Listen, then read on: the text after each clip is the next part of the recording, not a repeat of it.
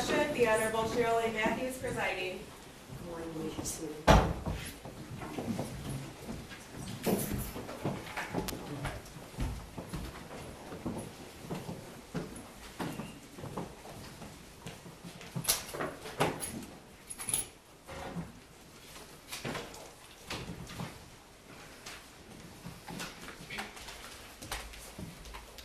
Your Honor, calling People v. James Crumbley, case number 22-279-989-FH. Thank you. Good morning. Mark East on behalf of people. Karen McDonald on behalf of the people. Good morning, Your Honor. Marielle Lehman on behalf of James Crumbley, who is standing to my left. Good morning. I'm ready to proceed. They're all here. That's the good news. Thanks, Judge. Our first witness is in the courtroom. We discussed to the bench. I don't think counsel and I put on the record a mutual sequestration order. Yes, yeah, I think that's something we all failed to do to start with. Mutual sequestration order, so if the witness is going to come back into the courtroom after testifying, we have to agree. Correct, Your Honor. Thank you, Judge. Obviously, we have two officers in charge in the courtroom today. Exceptions for those two individuals. Sure. All right. Okay, we're going to bring the jury in. Thank you, Judge.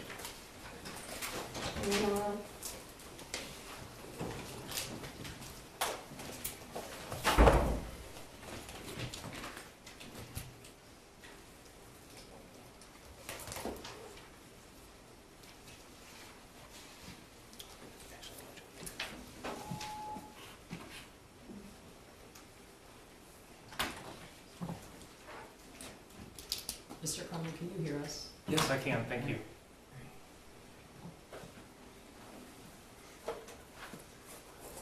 You see all the juries coming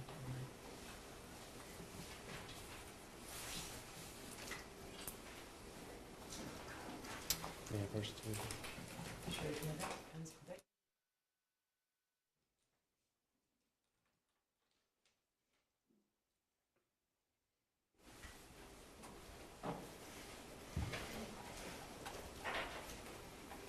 It's on. Thank you, Judge.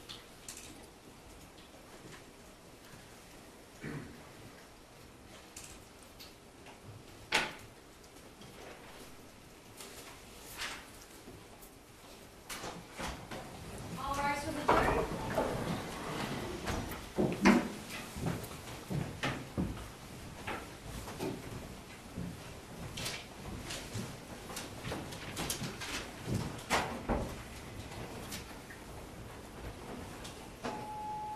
Good morning, you may be seated. We really appreciate you being on time, and I hope you had a nice, media-free weekend, and we're going to proceed. Prosecutor, who's the next witness? Shawn Hopkins.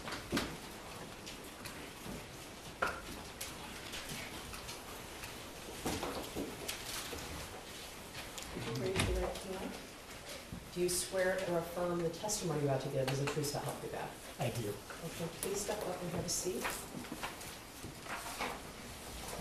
And just state your name for the record and spell your first and last name.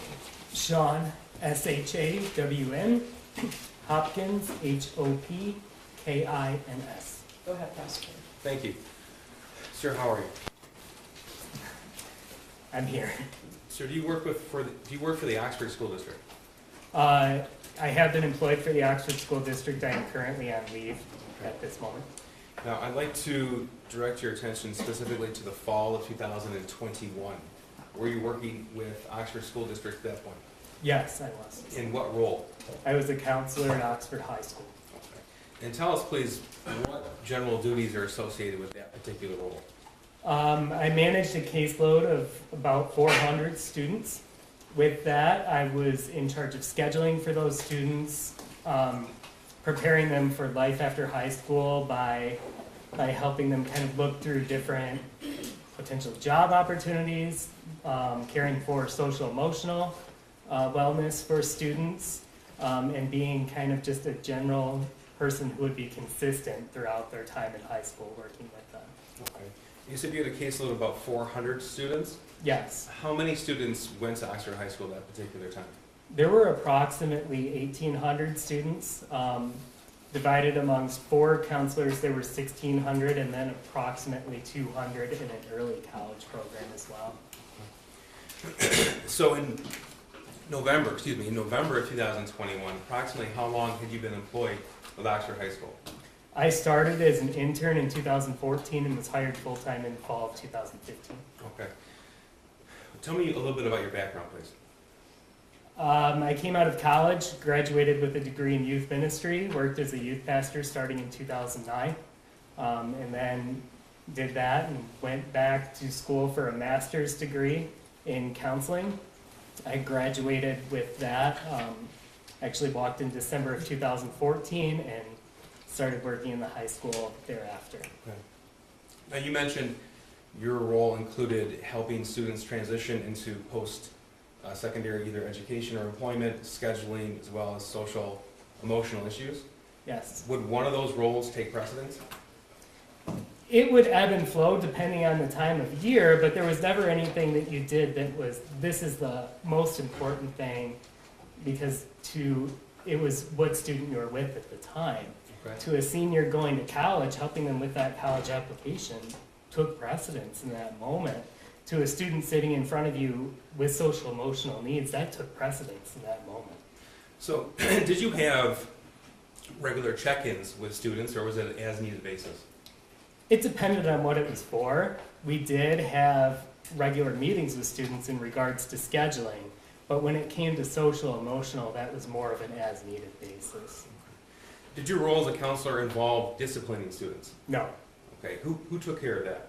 that would have been the dean or our administration, Okay. In November of 2021, who was the dean? Nick Ejak. All right. And did you work with him a lot?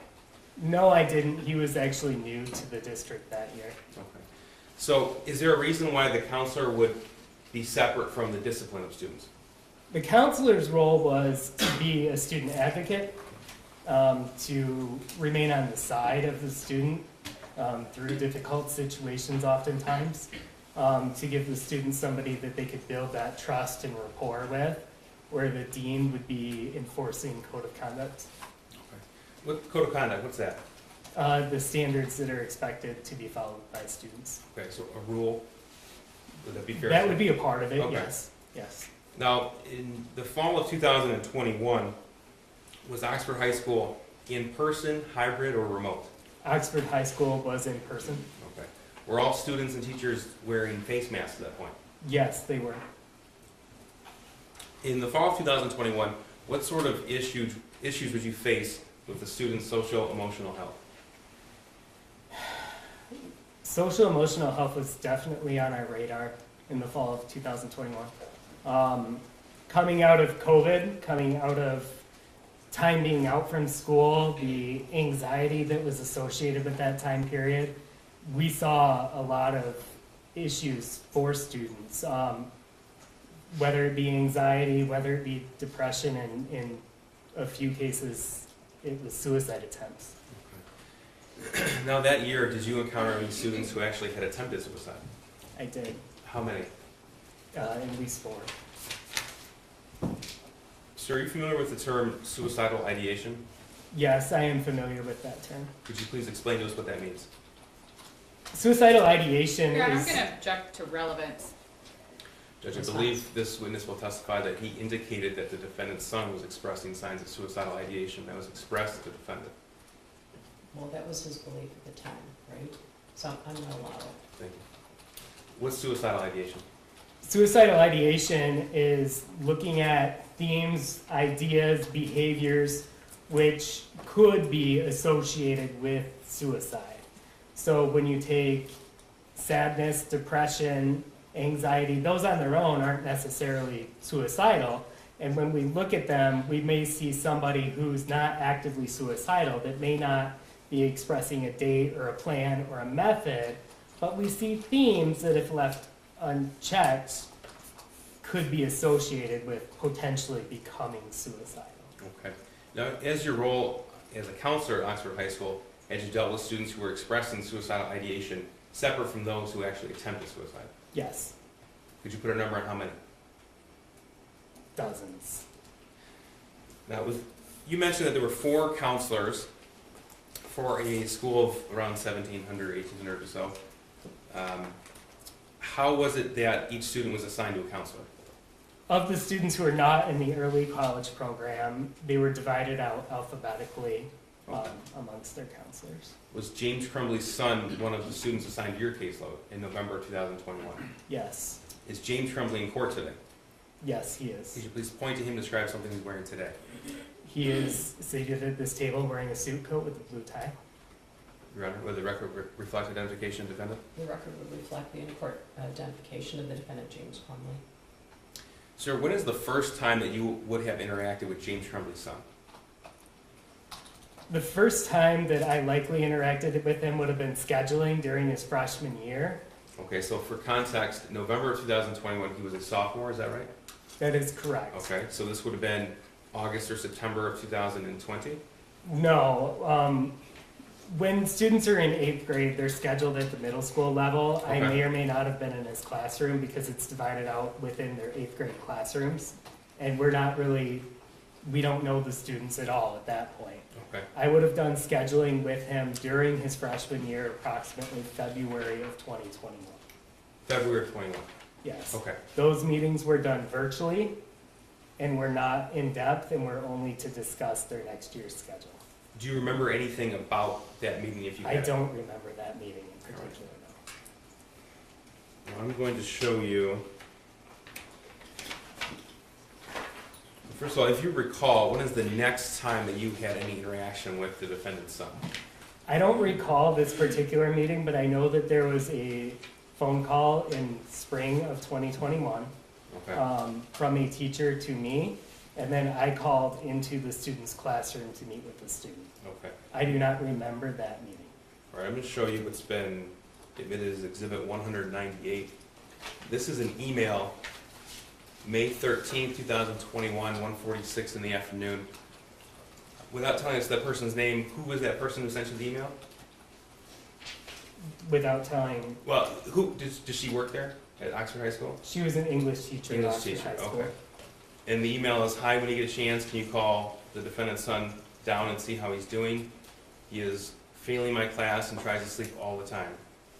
In class, thanks." That's Exhibit 198, May 13th, 2021. You received this email? Yes, I did. Okay. And the response from you at 2:07 p.m. is, "I'll catch him before the end of the day." And then her response at 2:08 was, "Thanks, just a little worried." Okay, did you have any interaction with the defendant's son because of this email? I have, through phone records, I called into a student's classroom and called him down to my office. I don't Okay. remember that particular meeting. Okay. But at least your recollection is that you would have had that meeting. The evidence from everything suggests that I had that meeting. Sure, that's fair. Did you contact either James or Jennifer Crumbley then? I did not. Okay. And why or why not? It was a check-in, and it didn't raise to the level of concern where I would contact a parent. Now, as a counselor with Oxford High School, did you have a sort of method or protocol for when you determine when to contact a parent?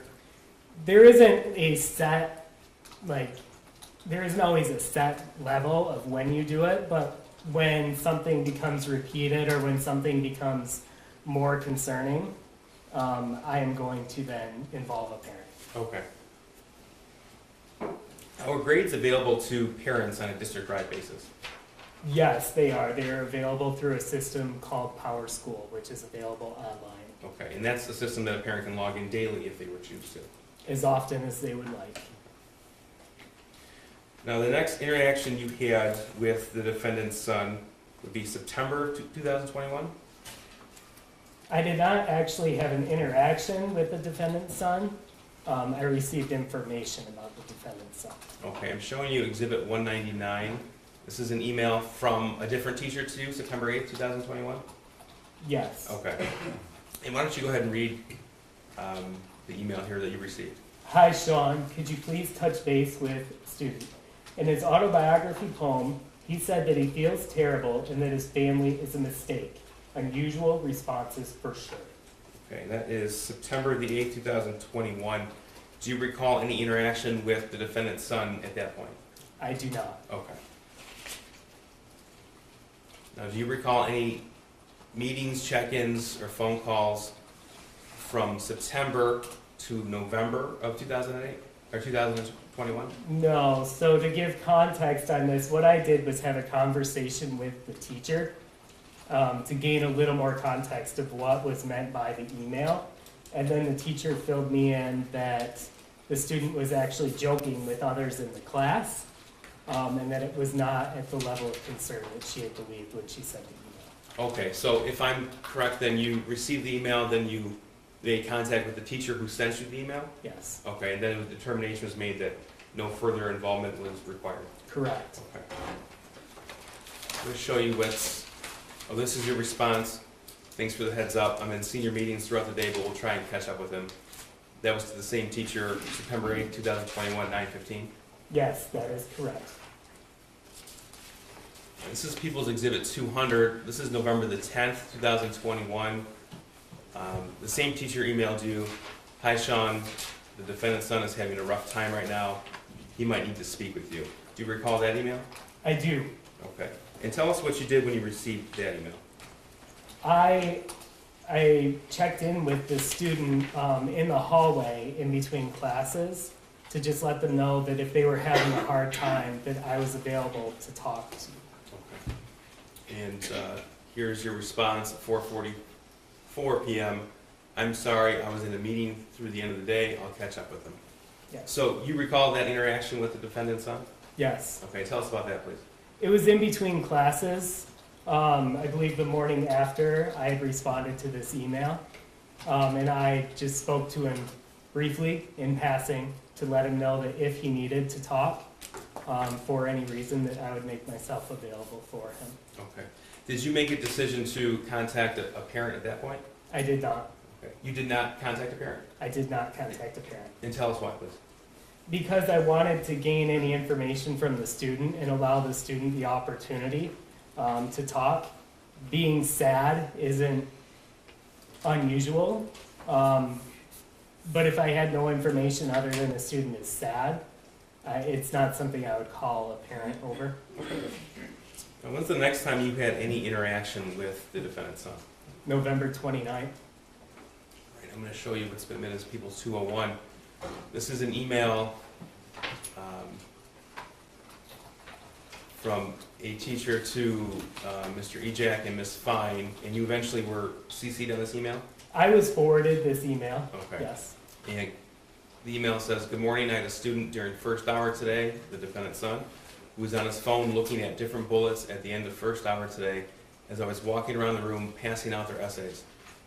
I didn't get a chance to investigate it a bit further since it was the end of the hour. Now that he's on my radar, I'm also noticing some of his previous work that he's completed from earlier in the year leans a bit toward the violent side. I can bring down these things later today during my 5th hour prep if you would like them." And then it was forwarded to you at 9:34 a.m.? Yes, it was. Okay. And then your response was, "Thanks, Jacqueline, I'll be touching base with him as well." Yes. Okay, and tell us what happened with this, please. I ended up going down to Ms. Fine's office, who was on the initial email. So who's Ms. Fine? She was our restorative practices coordinator Okay. at that time. And she called the student down to her office to chat about the email that had been sent. Were you present for that meeting? I was present for that meeting. Okay, and tell us about that, please.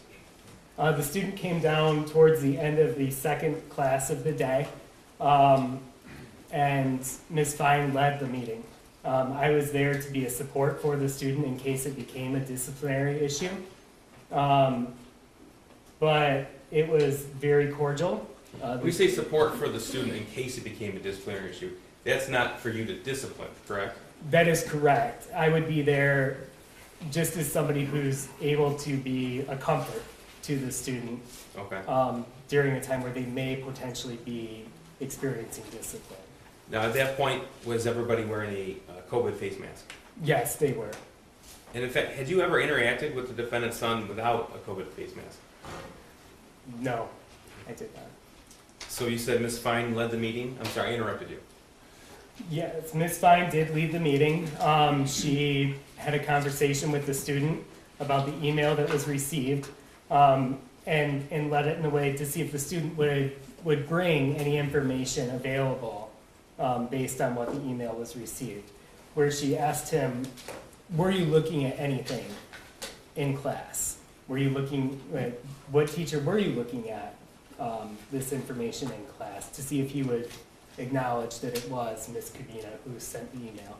He did. He was compliant during that meeting. And the conversation centered around how it was not school appropriate. The student understood, or at least stated he understood, and was returned to class.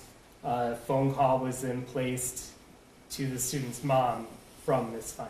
Okay, and we heard that last week during the trial. That was from Miss Fine to Jennifer Crumbley? That is correct. Okay, and was that a voicemail that was left? It was left as a voicemail, yes. Did the defendant's son indicate that he had received a gun for Christmas a few days before? No. So what happened next? In terms of that meeting, Yes. the meeting was over, he returned to class, How long was the meeting? 5 to 10 minutes. Now, in the realm of either discipline or your role as a counselor, what does it take to move from a check-in to a phone call home? It can be subjective. Oftentimes it would be if there's information we feel that is necessary for parents to know. Some where it's obvious is if you feel the student may be a threat to himself, or if there's any potential that that could be a possibility. If you have concerning information that the student has shared. Or it could just be simply to confirm what a student has said is true. Okay. So that's a phone call home. What does it take to actually call the parents in for a meeting immediately? I would have to have a high level of concern that needed parental involvement. And when was the next time you had any interaction with the defendant's son? November 30th, Okay, so that would be Tuesday the next day? yes. All right. So let's talk about the 30th. I'm going to show you People's Exhibit 202. This is an email on Tuesday, November 30th, 2021, 8:05 a.m. From a teacher to you, Ms. Fine. Good morning. I know Jackie emailed you guys yesterday with some concerns about the defendant's son in our first hour class. Today he's watching videos on his phone of a guy gunning down people. It looks like it's a movie scene and not security footage / real event, but definitely still concerning when taking into account some of his other behaviors. Just wanted to keep you guys updated. Do you recall receiving that email? I do. Do you remember when you received it? It was sent at 8:05. I believe I saw it approximately 20 to 30 minutes later. Okay. And what was your reaction when you received this email? My initial reaction was frustration of a student that just had a conversation about school appropriate behavior. And I wanted to make sure that I met with him. Okay. So this is Exhibit 203. This is from another teacher to you at 9:32 a.m. Again, Tuesday, November 30th. Here's the photo I took of his paper in case you need it, with a picture of a math assignment. Now, what happened in between the time you saw this email, it was sent at 8:05, to this email sent at 9:32? So I was on the phone with other parents at the time I received the first email. And when I was done with that phone call, at that time, Mr. Ejak actually was in my office as I was wrapping up the phone call. Okay. He had been presented with a picture of the math assignment from the math teacher and wanted to make sure I was involved in that This picture? conversation. I don't know exactly what it was. I know he was showing a picture on a cell phone. Okay. I would believe it was the initial one, but I do not know that for a fact. I never saw the cell phone. That's fair. So he wanted to involve me in a conversation with the student about the math assignment, and I wanted to talk to the student about the email that had been sent that morning. I do not know if he was on that email, Mr. Ejak was on that email about the watching the video or not. Okay. So we talked about the email from that morning. We're referring to this email regarding Yes. the video. Yes. Okay. So this is the information I had at the time that I was making a decision to meet with the student, and Mr. Ejak had the information that there was a math assignment with something on it. So at the time that you decided to meet with the defendant's son, you hadn't even seen this picture yet? That is correct. Okay. So Go ahead. when Mr. Ejak came and mentioned that there was something going on with the student, I made the decision that I was going to go to the math class and retrieve the student. It's less concerning oftentimes for a counselor to walk into a class than a dean, because I could be talking about 50 different things with the student. Okay. So it just isn't going to raise suspicion for others. So I went to the class and asked the student if he could come with me, and I grabbed the math assignment as part of it. So you grabbed the math assignment, so what's been admitted as Exhibit 128. Now, this math assignment looks different than the one that was emailed to you. Did you receive an explanation as to why?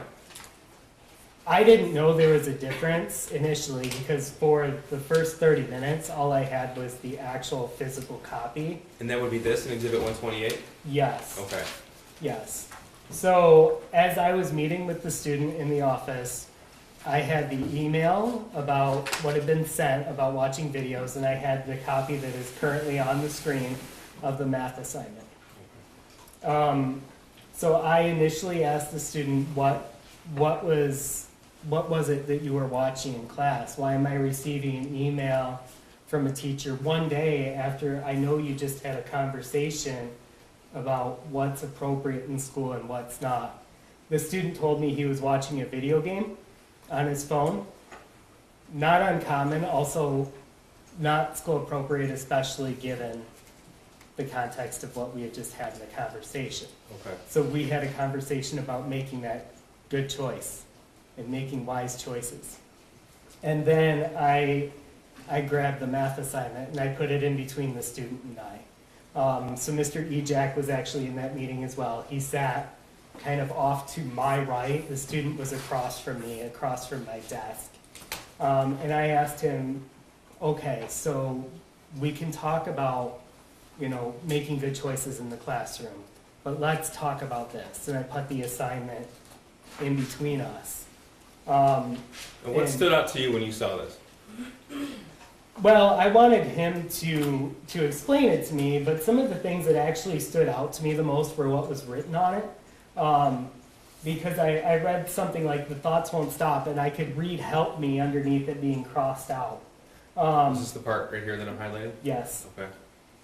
I read harmless act. I saw what looked like one body, and my initial concern was that this student's drawing some things that lead me to think he might hurt himself. Okay. So I asked him to explain what's on here, because I didn't want it to just be me interpreting what he wrote. I wanted to hear what he had to say about it.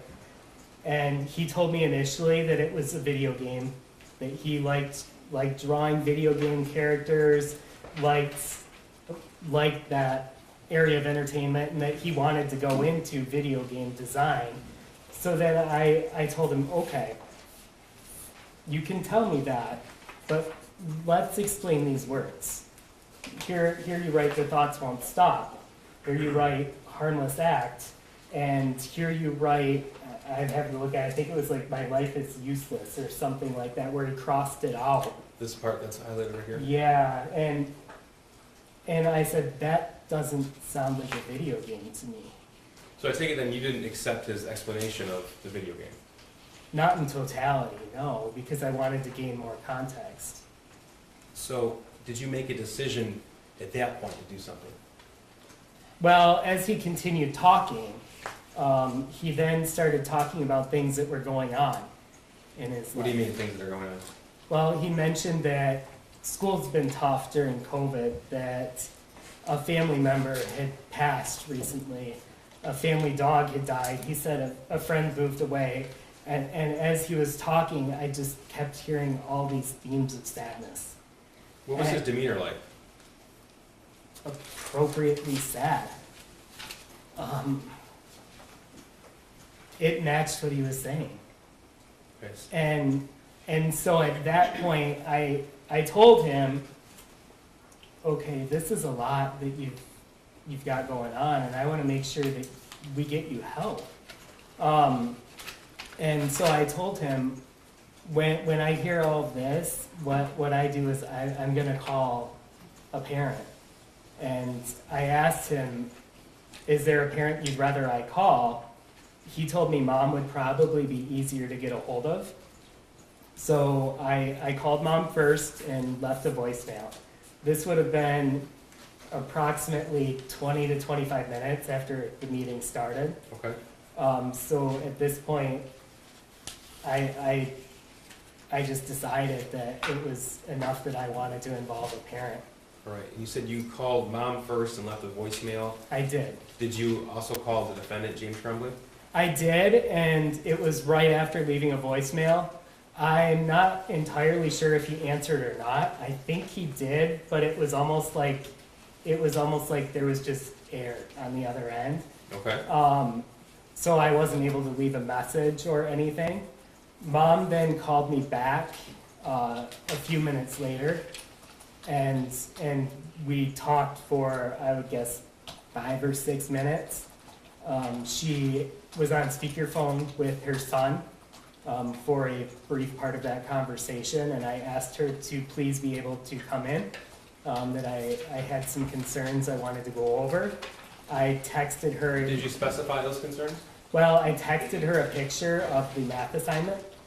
And by that time, I also then received the email that I think you put up earlier So of the math assignment. by this point in time, this was 9:32 a.m. that Miss Morgan sent it. Was the defendant's son already in your office at that point? Yes. Okay. And then, did you have a chance to look at this picture as well? I looked briefly at it, but I was already on the phone with mom at that point. Okay, this is Exhibit 130. This is what we refer to as the original drawing. Okay. And you said you were on the phone with Jennifer Crumbley at that point? Yeah, so I emailed her then the original drawing as well. Okay, so you sent this to the student's mother? Yes. Okay. And did you have a chance to look at this? I did look at it. Most of it confirmed what I thought was under the scribble outs, and I also noticed some words were added. Okay. What words stood out to you? What do you mean? When you said words were added, what did you notice? On the one where he added words, I know he added like OHS rocks or we're all friends here, which I kind of took as just a 15-year-old writing things. It Okay. didn't. So you're referring to this Exhibit 128, some additional words? Yes, there. he added video game this is, OHS rocks. I think I love my life so much was added. Okay. Things that were facetious. And that was after he was seen with this, is that correct? It was He- after he created this, Exhibit 130? Yes, it existed in its form as Exhibit 130 prior to the edits that Okay. I had seen on the paper. Now, at some point, did both James and Jennifer Crumbley come to your office? Yeah, so I ended up being on the phone with mom for that 5 to 6 minutes. She stated she was going to try and get dad to come to the office, that she was unable to. And so during that point, we had about 20 minutes where I was sort of just waiting. During that time, I showed the student the list of resources I was going to give to his parents. Tell me about that, please. It was about a 3-page list of just different mental health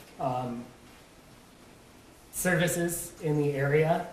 On it, it gave contact information for them. It gave specialization areas for them.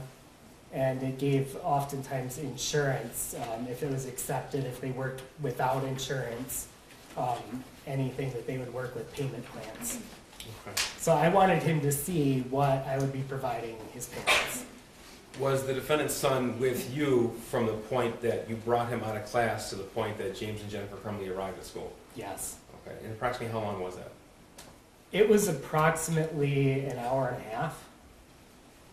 So around, I want to say a little before 10, probably like 9:45, 9:50, I received another call from mom stating that she was unable to get a hold of dad and that she would be coming in. Okay. Now, if I told you that we saw surveillance video that indicated you welcomed them, both James and Jennifer, in your office at 10:40 a.m., does that sound right? Yeah, that sounds about right. Okay. Now, what was your expectations of what was to happen at the end of that meeting? My hope was that they were going to take him and either take him to get help or even just to take him to let's have a good day. Let's have a day where we just spend time with you, where we are with you. To take him out of school? Yeah. Did you believe that he could be left alone at that point? I didn't want him left alone. I didn't want to make that decision that he was okay to be left alone. So that's why I stayed with him for as long as I did, until I had parents there. Did you express to the student or his parents that you identified suicidal ideation? Yes, I said that the student, when I asked the student if he had a plan, if he was a threat to himself or others, the student said, his words were something to the effect of, I can see why this looks bad, I'm not going to do anything. So I had all this information, but the student was saying he wasn't going to be doing anything. So when the parents came in, I went over all of the things I had seen over my time with the student. That he expressed the sadness over a dog passing. He expressed that COVID has been hard, that a family member passed, that a friend left. He expressed an argument the night before with parents. Did he tell you details about the argument? No. Did he tell you that he received the gun a few days ago? No. Tell us about the meeting when James and Jennifer arrived. It was initially odd to me that they were both there because I wasn't expecting that. But not to the point where I asked anything about it, just it was unexpected. Both parents followed me back to my office. The student, that was the one time he was in there by himself, was when I went out to greet the parents and brought them back. The student and his dad sat across from me, and mom sat in a chair kind of diagonal from me. And Mr. Ejak had left once we had confirmed parents were coming, and he returned for that portion of the meeting. So really, I felt like parents were confirming what I had said without giving additional information. Well, hang on, let me ask you about that. You say confirming without giving additional information. I want to make sure I understand what you mean by that. So first of all, you've had these kind of meetings with parents in the past? I have. Okay. When you say confirming, is that something that would typically happen in these meetings? It could, but oftentimes you might gain additional information. As you know, as a school employee, I had 90 minutes. Okay. He's 15 years old. So did James or Jennifer give you any additional information?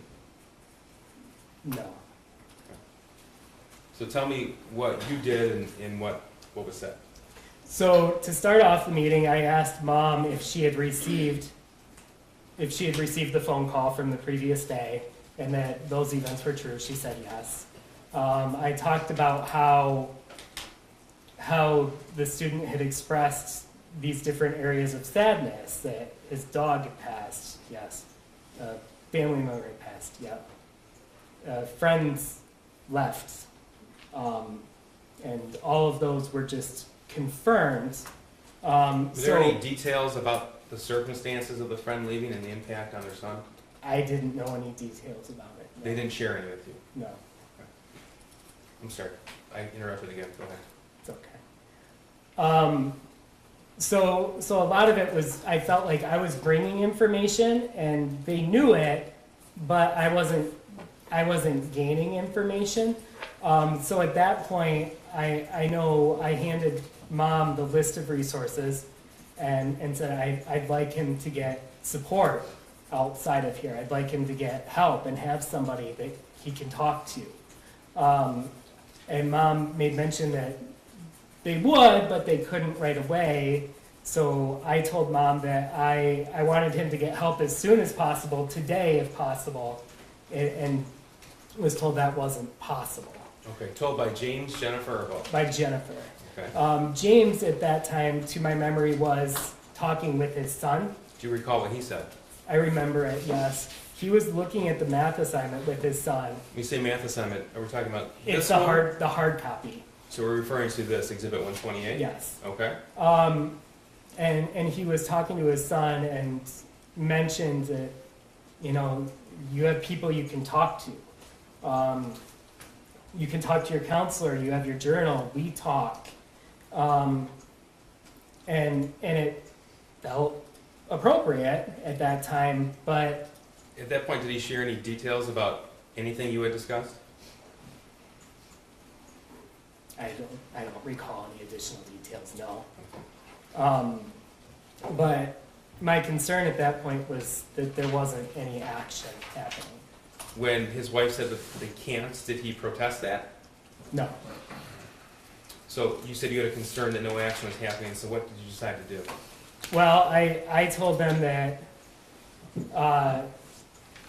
with getting help, I said I wanted to see movement on within 48 hours, and that I'd be following up. Okay. So if the shooting didn't occur, what was your plan? I was going to meet with the student the next morning and see if they had had conversations about it, if they had made some plans to move towards some sort of therapy. And if that didn't occur, what were you going to do? I was going to call Child Protective Services. Now, generally speaking, within Oxford High School, is it preferred to send the student home when an issue arises, or keep the student at school? I'm not sure I understand what you mean with that. So you didn't call the police, As a counselor, I can't send a student home Okay. anyway. but you didn't want him to be alone.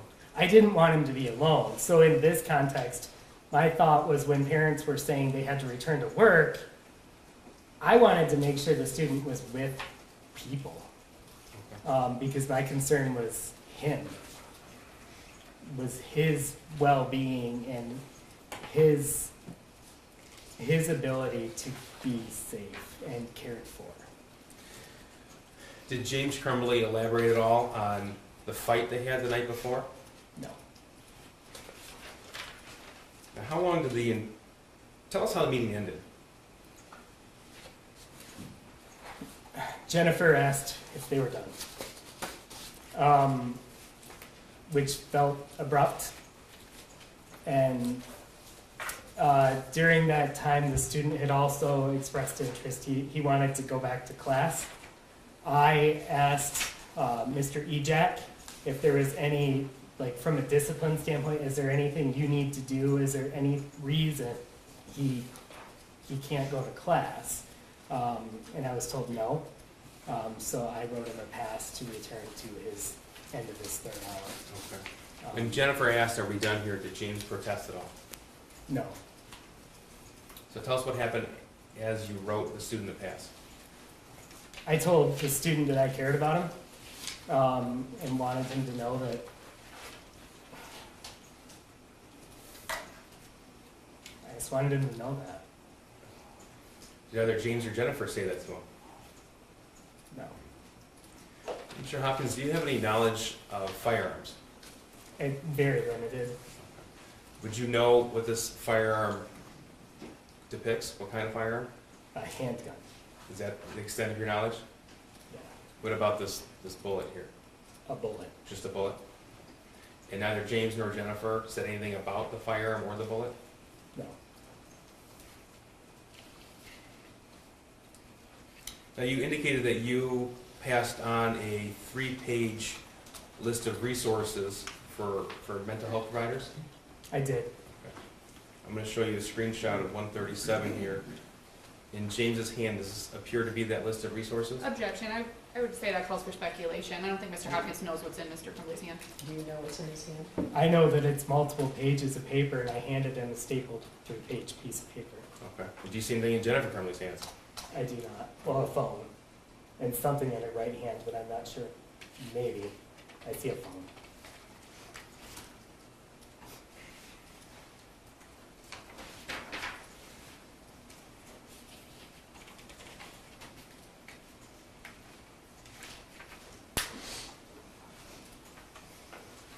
Now, in years as a high school counselor, how many times have you had to call a parent in and tell either mom or dad or guardian that you identified suicidal ideation in their child? 15 to 20, over a dozen. Any of those meetings, did a parent fail to take their child home? I can't think of any, no. Now, you indicated this was a confirming responses from James and Jennifer Crumbley. In those other meetings, were parents sharing information? Oftentimes, yes. Oftentimes parents would come in and want to paint a more complete picture of their student, of their situation. Oftentimes, all the time, I feel parents know their kids better than I do.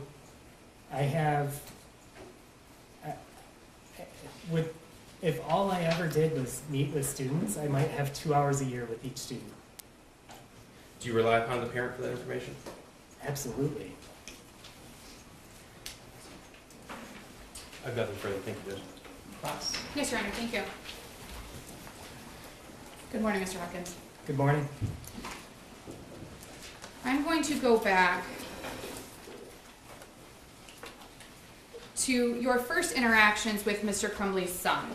I'm not going to use his name, so if for some reason the way that I'm referring to his son confuses you, just let me know. If we're using too many he's, does that make sense? Okay, I will do that. Thank you. So your first interactions with Mr. Crumbley's son were in the fall of 2020. Well, fall of 2020. No, it would have been spring of 2021. Okay, so it would have been before the 2021 school year. Yes. And that was for planning his class schedule, is that correct? That would have been the main reason that we would have met with every freshman. And then I had that email that was displayed earlier from his English teacher. The May of 2021 email. Yes. And after that May of 2021 email, you didn't specifically recall having a meeting with Mr. Crumbley's son. I don't have memory of that meeting, no. In fact, you went back and reviewed your records and determined that there appears to have been a phone call. That you called him down to your office?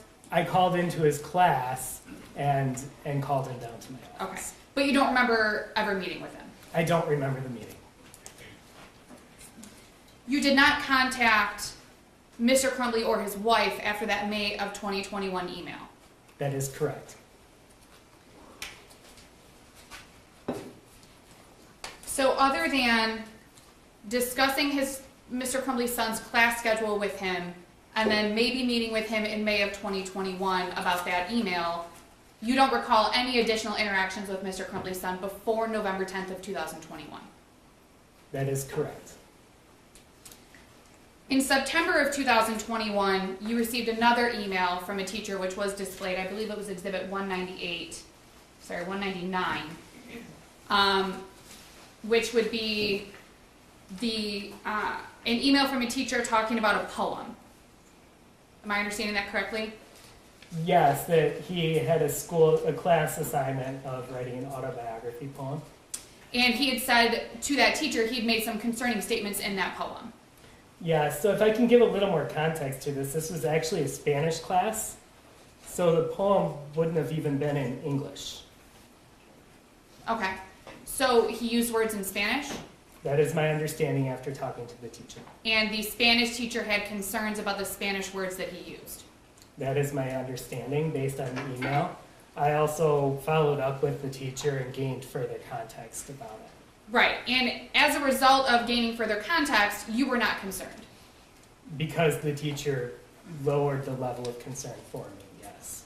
So even though your response that you were going to catch up with Mr. Crumbley's son, even though that's in the email, you didn't actually meet with him because you had the conversation with the teacher? That is correct. Again, you didn't notify James Crumbley or his wife about the teacher's concern in September of 2021? No, I did not. And you didn't forward them the email? No. And that was because in your mind, based on the information that you had, there was nothing to be concerned about. Well, I just gained further context from the teacher and made the decision based off of that information. And had no concerns. I think that you're putting those words in to make it a little more extreme, but what I would say is I gained context and made a decision based off of that. And if you had been concerned, if you had had sufficient concern, you would have reached out to Mr. Crumbley or his wife. If it had raised the level of concern where I felt I needed to, I would have, yes. So then on November 10th of 2021, you received another email from a different teacher. From the same teacher. Oh, thank you for correcting me. It was the same teacher. She asked you to check in with Mr. Crumbley's son on November 10th. She said he might need to speak with you. And she said that she believed he was having a hard time. She said he's having a rough time right now, he might need to speak with you. The next day, you responded and indicated that you would check in with him. Later that evening, after the school day was over, I responded, I believe. So you obviously couldn't have met with him that day because the school day was over, correct? She sent the email at the end of the school day, and I responded approximately 2 hours after the end of the school day. So you couldn't have met with him that day because the school day was over. Is that fair? He would not have been there. So you would have met with him the next day. Yes. And do you believe that you did meet with him on November 11th? Yes. You spoke with him in the hallway. Yes, I caught him in between classes. You simply told him that you were available if he needed to talk. Yes. There was no further discussion with him at that time. No, because the way the email was written was that he might need to speak with you. So I just wanted to let him know that there was an opening if he wanted to speak with me. And having a rough time, like the teacher indicated in her email on November 10th, having a rough time isn't necessarily something that raises red flags. Is that fair? I didn't have any other context as to what was going on, and I just wanted to offer a chance for the student to speak if he needed to do so.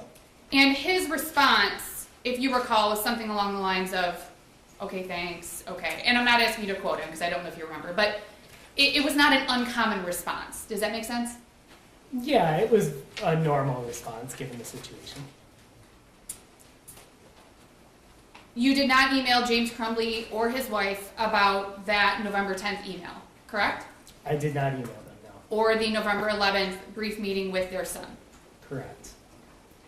You did not forward that email to Mr. Crumbley or his wife. I did not. So then the next interaction that you had with Mr. Crumbley's son was on November 29th of 2021, and that was a Monday, if you recall?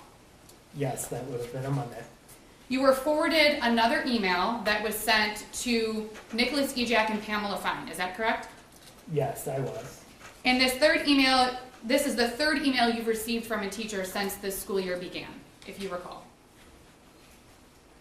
Yes, it would have been. September of 21, November 10th of 2021, and now November 29th of 2021. The email advised that Mr. Crumbley's son was looking at bullets on his phone at the end of class. Could I see the email? Yes. Exhibit 201. This is just the forward, so it doesn't have the actual email in it. You were advised that that was the concern, was that Mr. Crumbley's son was looking at bullets on his phone. I believe that to be true, but this email you have on the screen isn't the one that says that. Correct. The email doesn't say it, but you were aware that that's why the teacher was concerned, Could and I that's why see the that teacher was email? emailing. I don't know if that's in the email. That email was displayed earlier, I think. It was sent to Mr. Ejak and Ms. Fine. That was the one. It's at Unless the it's- bottom. Oh, there we go. Thank There you. we go. Thank you. Yes, so this is the email I was forwarded. And it just was at the end of the hour. The teacher didn't get a chance to really find out what was going on, but it just glanced at it and had seen that. And I'll leave that up in case you need to look at it. Thank you. So you were aware that on November 29th of 2021, at the time you received this forwarded email, that Mr. Crumbley's son was looking at bullets on his phone in class. Yes, after reading this email, I was aware. At some point, well, let me go in order. Shortly after this email, you then met with Mr. Crumbley's son and Pamela Fine. Yes, And you met in your office or Ms. Fine's office? it was in Ms. Fine's office. And You were there just as support, but Ms. Fine did most of the talking. Is that fair? Yes, I would say that was fair. And Ms. Fine talked to Mr. Crumbley's son about looking at bullets on his phone? She did. She actually asked him to describe why would a teacher be contacting me right now. And the student was forthcoming in what had happened in class. He was forthcoming. He was honest, to your knowledge, To right? our knowledge, he shared what we had in the email. He told you what class he was in looking at bullets. He said he was looking at bullets, and he even explained why he was looking at bullets, if you recall. He said that he and mom had been at the shooting range over the weekend and he was researching what they had done. And if you recall, Ms. Fine acknowledged that what Mr. Crumbley's son was doing may not have been appropriate, but there really didn't seem a lot of concern. Would you agree with that? Well, the concern was that it wasn't appropriate, and that the concern was then expressed by placing a phone call home. So the concern was the appropriateness of the behavior in class. Yes, And at that point, a voicemail was left for Jennifer Crumbley. yes, You said that, if you recall, Mr. Crumbley's son was understanding during the meeting. He didn't fight with you about it. He listened, and eventually he went back to class. yes, I would agree with that. Later in the day, you received an email from the same teacher who expressed that some of Mr. Crumbley's son's prior work may have been a little violent. No, that was in the same email.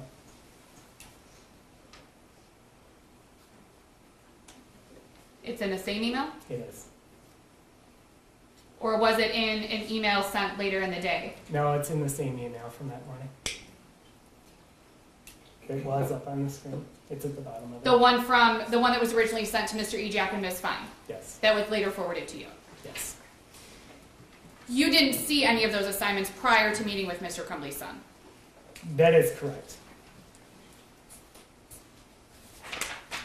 If you had seen those assignments, it probably wouldn't have changed your approach to the meeting, correct? Because the approach was really more about the appropriateness of the behavior. Is that I fair? mean, it's a hypothetical of what we would have done. We acted on the information we had.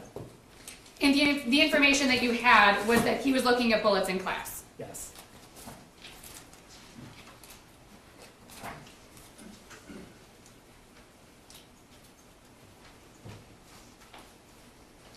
And looking at bullets is not necessarily something that is in itself concerning to you, correct? I think you're kind of trying to put it in like a pigeonhole. We were trying to gain context of what was going on in the situation. Because a student looking at something on their phone at the end of the hour is different than a student brazenly doing it throughout the entirety of the class. But our conversation was, is this school appropriate or not?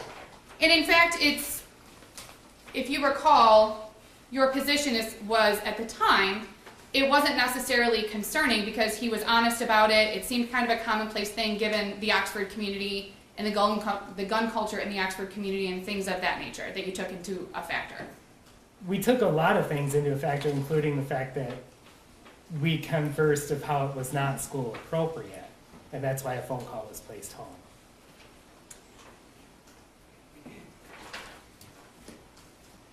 As I just indicated, the Oxford area was and may still be a hunting community if you know. Okay? I'm asking. People hunt who live at Oxford. In 2021, you would classify it as a hunting community. I would say that there are people who are hunters, yes. Activities with guns were a common hobby in 2021, if you know. I mean, there were people who had guns as a hobby, yes.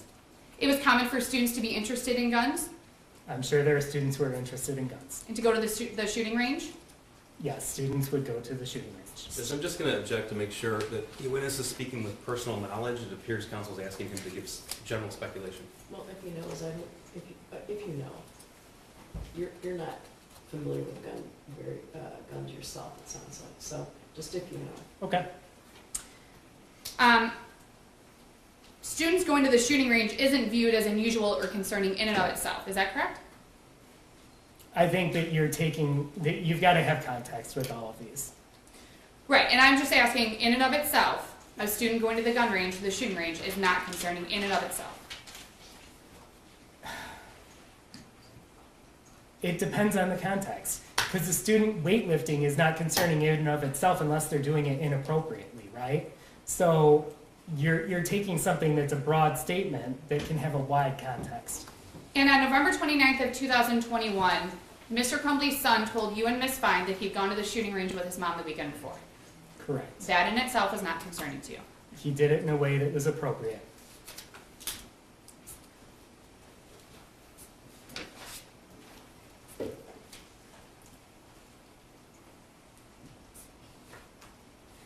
You would agree, and can you refresh my memory, how long were you in the Oxford School District as of 2021? 7 years. And in that 7 years, you learned that many households had firearms in the household. Would you agree with that, if you know? What is many? There are people More who than own 10? guns. There are people who own guns. Okay. And you, as a counselor at the school, you were aware of that? Yes. It wasn't completely unheard of? No. It was also relevant when looking at the situation, it was also relevant for you to note the fact that Mr. Crumbley's son was not hiding that he was looking at the bullets, or didn't hide it from you when he spoke with you and Miss Fine. Well, he didn't lie about what had happened. And that was important to you. Yes. As a result of the meeting with Miss Fine, with you and Miss Fine, Mr. Crumbley's son was not disciplined. To my knowledge, no. There was a phone call placed to his mother, which we've talked about. There was a voicemail left. You did not yourself call Mr. Crumbley. I did not. You did not forward him the emails that you received. I did not. You don't know if that voicemail was ever shared with Mr. Crumbley. Is that fair? Well, we talked about it in our meeting the next day. Okay. On the 29th, you don't know if Mr. Crumbley was ever made aware. I would have no way of knowing that. No. Right, you wouldn't know. You responded to the situation of Mr. Crumbley's son looking at bullets on November 29th on his phone with the information that you had. I did.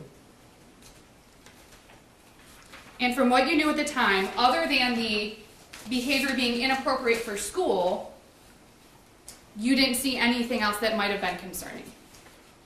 Well, and I want to make clear, I wouldn't be the one doing discipline in this situation. So, And I'm asking, and let me clarify, I'm just asking from a counselor's perspective. I'm not asking for discipline. You clarified that Mr. Ejak did discipline and Ms. okay. Fine. So could you repeat your question, please? Yes.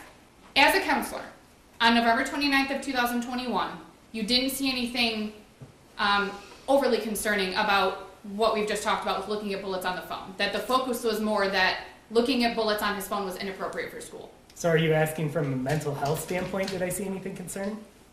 Not really. I don't know that you're a mental health professional. I mean, you're a school counselor and you do have some training and Sure. education in that. I'm not asking for you to go anywhere outside of your education and experience.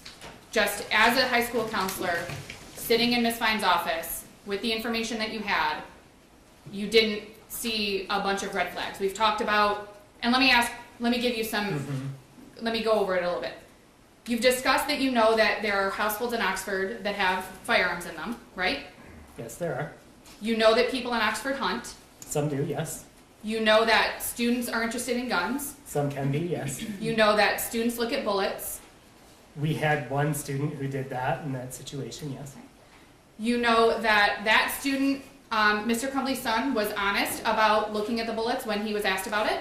To the extent of our knowledge, yes, he was. He told you that he'd gone to the shooting range with his mom Yes. the weekend before. Yes. Those things were not concerning to you. Taking those things in a vacuum is why we called home. That's why Ms. Fine called home. And she said, we had this meeting, we told him it's not appropriate, he understands, no need to call back unless you have questions, right? I don't remember the exact voicemail that was left. The voicemail was not, we need you to come to school right now. To my memory, it was not, but again, I don't remember the exact voicemail that was left. On November 30th of 2021, you received another email. It's this one, Exhibit 202, which was from another teacher who was talking about Mr. Crumbley's son looking at a video of a guy gunning people down. Correct? Yes, so this teacher was a co-teacher in that same first hour class. From the day before. Yes. Okay. You reviewed that email on November 30th of 2021. I did. You made the decision to, I think you said you didn't see it for about 20 or 30 minutes. I didn't. I was on the phone and I actually responded to it while I was on the phone. And then upon ending that conversation, was going to go meet with the student. And this is the fourth email that you've received about Mr. Crumbley's son since the beginning of the 2021 school year. Yes. The third email in 2 days.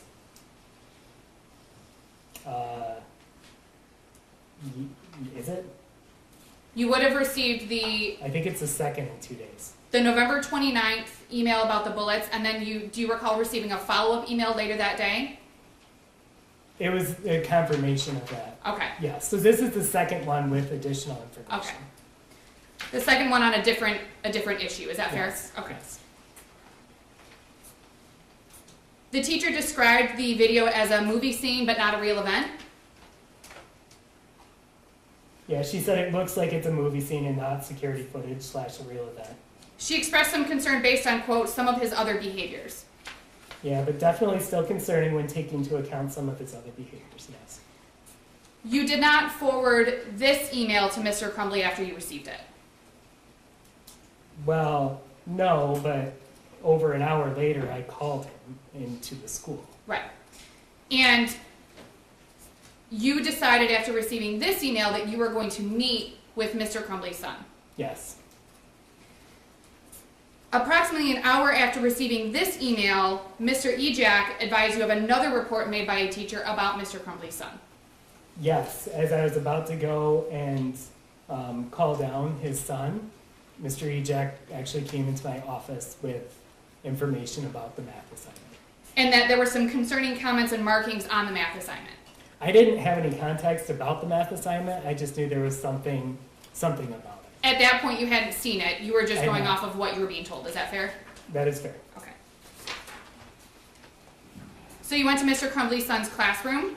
I did. You called him out of class. I walked to his classroom. Yeah, when I called out, I meant like at his classroom. You went and got him. Yes. Okay. While you were there, you also obtained a copy of the worksheet that we've seen. I did. And that would have been what I call the modified worksheet. That would be the one that had the things scratched out and the words added that you identified and things like that. Yes. Okay. You and Mr. Crumbley's son went back to your office where Nicholas Ejak was waiting in your office, if you recall. Yes, that is correct. It was at that point or shortly thereafter that you called Mr. Crumbley's wife. Approximately 20 minutes into our meeting, yes. So you met with Mr. Crumbley's son for about 20 minutes. Yes. It was during that meeting that Mr. Crumbley's son told you about his family member passing away, He did? about his dog passing away, Yes. about his friend moving away, Yes. talked about COVID being hard on him. Yes. He had a hard time with virtual school, if you remember. He did say that, yes. And you asked about the drawings and the markings and the things on the assignment that you had in front of you. Yes, I asked him to clarify what was going on in the assignment, but I also talked about the email I had received, and I had also talked about in context of the conversation we had yesterday. Okay. So some of the meeting was about inappropriate behavior. Is that fair? It started off with a conversation about that because I didn't know what was on the phone. So I asked him what he was watching. Okay. And then we talked about, look, we just had a conversation yesterday about appropriate behavior in class. This feels like the same thing that we're dealing with here. And after we had talked about that for a few minutes, I brought the math sheet out and asked him to start explaining to me what was on there. And when the prosecutor was asking you questions, you said initially when you got that email around 8, well, it would have been 8:30 when you saw the email from the teacher, initially you were frustrated. In fact, you used the word frustrated. I was frustrated. And yes. it was kind of like, we just talked about this yesterday. Does that kind of explain what you were feeling at the time? Yes, I would say that it was, we just had a conversation about this. Why am I hearing about something similar again? So you talked a little bit about that, and then you talked about the homework, or the math assignment or the math paper that we saw, and you asked for some more context about what was on the paper. Well, initially I asked him to just describe what was on the paper, and he started talking about how it was a video game, that he liked designing them, liked drawing them. And then I asked for him to explain the words on it, because I didn't feel those were as easily explained by simply stating, well, it's a video game. And in fact, you said that you didn't want to give context to his words. You didn't want to assume what he meant. You wanted to hear from him what those words meant. Yes. And he gave context. He did. That's when his demeanor changed from kind of being like, what do I have to say to get out of here and just not get in trouble, to he became sad. And you used the word appropriate to describe his level of sadness based on what he was telling you. The way he was acting matched what he was saying. To me, it's sad if a family dog dies or a family pet dies. It's sad if a relative dies or a friend moves away. So his demeanor matched what he was saying.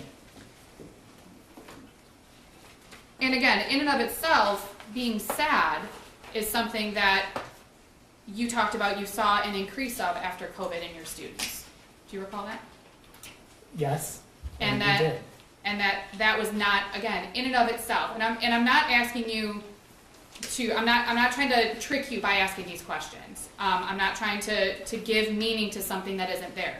I'm asking you, based on the information that you had at the time, you felt that his sadness was an appropriate level of sadness, not overly concerning. We'll talk about it a little bit more, but the sadness itself was not necessarily overly concerning beyond wanting him to talk with someone.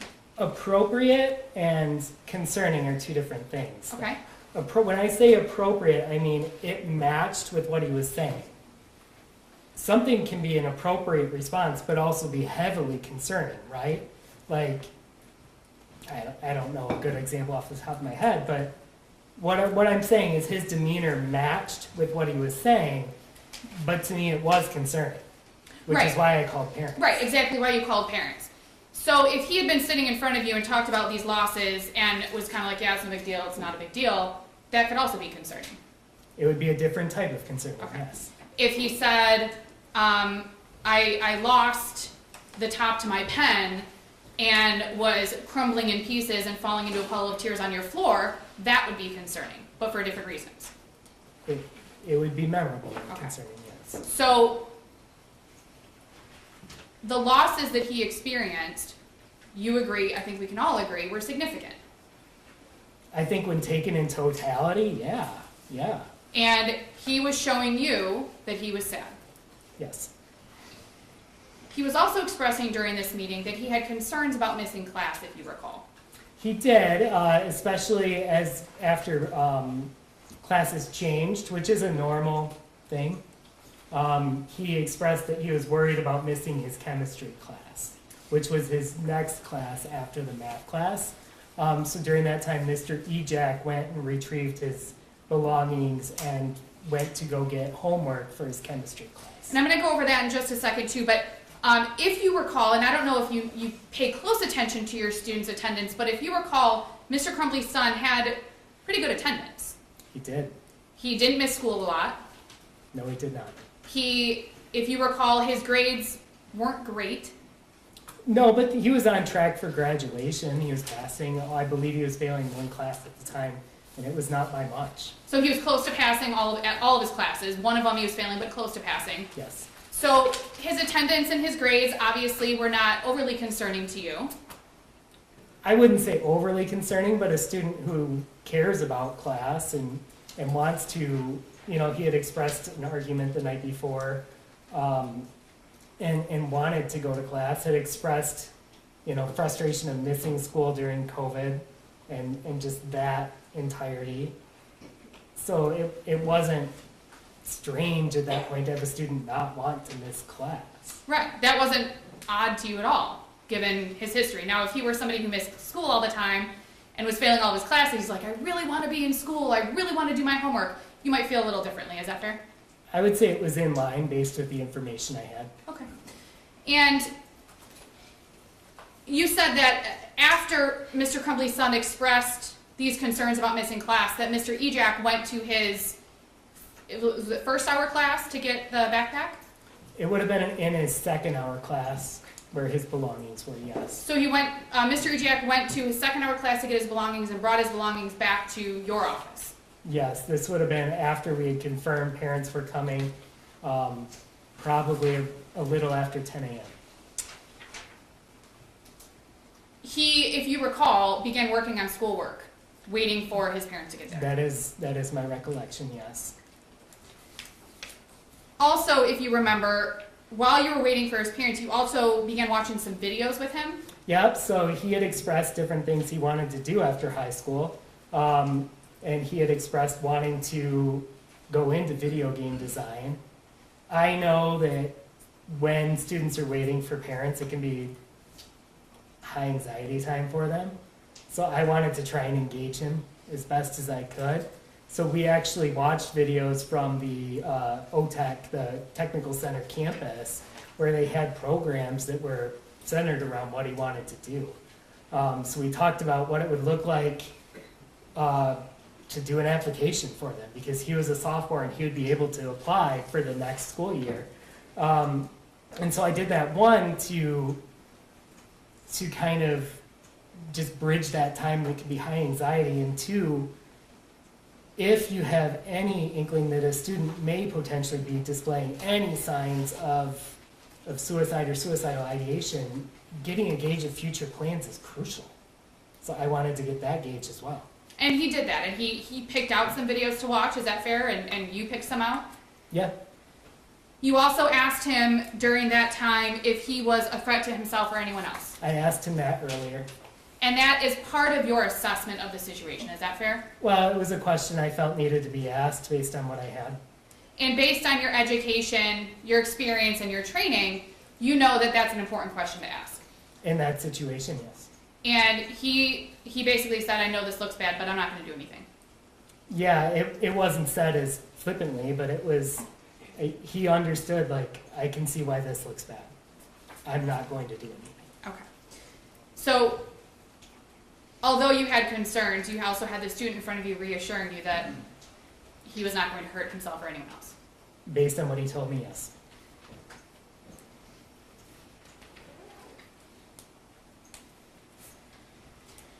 Mr. Crumbley and his wife arrived at approximately 10:30. I think that there was some time lag between them getting to the school and actually getting into your office of about 10 minutes, if you recall.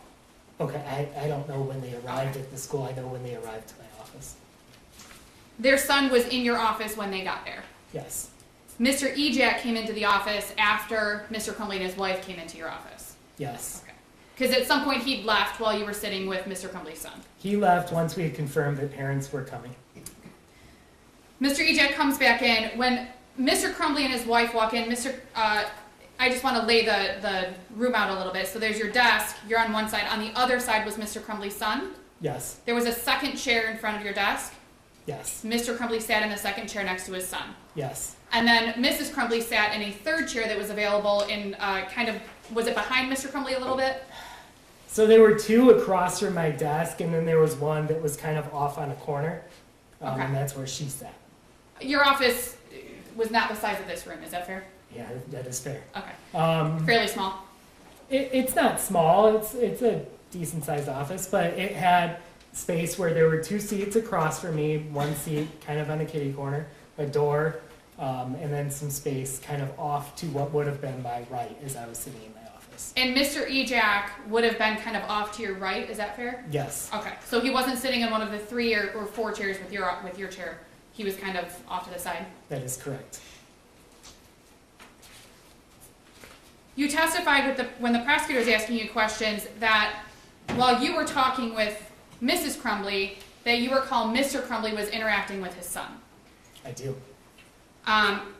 You said that Mr. Crumbley looked at the math assignment, the modified math assignment, because that's the one that you had, that he looked at the modified math assignment with his son. That is correct. They looked at it together, and that he showed concern for his son. Yeah, it felt like he was interacting with his son and that he mentioned some things that were available for his son. And we'll talk about that in just a minute. You felt that Mr. Crumbley's interactions with his son, that he was showing the appropriate level of care and caring for him at that point in your office. Yes, on the surface level, yes. You confirmed that Mr. Crumbley's son had gone to the shooting range the weekend before. I did. You confirmed that he'd had those losses. He lost a family member, his family dog, and a friend had moved away, that he experienced all those things in the year of 2021. I also asked, and he had mentioned an argument the night before as well. And they told you about the argument. They confirmed that there had been a disagreement, yes. It's not uncommon for 15-year-olds to argue with their parents, is that fair? In a surface level statement, yes, that can happen. Mrs. Crumbley also confirmed that her son had struggled with virtual school during COVID.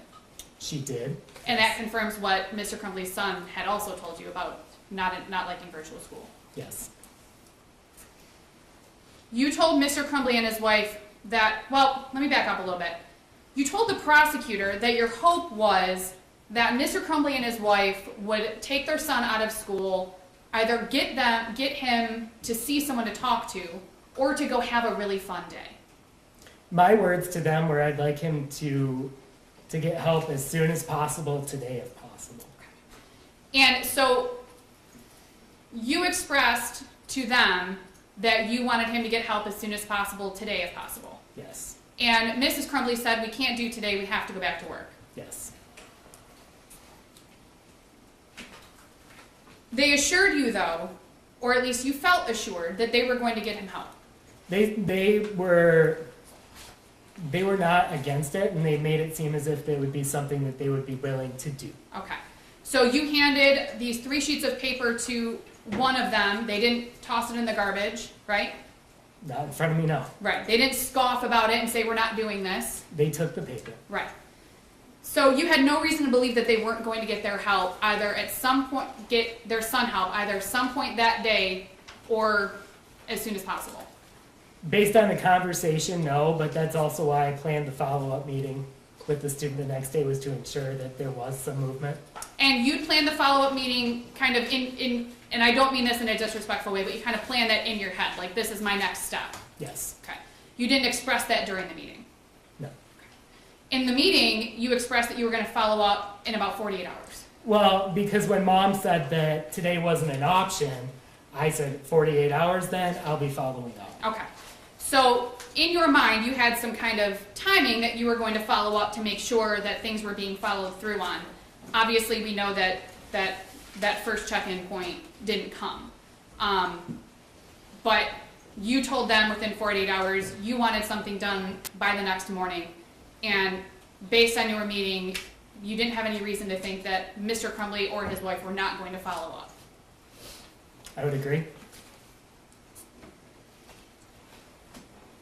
Essentially, you wanted to ensure, and I believe that you expressed this to Mr. Crumbley and his wife, wanted to ensure that their son's situation and his sadness didn't get worse. Right. I wanted to ensure that we had something that, if left unchecked, could get worse. Right. So sitting in the meeting, you weren't concerned necessarily that that day, or even by the next morning, that their son was going to harm himself. Based on what he had told me, I did not believe him to be actively harming himself, no. Or anyone else. Based on what he had told me, no.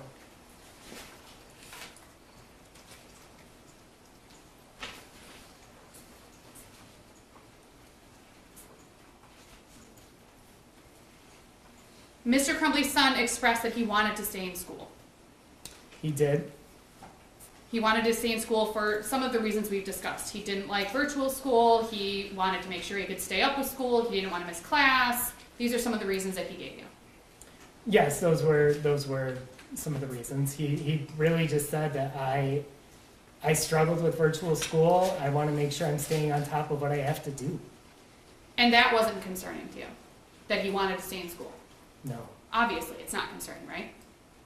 in that situation, no, it's not, but given the context of what I was hoping, you take the kid's desires into consideration, but at the end of the day, you want a team making that decision.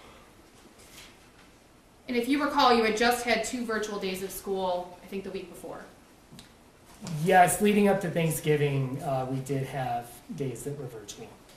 And we talked about this a little while ago. To your knowledge, if you recall, and if you don't, just please tell me, he'd only missed 1 day of school that school year. I know he had good attendance, I don't remember the exact days. With Mrs. Crumbley expressing that she and Mr. Crumbley had to return to work that day, and Mr. Crumbley's son expressing a desire to stay in school, you felt that it was okay for Mr. Crumbley's son to remain in school. I felt that I was not given full options at that point, because really what I was left trying to decide between was I have parents saying they have to return to work. I have a student that I don't want left alone. And so that's when I asked Mr. Ejak, is there anything from a discipline standpoint, is there any reason he can't stay in school? Is there anything you need to do? And then I made the decision, I made a judgment call based on what I had, is I didn't want a student potentially home alone. So based on the information that you had, you decided that it was okay for him to remain in school. I decided that that was the best decision I thought I could make on the information. Okay.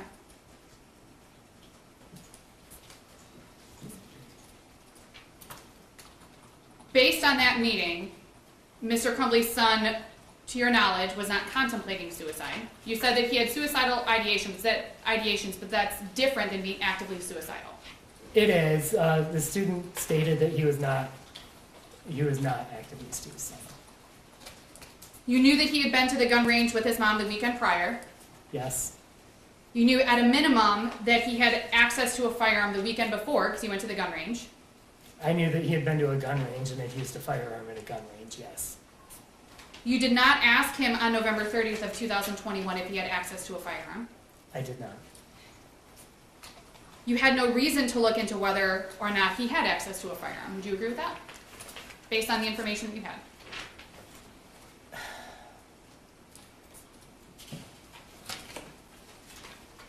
It's easy to go in hindsight on a lot of things. Based on what my concerns were, I was concerned about student well-being. And again, you said it's easy to go in hindsight. So we know what happened within a couple hours of this meeting. Sure. We all in this courtroom know what happened. It's easy for us to look back and say that different decisions could have been made, right? I made the decisions I made based on the information I had At the time. at the time. You don't have the benefit of hindsight at 10:40 or 10:50 a.m. on November 30th of 2021. Is that fair? I had 90 minutes of information. You suggested that his parents find a therapist for him to talk to or evaluate him. I did.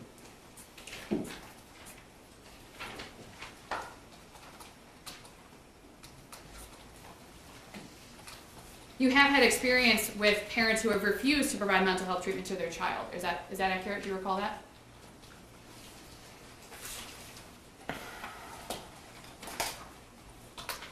Off the top of my head, I'm not recalling a specific instance of that.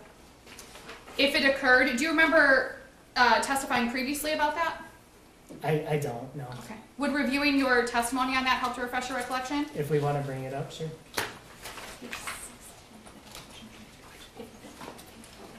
May I approach, Your Honor? Sure. Thank you. If you would like to read the highlighted portions, Mr. Hopkins, thank you. You can just read that to yourself and let us know if it refreshes your recollection, all right? Thank you, Your Honor.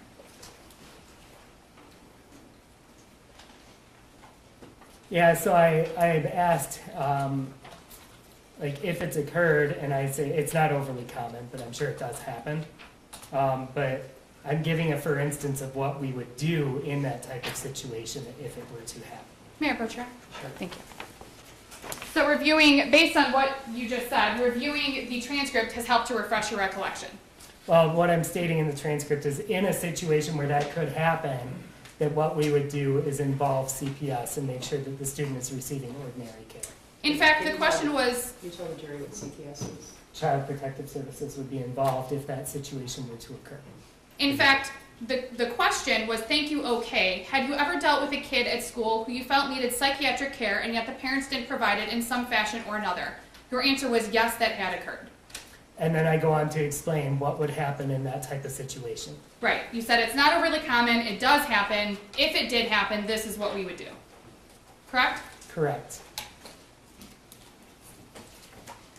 And I know I've asked this a couple of times, but you didn't have any reason to believe on November 30th of 2021 that James Crumbley or his wife were not going to follow through and obtain a therapist for their child to talk to. I didn't have enough time to know if that would happen or not. Given our context of our conversation, no, I didn't have reason to believe that at that time. If you recall, the meeting with Mr. Crumbley and his wife and their son concluded at approximately 10:50 in the morning. That sounds about right, yes. Their son left the room first, if you recall, and went back to class. Yes, The shooting occurred began at approximately 12:51 p.m. that day. it did. After you heard that there was a shooter at the school, you did not immediately suspect that it was Mr. Crumbley's son, if you remember. I did not.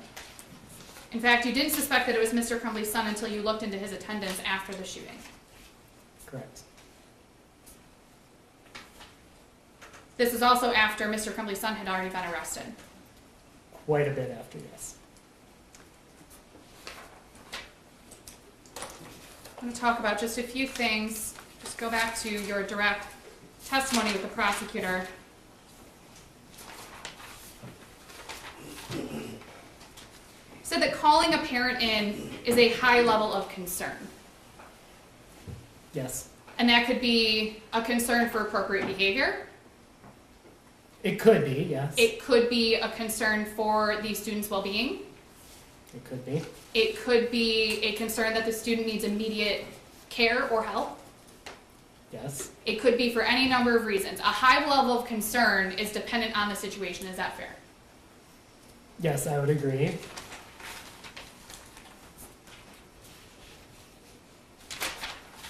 Your concern with going to Mr. Crumbley's son's class on November 30th of 2021 is you specifically mentioned that you went because it doesn't basically raise concern or red flags if a counselor goes down to get a student out of class.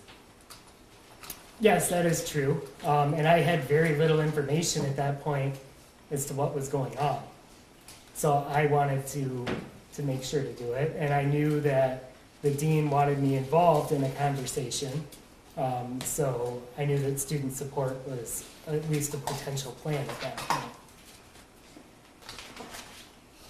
When you were discussing, you said that you told Mr. Crumbley's son while you were meeting with him before his parents got there that you wanted his parents to get him help. Do you remember discussing that with the prosecution? I do. At that time, Mr. Crumbley's son didn't say, "Thank goodness, I've been begging my parents for help and they haven't given it to me." I'm not sure many students would. He didn't say, "I'm glad you're going to ask them because I've asked them and they didn't listen." He did not say that, no. He didn't say, I really need this and I'm really glad that you're doing this for me." He did not. He didn't say any of that. No, which also would not be, it's not uncommon for students to not have a big response to something like that. If he had said any of those things, obviously your reaction would be different when Mr. Crumbley and his wife got to the school. It would be different information that I did not have, yes.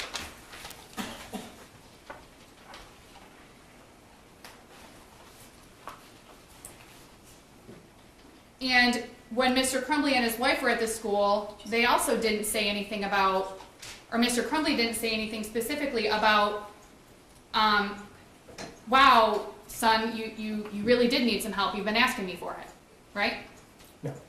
The discussion was simply looking at the math assignment, the modified math assignment, and then Mr. Crumbley expressing to his son, you know you have people to talk to, right?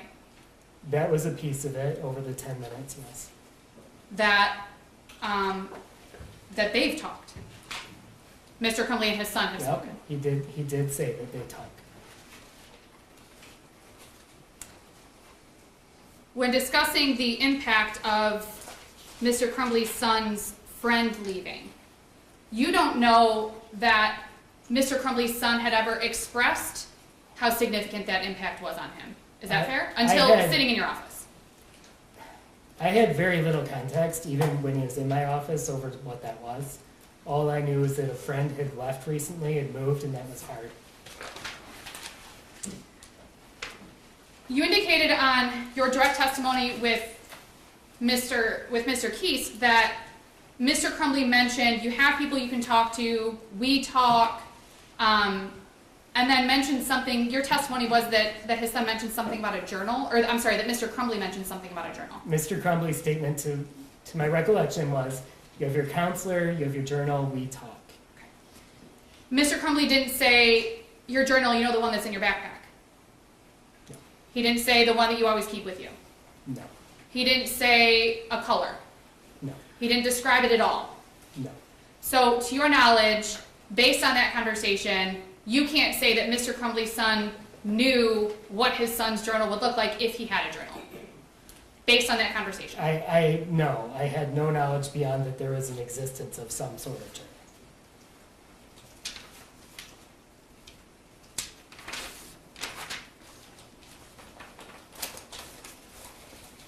One moment, Your Honor.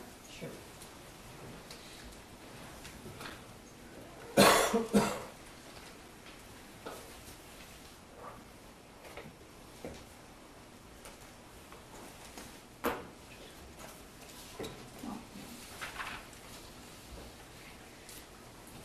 Mr. Hopkins, you made decisions on November 30th of 2021 based on your education, your training, and your experience, correct?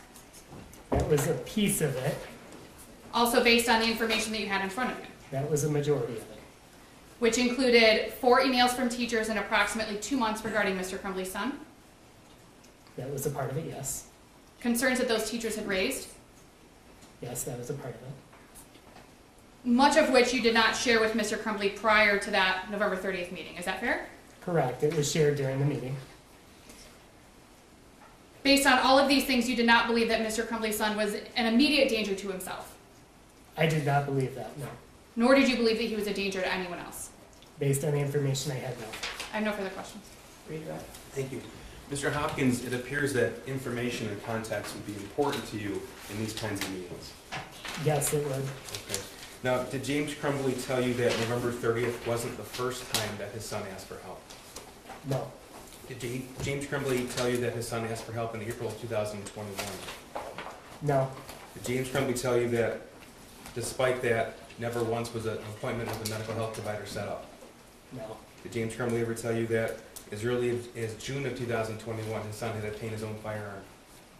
no, Did James Crumbley tell you that his son had been begging for a 9mm firearm? no, Did James Crumbley tell you that his son actually sent him a screenshot of a 9mm for sale a few weeks before the meeting?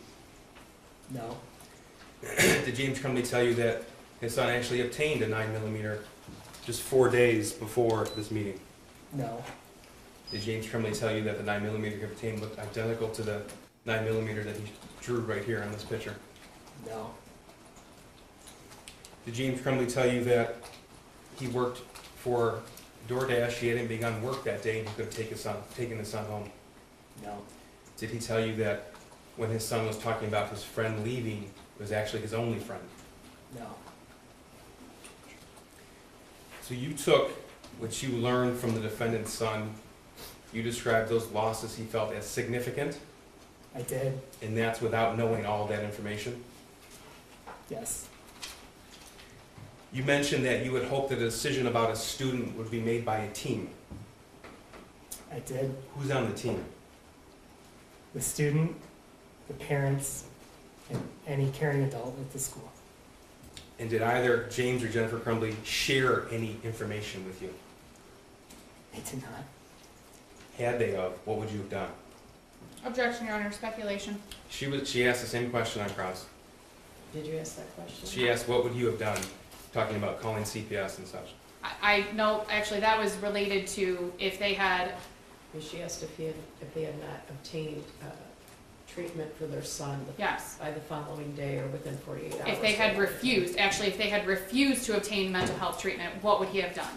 not, I'll rephrase, Judge, that's fine. Mr. Hopkins, you testified earlier that your plan was to call Child Protective Services within 48 hours, Yes, and that's based upon just the information that you learned from the defendant's son.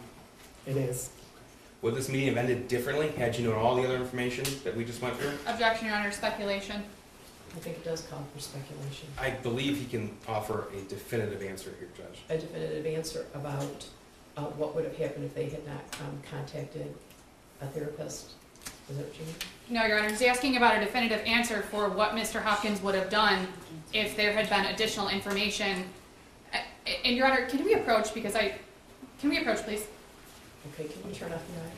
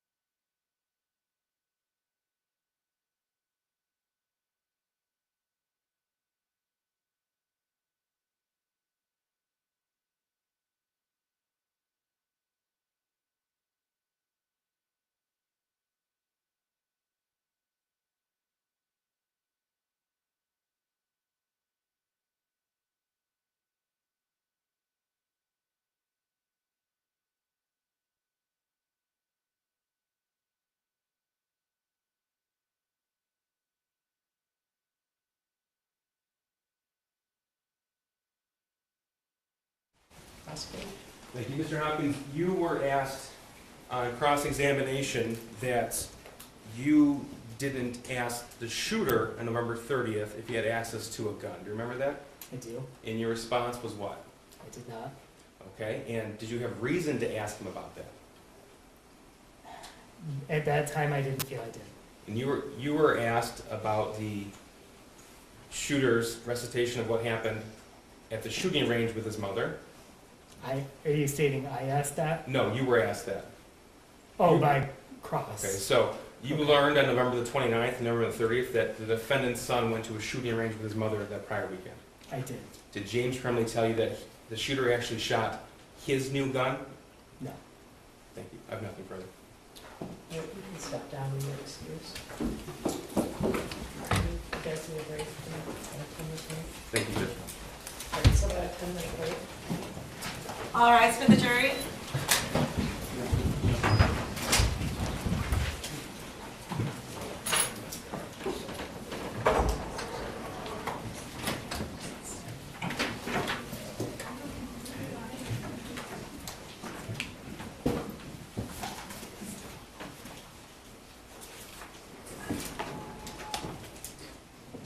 Are you going to be seated?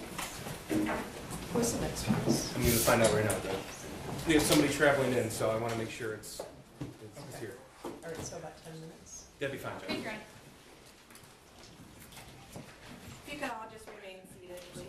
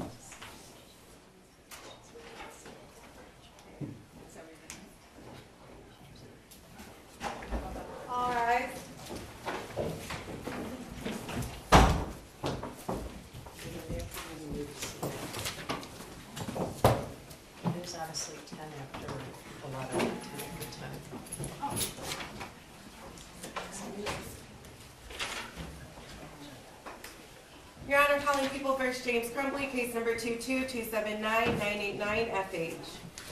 Thank you, Mark Keith on behalf of people. Karen McDonald on behalf of the people. Good morning, Your Honor. Mario Lehman on behalf of Mr. Crumbley, who is standing to my left. Ready for the jury? Yes, Your Honor. Judge.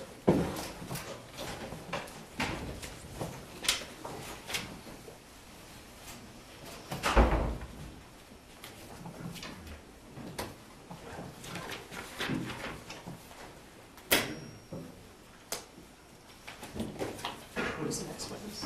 Mr. Nick Ejak.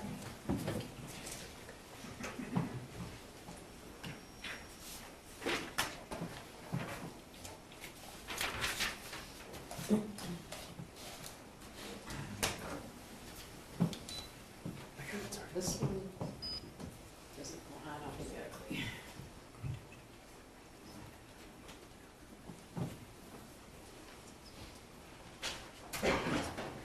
All rise for the jury. Yeah,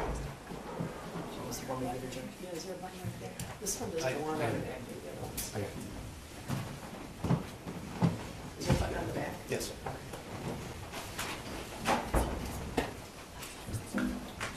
It's, yeah. You may be seated. Who's the next witness? Nick Ejak.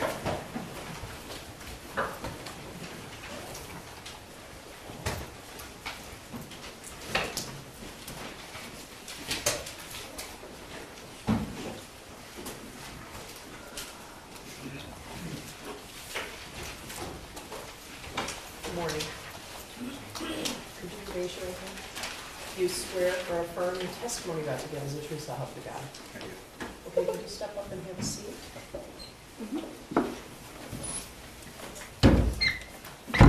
And then could you state your name for the record and spell your first and last name? Sure.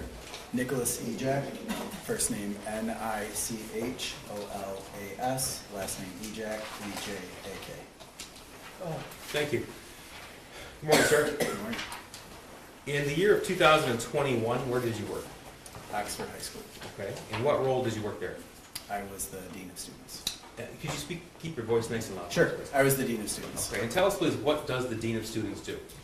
So the Dean of Students is primarily responsible for student code of conduct, so behavior and discipline, overseeing the attendance of the school, academic intervention, behavior intervention. Okay.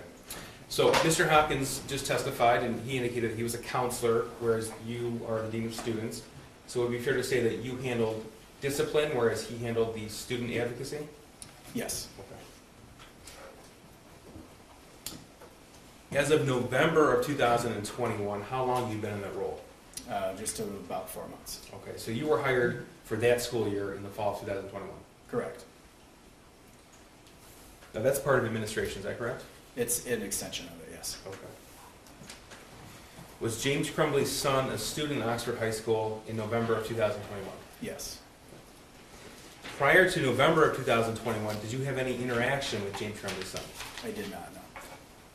I want to direct your attention to what's been admitted as People's 201. This is an email from November the 29th, 2021, 9:32 a.m. And the email reads, "Good morning. I had a student during first hour, the defendant's son, who was on his phone looking at different bullets at the end of first hour today as I was walking around the room passing out their essays. I didn't get a chance to investigate it a bit further since it was the end of the hour. Now that he's on my radar, I'm also noticing that some of his previous work that he's completed from earlier in the year leans a bit toward the violent side. I can bring down these things later today during my 5th hour prep if you would like them." So you and Miss Pamela Fine were both on that email? That is correct. Okay, and tell us, please, who's Pamela Fine? So Ms. Fine is the restorative practices coordinator and the anti-bullying coordinator for the school district. Okay, and tell us a little bit, if you know, what that role entails. Sure. So restorative care and anti-bullying across the district, she would be working with students to restore situations between two different students, a student and a teacher. It deals a lot with behavior, and so it's more of like, how do you fix or repair the situation? And so she often would collaborate with me on student discipline, and then the anti-bullying programming for the district would be like mentoring kids together to prevent bullying and to report it, you know, when they see it, and it's more of a proactive approach. Okay. So correct me if I'm wrong, but it sounds like you, Ms. Fine rather, and Mr. Hopkins have separate but sometimes, separate roles, but sometimes they intersect. Absolutely, yes. Okay. Now, did you have any interaction with the defendant's son on November the 29th of 2021? I did not know. Okay, and tell me what happened after this email was received by you. So it was received by me when I was in a meeting that morning. So I wasn't made aware of it until after there was a meeting that took place between Ms. Fine, Mr. Hopkins, and the defendant's son. Okay, so by the time that you had read this email, that situation had already been addressed by Ms. Fine and Mr. Hopkins? That's correct. Okay. Did you have any follow-up emails, conversations, or any other interaction regarding the defendant's son or with the defendant's son on Monday, November the 29th? I did not know. I'm going to direct your attention now to Tuesday, November the 30th, 2021. This is People's Exhibit 203. This is from a teacher in the school. Email sent Tuesday, November 30th, 2021, 9:32 a.m. It's addressed to you and Mr. Hopkins. Reads, "Here's the photo I took of his paper in case you need it." Signed, Becky. And there's an attachment. Did you receive this email? Yes, I did. Okay, tell us about your interactions with either students or administrators prior to receiving this email with regards to the defendant's son. So I had received this email after I had alerted Mr. Hopkins to the worksheet because this teacher brought a photo of that to Okay, my let me back office. up just a Sure. little bit. So before this email was received by you, did you have a conversation with a teacher regarding the defendant's son? No, I did not. Okay, so tell me how it is that you became aware of this math worksheet. So the morning of November 30th, 2021, Mhm. I was in my office when Miss Morgan, who was the teacher that sent this email, came down to our front office looking for anybody that she could speak with about a student that had drawn some inappropriate Okay. things on a worksheet.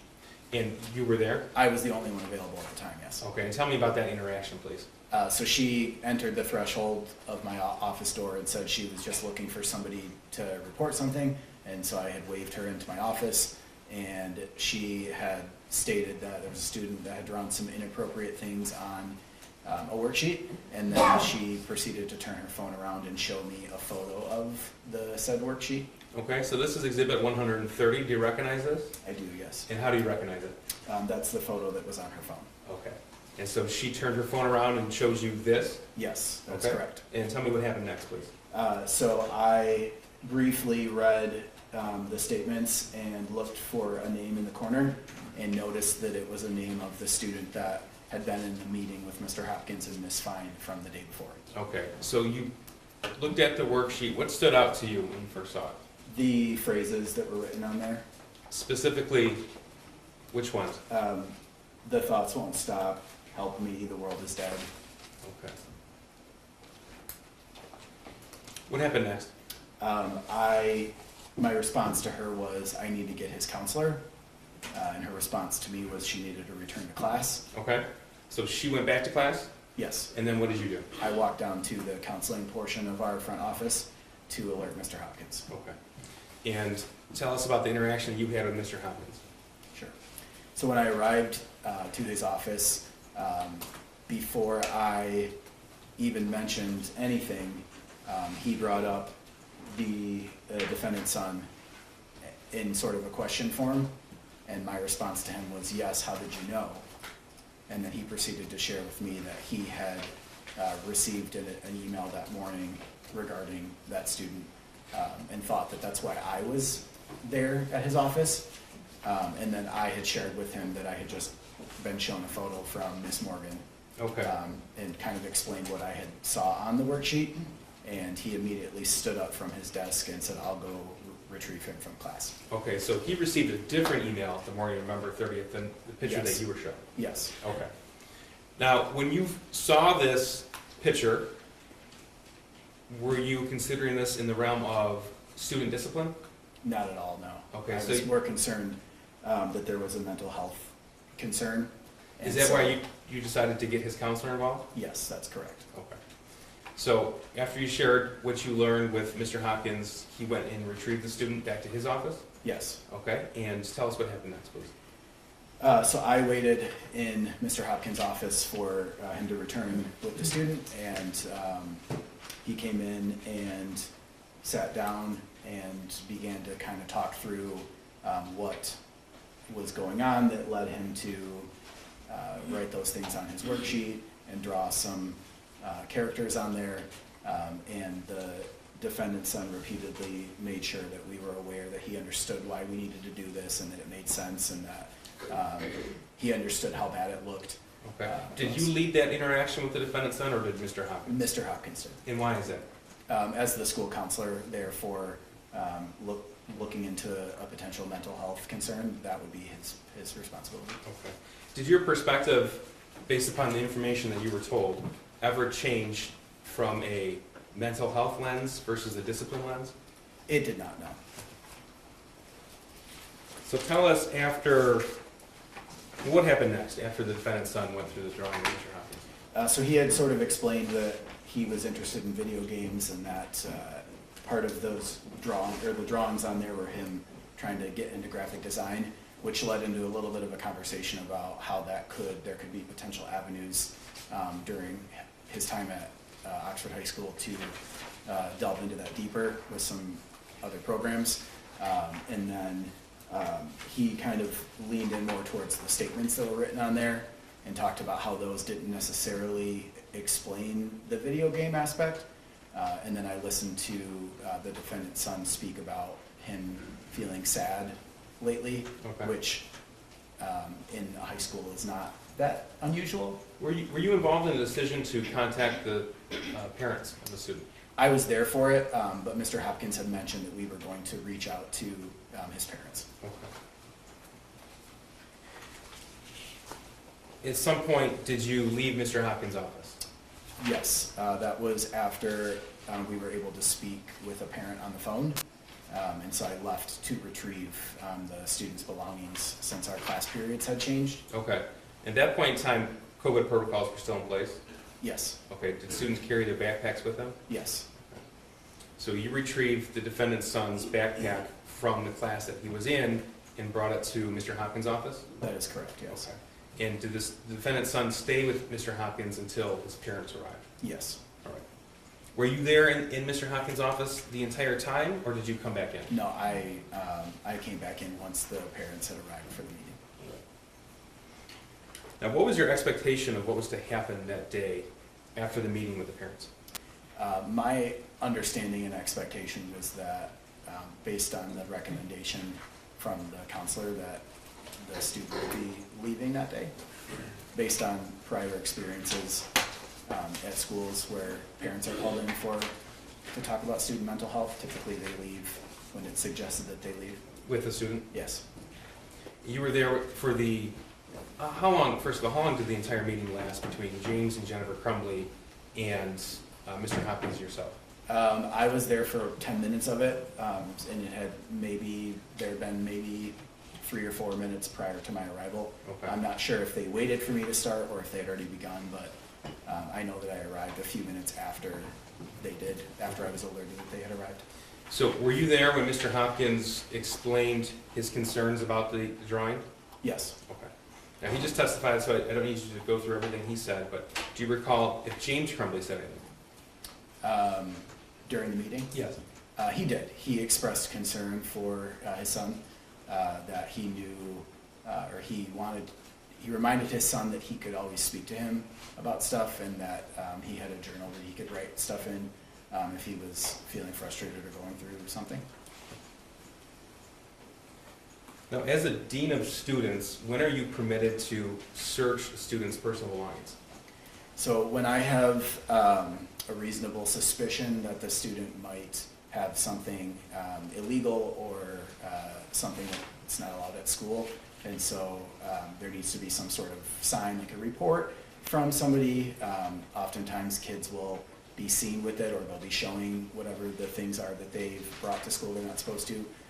There needs to be some type of a suspicion or alert that I have that will allow me to do that. And so in this situation, there wasn't something that alerted me that indicated I needed to. Okay, and why not? Nothing that he said, nothing that he, none of the behavior that he exhibited when I returned with his bag indicated that.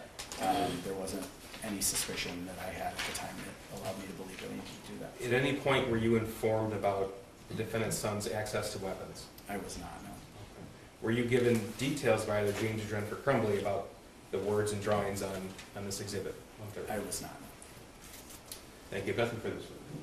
Ross? Thank you, Your Honor. Good morning. Good morning. Prior to becoming the Dean of Students at Oxford High School, you worked in various schools and school districts, is that correct?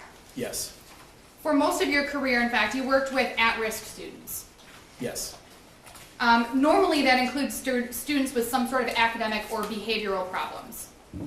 yes, that is correct. In fact, your role at Oxford High School, you testified today, primarily you dealt with the code of conduct, Yes, behavioral and academic intervention, yes, and issues with attendance.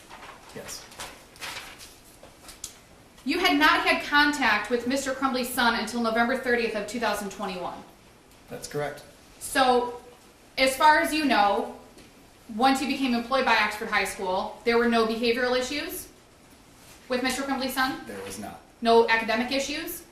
No attendance issues? No, You learned on November 29th of 2021 that Mr. Crumbley's son was looking at bullets on his phone in class. yes, that is correct. But once you had been made aware of it, or once you learned of it, you learned that that had already been handled by Mr. Hopkins and Ms. Fine. Is that correct? That is correct. So you didn't do anything else with anything that day? No, Okay. I didn't need to do anything further based on the fact that Ms. Fine and Mr. Hopkins did everything that I would have done in that situation. Okay. So you didn't see any need for additional discipline or any additional intervention or anything like that, correct? That's correct. On November 30th of 2021, you were advised by one of Mr. Crumbley's son's teachers that he was writing inappropriate statements on his on a math assignment. Yes, You were quickly shown a picture of the assignment on a cell phone, if you recall. yes, that is You correct. didn't look at it very well, correct? No, You saw that there were drawings, yes, but you didn't see necessarily what all the drawings were. Is that fair? that's fair, yes. You did see the words blood everywhere, Yes, but you didn't see much beyond that. that's correct. To you, the words on the page were more concerning than the drawings themselves, right? I would agree with that, yes. And that's because sometimes kids in high school draw violent things. Absolutely, yes. That's not abnormal. It's not abnormal. You felt that what was on the page here was not appropriate for school, is that correct? Yep, I would agree with that, But that it wasn't in and of itself concerning, yes. and that you didn't see it as a threat to anybody. That is correct. You didn't see a correlation of violence with the drawings on the paper? I did not know. Again, Mr. Crumbley's son had no prior disciplinary history, He did not know. no prior bad behavior. He did not. He was a pretty average student. He was, yes. He'd only missed one class that year. I can't speak to that. You said you dealt with attendance, so that's why I was asking. Sure. So you're not aware of his attendance I'm not history? aware of specifically his attendance. Okay.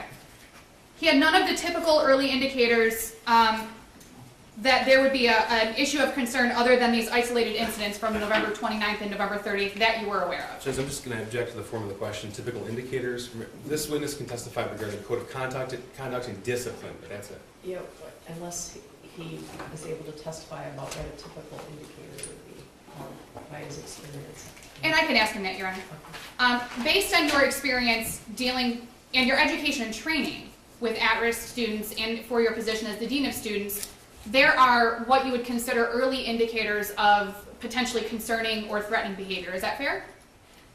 I would say that's a fair statement. Some of those include prior disciplinary history, Yes, prior bad behavior by the student, yes, issues with grades, yes, issues with attendance. yes. Okay. So, knowing all of that, none of those, what I'm calling early indicators, were present other than the two incidents that you were aware of on November 29th and November 30th of 2021. As far as I was aware, yes. You sat in on the conversation between Mr. Hopkins and Mr. Crumbley's son on November 30th of 2021. Yes, I did. And that was before his Mr. Crumbley and his wife got to the school. That's correct. Based on the information that you had at that time, you did not believe that Mr. Crumbley's son posed a threat to anyone. That's a fair statement, yes. You were even less concerned after you confirmed some of the information that you'd learned from Mr. Crumbley's son with Mr. Crumbley's wife. Yes, after she had confirmed all the information he shared with us, my concern from a discipline standpoint was pretty much lowered all the way to none at that point. Okay. And you said all of the information that he had shared with you. And we've heard some about that, but I just want to confirm. That was about the losses that he'd experienced in 2021, correct? The loss of a family member? Yes. The loss of his family dog? Yes. A friend had moved away? Yes. He'd struggled with COVID? He did, yes. He had a hard time with virtual school? Yes. Those were the things that you confirmed with his family, with his parents? Along with his desire for graphic design and video games, and that they thought he should focus more on academics rather than that, which is what he had shared with us during the meeting. Okay. When you say he had shared with us, are you referencing a discussion or an argument he had with his parents the night before that related to video game design and grades, or was this something separate? Both. No, he had shared that he was interested in that and that he didn't feel his parents supported that, and that led to an argument the night before, but he didn't provide any context to that at all, and they had confirmed that, but they also didn't provide any context to that either.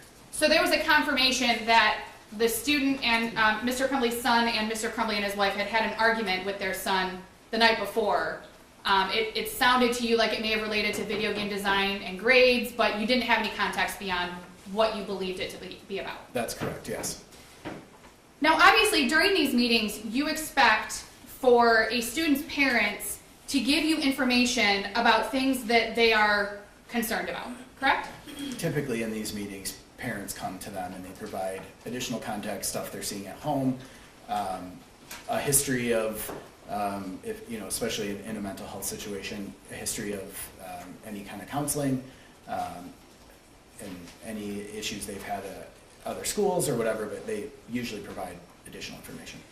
So you said specifically things that they see at home, things that they're concerned about. Obviously, in order for a parent to see something at home or be concerned about it, they have to be aware of it. Is that fair? Speculation too, Judge. I don't know how a parent could be concerned if they're not aware of something. The Dean of Students can't testify as to how a parent would be aware of something at home in a meeting, not even specific to what we're talking about here. Actually, my question was different, Your Honor. My question was, he would expect that, or it's his belief that if a parent is concerned about something, then they're aware of it. But then it's a lack of personal knowledge. Mr. Ejak was the Dean of Students in Oxford High School in November of 2021, in charge of discipline and code of conduct issues, Judge. Mr. Hopkins was the counselor. He's already testified. Okay. I think are you asking him if the parents aren't aware of something, they're not aware of it? Kind of, Your Honor. Obviously, and I can ask my question differently and see if it makes it a little more simple. All right. Mr. Ejak, based on your experience, your education and your training, and just your knowledge in general of you're a human being, if someone doesn't have knowledge of something, they can't talk about it. Is that fair? Does that make sense to you? I would say that's a fair statement. So we can't talk about things we don't know about. Would you agree with that? Yes. Obviously, James Crumbley can't tell you about things he may not be aware of. Yes.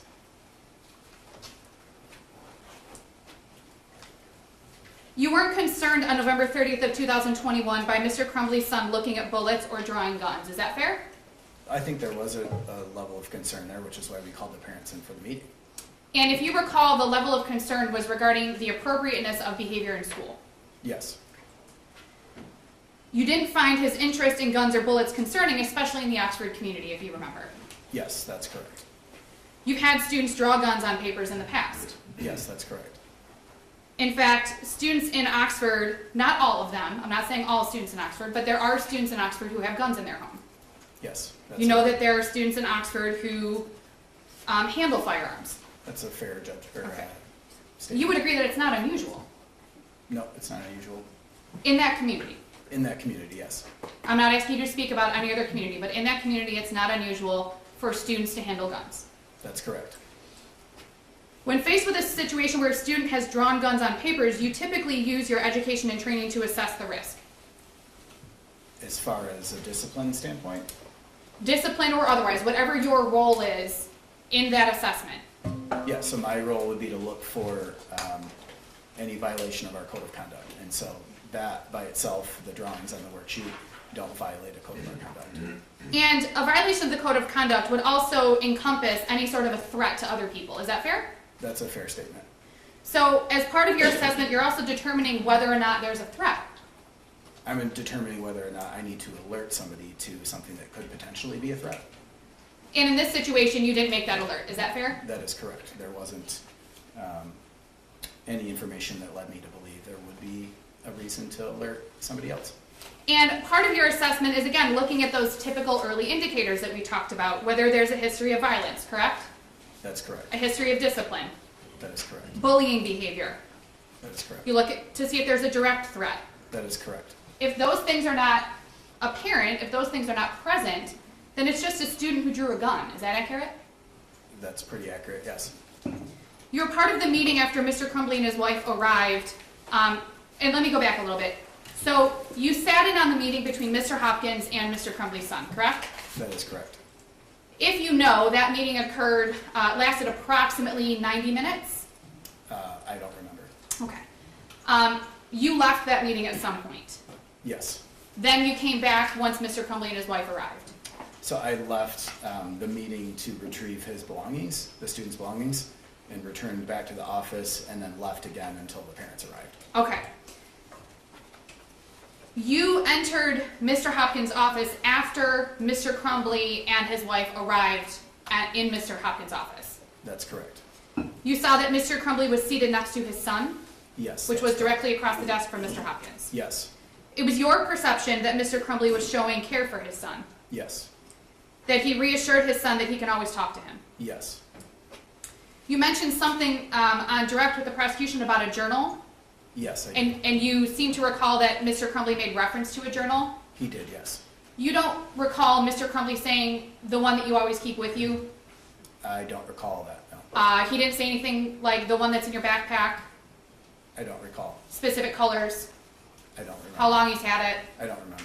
There were no specifics about anything about a potential journal. Not that I can recall. So to your knowledge, you don't know if there was one journal or 15 journals. Is that fair? I can't speak to that, no. Right, you have no knowledge of that. Is that fair? Yes. After meeting with Mr. Crumbley and his wife, you felt that they were receptive of getting their son help, as was suggested by Mr. Hopkins. Yes. You and Shawn Hopkins did not insist that it be done that day. Now, I'm going to clarify because I know that Mr. Hopkins indicated that he preferred that it would be done that day, but neither of you said, you need to take him today and you need to go get him help right now, and if you don't, there's going to be a problem. What Mr. Hopkins had stated was that they needed to find him some counseling as soon as possible that day, if possible. And that he was And going would be following up within 48 hours to ensure there was something secured for the student. and that was going to be my next question, that he was going to follow up in a couple of days, 48 hours. Yes. And in fact, you didn't feel in that meeting that Mr. Crumbley's son was in need of immediate care based on your education and training and perception and the knowledge that you had in that meeting. I can't speak to that. In no way did you feel that Mr. Crumbley was being neglectful of his son. No, I did not. You felt that Mr. Crumbley showed the appropriate level of emotion with his son in that meeting. Objection is, he can't speculate as the appropriate level of emotion. He's the Dean of Students regarding Code of Conduct, November of 21. Speculation. Was there anything odd about his interaction with his son? I wouldn't say there was anything odd. Okay. You also didn't find it strange that Mr. Crumbley and his wife did not take their son home that day because there was no reason for him to go home that day. Is that correct? As far as the discipline goes, no.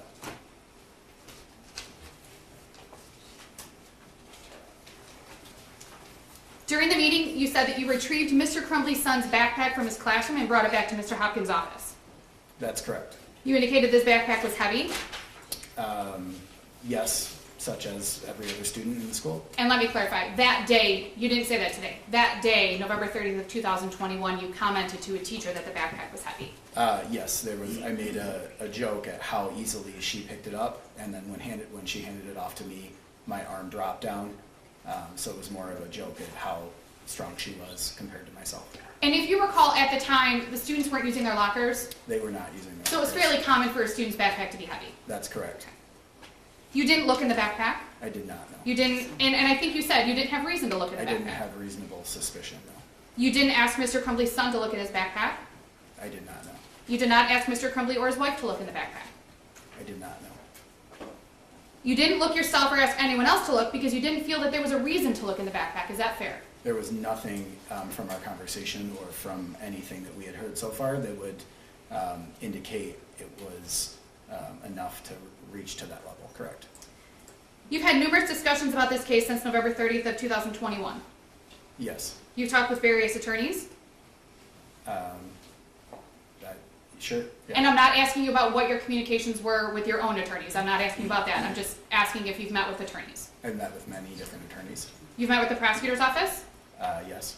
on more than one occasion. Yes.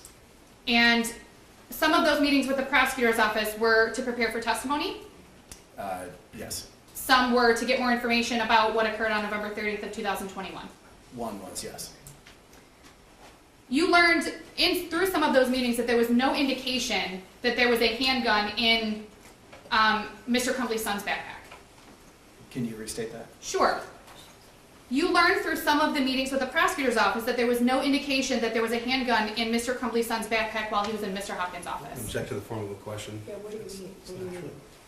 Can you restate that? Yes. I will be more clear. Do you recall testifying in September What of... are you referring to, counsel? There was testimony in September 14th of 2022 that relates to this. If you'd like, we can approach it to talk about it further. I think we should.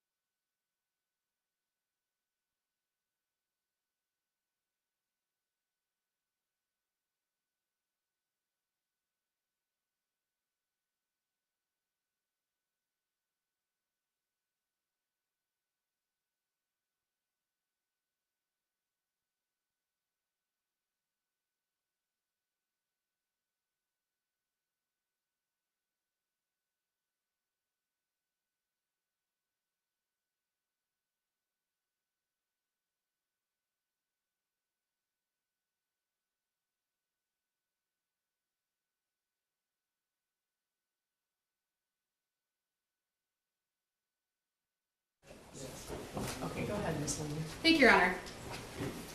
As you know, approximately 2 hours after the meeting, after this meeting with Mr. Hopkins, yourself, and Mr. Crumbley and his wife, Mr. Crumbley's son began the shooting. Yes. You saw the footage of the shooting. I did, yes. You were not aware that Mr. Crumbley's son was the shooter. Initially. At the time. When I saw all of the footage? No, let me go back. So at some point early on the day of the shooting, you saw footage of the shooting. Yes. And that was while you were in the office of the school. On the phone with the 911 operator? Yes. And at that point, the thought didn't cross your mind that the shooter may be Mr. Crumbley's son. That's a fair statement, yes. In fact, you didn't know that it was Mr. Crumbley's son until you were told that it was him after the shooting. I believe as the video footage continued to play and we were still on the phone, it wasn't confirmed, but I had a pretty good idea that that's who it was. Okay. Even looking back, after you know what Mr. Crumbley's son did 2 hours after that meeting, his behaviors did not show a pattern of what he was planning to do 2 hours later. Based on the information I knew, no. It's fair to say that you have years of experience with at-risk students. Yes, that's correct. years of experience with behavioral, academic, attendance, issues of that nature. Yes. You have education and training about concerning things to look for in students. Yes. You knew that Mr. Crumbley's son was looking at bullets on his phone on November 29th of 2021. Yes. You knew that he had drawn a gun and some concerning words on his math assignment. Yeah, that's correct. You knew that he was at the shooting range with his mom the weekend before. Yes, that's correct. You confirmed that during the meeting with his parents, correct? Yes. You knew that he had experienced significant losses in the months before November 30th of 2021. Yes. You knew that Mr. Hopkins was recommending that his parents have him talk to a therapist that day if possible. That's correct. You knew that his backpack was heavy and commented about the weight of it to a teacher. That's correct. You knew that firearms were not uncommon in homes in Oxford. That's correct. You knew that students at the high school handled firearms and that it wasn't uncommon. We're asked and answered now, Judge. You knew, Yeah, he answered that. you knew that the shooter was going to stay in school that day. At the end of the meeting? Yes. Yes. Partly because he wanted to, Yes. and partly because his parents had to go to work. That's what I was told, yes. And with all of this, all of the knowledge that you had on November 30th of 2021 at approximately 10:52 a.m., you did not feel that he was a threat to anyone, and you didn't feel that you had reasonable suspicion to look in his backpack. No, because you have to remember, I knew very little of what we all know today. So when we're looking at the big picture today, I knew a fraction of what we all know now. And we talked about this a little bit with Mr. Hopkins as well. We all know what happened at 12:51 on November 30th of 2021. But the information that you had at 10:52 a.m. or approximately 10:50 a.m. when that meeting ended, is the information that you were going on. Yes, and that does not rise to the level of suspension or of a discipline, especially when you're considering mental health. And it doesn't. That supersedes any type of minor discipline or behavior violation. So, and Mr. Hopkins talked about this a little bit. Looking in hindsight, there was more information. Yes, we now know there's a lot more information. You might look at things differently looking in hindsight. I would 100% look at things Right. differently. But the information that you had on that day, at that time, is what led you to make the decisions that you made and feel the way that you felt about the situation that you were presented with in Mr. Hopkins' office. That's a fair statement, yes. No further questions, Your Honor. Redirect. Thank you. Briefly. Mr. Ejak, let's talk about the information not shared with you at 10:52 a.m. on November the 30th, 2021. Okay, so you formed your belief that you did not have the requisite level of suspicion to search the shooter's backpack based upon what you were told. Is that right? That is correct. Okay. Did James Crumbley tell you that he had bought his son a 6-hour 9mm firearm 4 days before that meeting? He did not. Okay. Did anybody, either his son or his wife, tell you that? No, Did his son tell you that, or did James Crumbley tell you that his son had been begging for a 9mm handgun? no, Did James Crumbley tell you that he actually got him a different firearm in June of 2021? no, Did James Crumbley tell you that the details and severity of his son's friend being taken from him at the beginning of the month? no. Now, you indicated that as far as a discipline standpoint, your belief was that the mental health concerns would override. Yes. Tell me about that. So when you have a student who is being seen for mental health, and there also are some minor violations, this being a second day of insubordination, essentially, the mental health concern is what takes precedence because you want to build that relationship with the student and let them know that it's a safe space, and you don't want to follow it up with some kind of a negative interaction such as a discipline. Is that one of the reasons why Mr. Hopkins led the meeting? Yes, Did your lens ever change from mental health to discipline? it never did, no. And is that based upon the information that you learned that day? Yes, Did James Crumbley ever tell you that the 6-hour 9mm handgun that he bought for his son was kept unlocked in the home? no, You were asked about certain indicators in your experience when you consider discipline. Is access to an unlocked firearm, is that an indicator?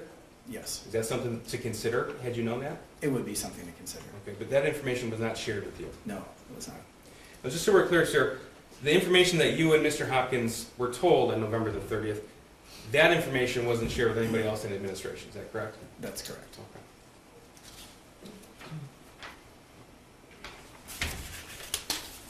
I don't have any further questions, thank you. Very brief request, Your Honor.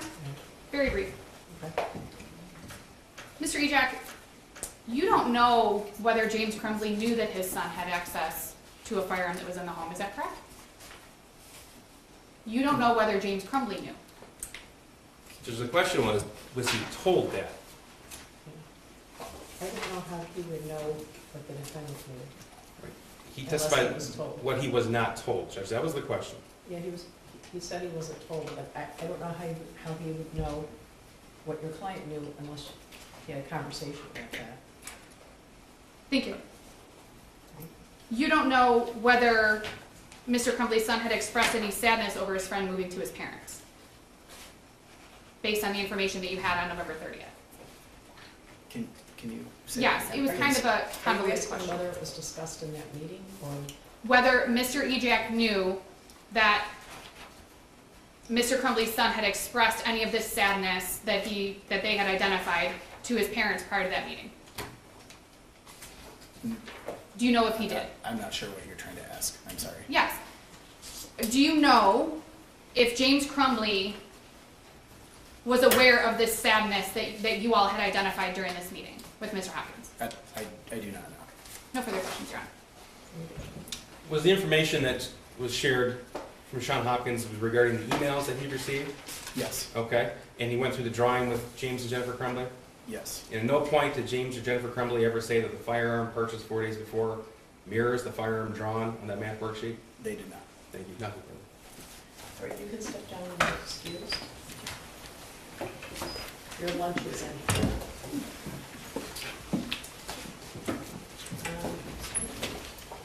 Come back. This spot is wrong, obviously. If I were taller, it would have been fixed already. I'm going to ask you to return at 1 o'clock. It's not about 5 to 12. I'm going to ask you to return at 1 o'clock. In the meantime, I'm going to ask you not to discuss the case with each other or anyone else. Don't look at any news media. Don't talk to anybody. Don't Google anything. Don't do any research on your phone or anything like that. Any questions about the case now? Okay. All right, we'll see you at 1 o'clock. All right, jury.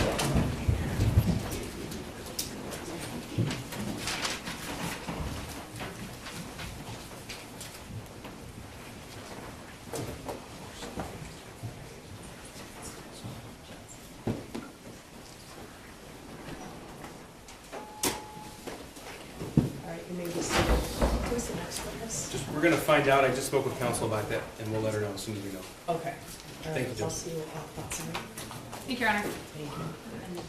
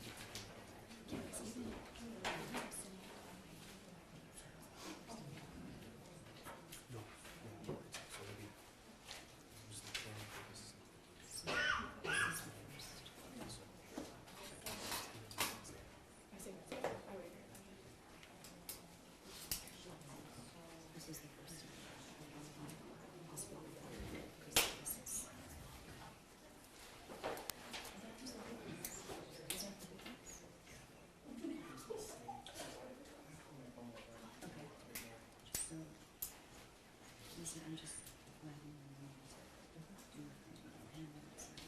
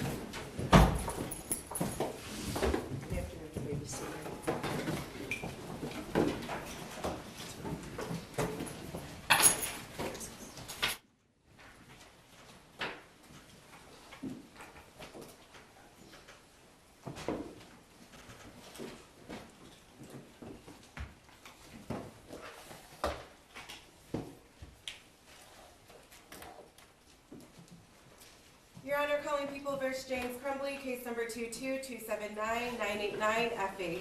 Thank you, Marquise, on behalf of people. Karen McDonald on behalf of the people. Good afternoon, Your Honor. Marielle Lehman on behalf of James Crumbley. Who is the next witness? Special Agent Brett Brandon, Judge. All right, you ready for the jury? May we approach briefly, Your Honor? Thank you. Microphone.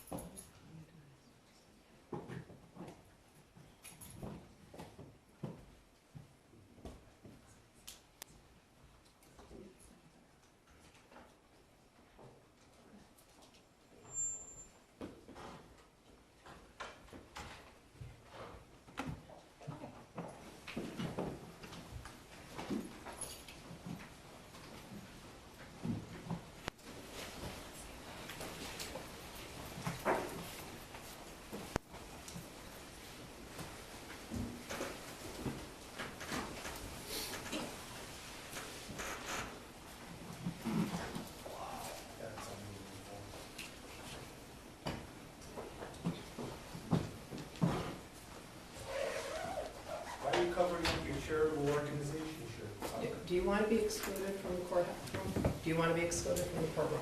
No, not especially. Okay. Are you ready for the jury? People ready?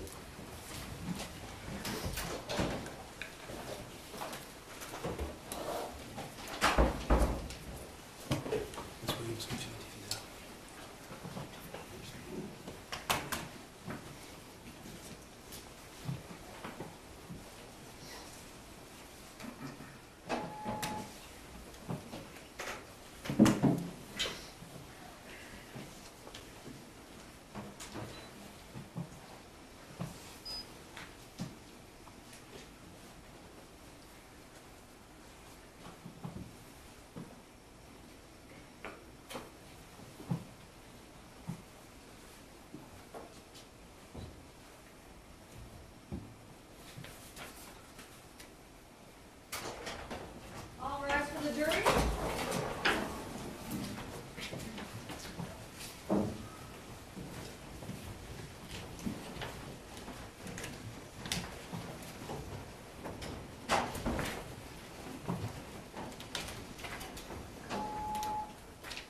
You may be seated. Prosecutor, who's the next witness? Special Agent,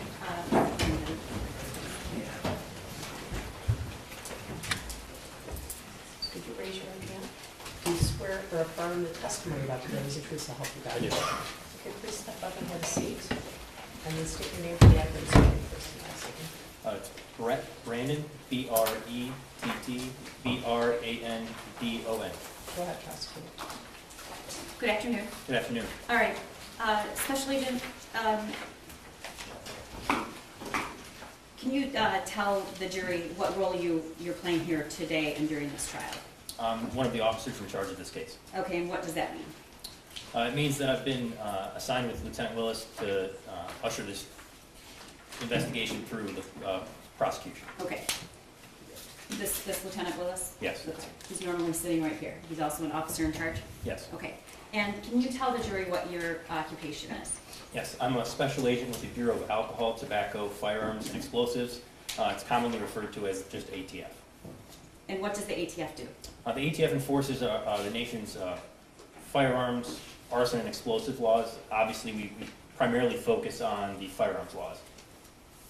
And so you're employed by the state or the federal government? The federal government. Okay. As part of that, well, I'm sorry, let me get to this. A little bit about your experience and background that brings you here to testify. How long have you been a special agent? How long have you been with the ATF? It'll be 15 years in July. Okay, and how long have you been a special agent?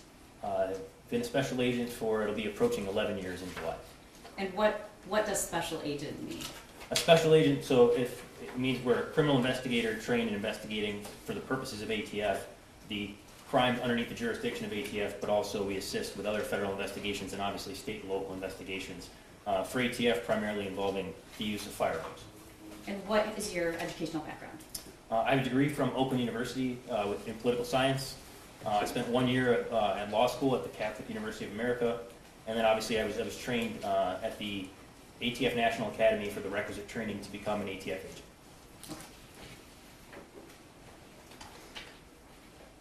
Is part of your role in the ATF based, you're based in Michigan and live in Michigan? Yes. Okay.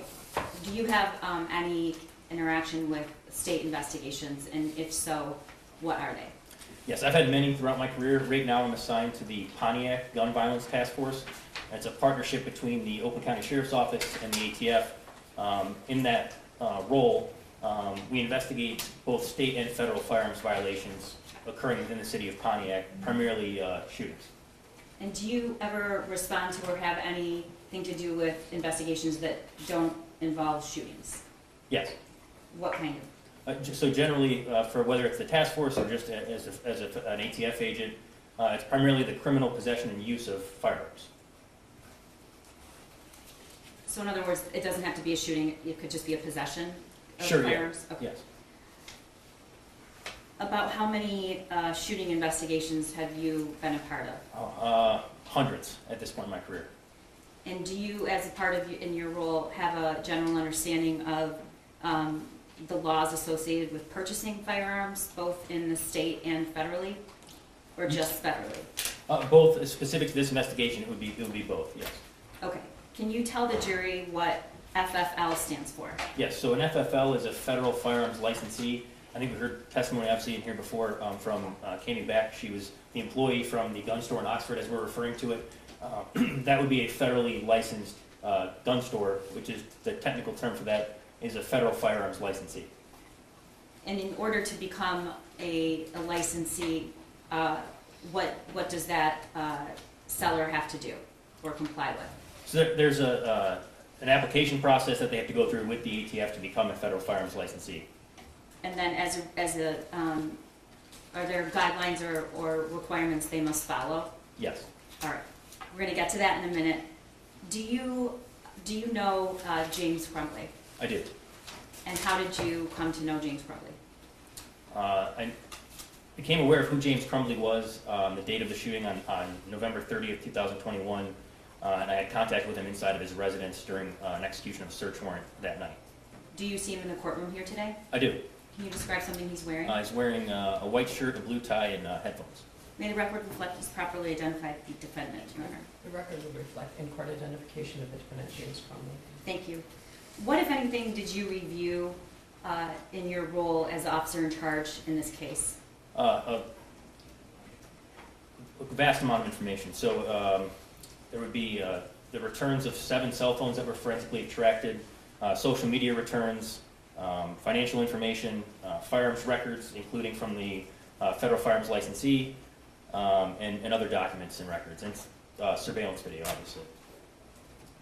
You were in the courtroom. Were you in the courtroom when Ed Wogrowski testified about forensic cell phone data? Yes.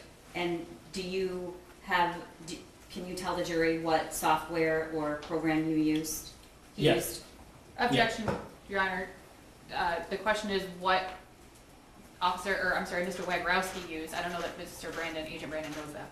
I corrected myself in that question purposely to say what you use. Are you aware of what was the investigation tool they used in What the cell ATF, phones? what the ATF uses. They both did. I'm trying to lay a foundation. Are you aware of, may I ask the question, Your Honor? Go ahead. Are you aware of that tool? Yes, it was the same tool. So Detective Wogrowski used Cellbrite, put it in a readable format. When he spoke about a readable format, it's Cellbrite, and that's the format that I reviewed the forensic extractions in. Okay, which is what I was trying to get at. You have experience, do you have experience in this investigation reviewing the Cellbrite information, which is the cell phone data? Yes. Okay, thank you. I want to draw your attention to November 30th of 2021 and ask you to first explain where you were when you heard about the shooting. So I was in the ATF headquarters for the Detroit Field Division is in downtown Detroit. I was in an office that I shared at the time with my partner, and the assistant special agent in charge at the time came in. He knew I was from the Orient, Oxford area and let me know that there was a shooting at Oxford High School. You currently are there, or you grew up there? Both. All right. What did you do? I grabbed my bag and I ran out the door. Did you go with anyone else? Was it discussed about what you were planning on doing, what the plan was, who was going, who wasn't going? No, I just ran out the door and got to my car in the parking structure, turned on the lights and sirens, and then drove up I-75 in towards the direction of Oxford High School. Do you typically work with a partner? Yes, Was he there that day? he was. Did you let him know you were going, or did he come with you? At the beginning, at the time, no, I didn't let him know. He was stepped out for a minute, and I didn't even think about it. I was so focused on getting to the school. Okay. About how long or does it take to get from Detroit to Oxford School? It depends on traffic. It could be an hour, it could be more, it could be a little bit less, just depending on the time of day. And did you have a familiarity with the area? Yes. Okay. What, if anything, did you know about that incident when you left? All I knew when I left was that there was a shooting. As I drove northbound, I did receive information from our intelligence unit that there was a confirmed shooting. It was not a false alarm. Okay. And what did you do as a result of that? I continued to drive north on I-75, and at some point, I believe it was in Troy, met up with other law enforcement, forming like a caravan, like others have Detective Growski testified to, traveling north on 75 and then getting to the exit at exit 81 where the old Palace of Auburn Hills used to be. So the caravan, were there other people on the highway? Yes. Did this whole caravan, was it just law enforcement? It was law enforcement. I believe at one point there was even a news truck trying to follow the caravan. I wasn't sure if they were aware, but I think they were just running parallel with the caravan. And was it licensed sirens? Yes. Okay. What kind of rate of speed? It was very fast, but it was as safe as we could be. Okay. Can you tell the jury and describe what it was like driving up to Oxford School that day? Your Honor, I'm going to object to the relevance. Yeah, why is it relevant? Because he's describing the scene and what he did and how he got into the school, and it was the scene of the shooting, and he was part of the investigation of the shooting. Okay, so start there. So you arrive at the scene, you arrive at Oxford High School. Is that where you went first? Yes. Okay. Can you describe the scene in terms of, was it easy to get there? Were there cars? Were there students? So as we're getting to the school through obviously Lake Orion and Oxford, to travel through there, all the cars were parked on the right side of the road, and so it was almost like the left lane. There were no cars in it, and people knew what was going on at that point. It had seemed that word had spread because no one was moving. It wasn't just like you normally would get over and then get back over in the left lane. People were just parked on the road. As I got in towards the school, I started noticing that there was a large group of people at the Meyer. And obviously learned later that was the reunification point. When I arrived at the school, there were a lot of law enforcement personnel. I can't even put a number on it. It was dozens, maybe 100, in the main vestibule area where like the front offices were located. So when you arrived, were there more than one law enforcement agency? Was there more than one represented? Yes, there were quite a few. Okay. Did you know anything about where the alleged shooter was, whether there were victims? What did you know when you approached the building? At that point, I had a conversation with someone in our intelligence group that had confirmed related information that they had received that there were fatalities, there were injured victims. Did you know whether or not the shooter was in custody? No, I didn't. I assumed that I didn't hear any gunfire when I got to the school, so I assumed that either the shooter was in custody or it was a barricade. I wasn't sure what was going on, but I knew that it was not an active shooting scene. Did you do anything before you entered the building? Were you carrying a weapon? Were you? Yeah, so I put on my vest and then ran to the front of the school with other people from the parking lot that were approaching the school. As I got closer, the person at the door verified my identity as a law enforcement officer, and then at that time was informed that the shooter was in custody and that they were starting kind of to figure out who was going to be responsible for what inside of the school. As you can imagine, it was a very chaotic scene. And okay. You mentioned a vestibule when you earlier. What do you mean? It was like the front area in front of like the front of the school where you'd have like offices where you check in if you were taking your kid out sick for the day. It was the main office area, and that's where I was directed to meet with Lieutenant Willis, who was identified as being the officer in charge of the scene. Is there a difference between the phase of clearing a crime scene versus evidence collection? Yes. Can you tell the jury what the difference is and what comes first and what that is like? Sure. So, at least the way ATF is trained, it would be an active shooter response, would be to train and to find and eliminate the threat. After that has occurred, you have a clearing of the school, tactical clearing of the school to ensure there's no other bodies, secondary devices, or things of that nature.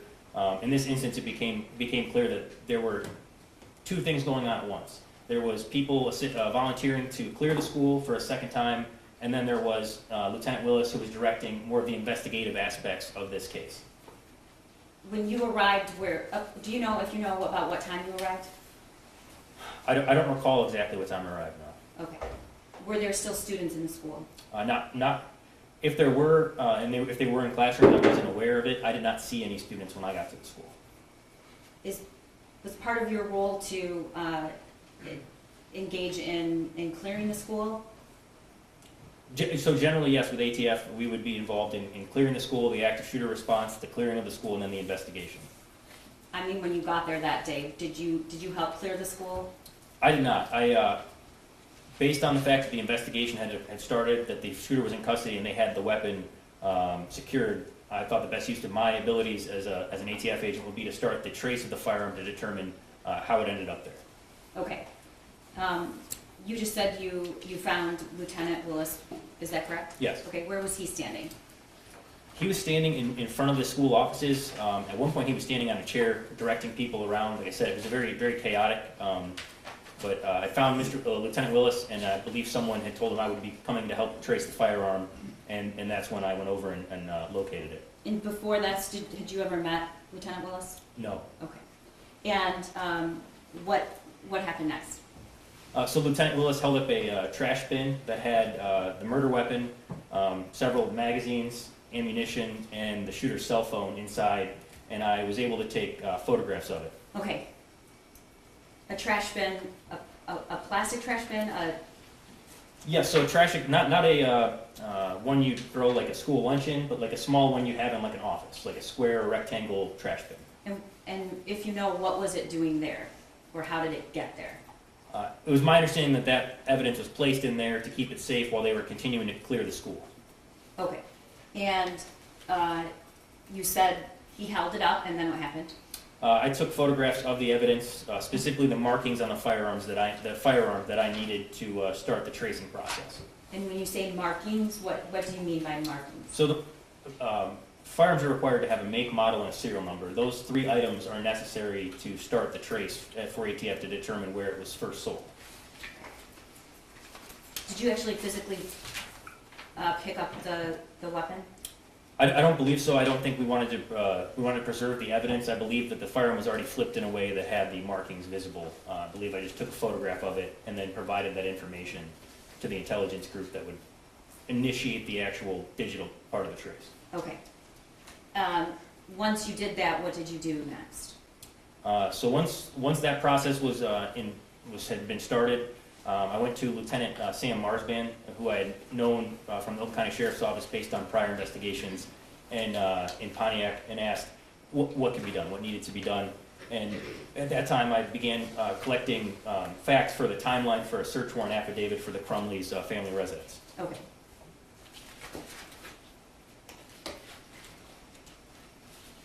Did you, well, we'll get to that. As part of your investigation, did you ever look at the surveillance video of the shooting? Yes. Okay.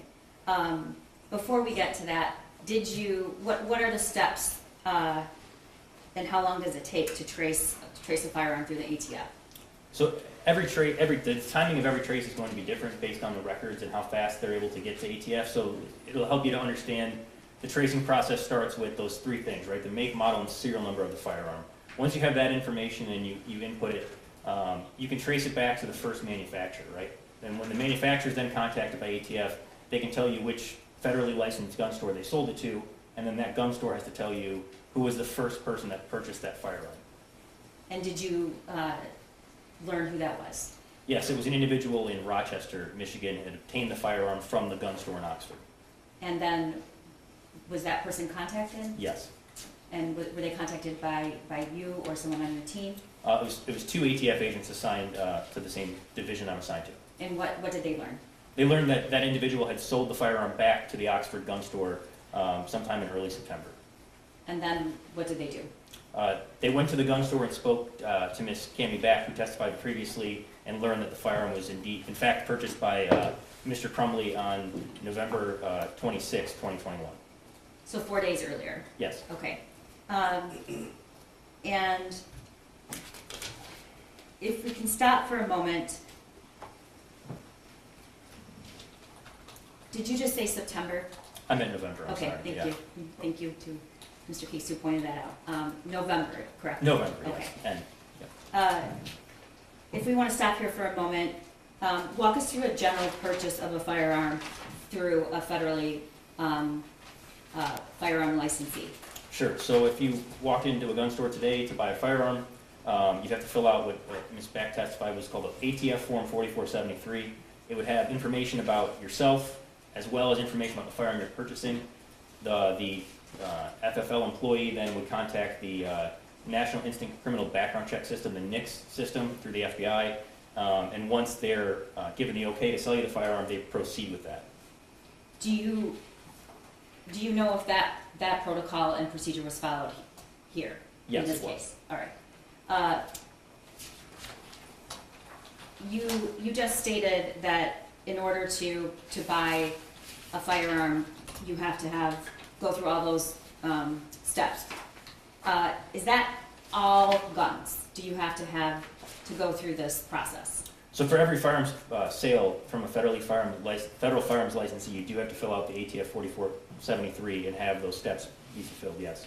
Does that include all guns, long guns and pistols? Yes. Okay. And are there differences in long guns versus pistols? Yes. In terms of who can buy them and where? Yes, in terms of age and things like that, there are different restrictions on the types of firearms you're purchasing.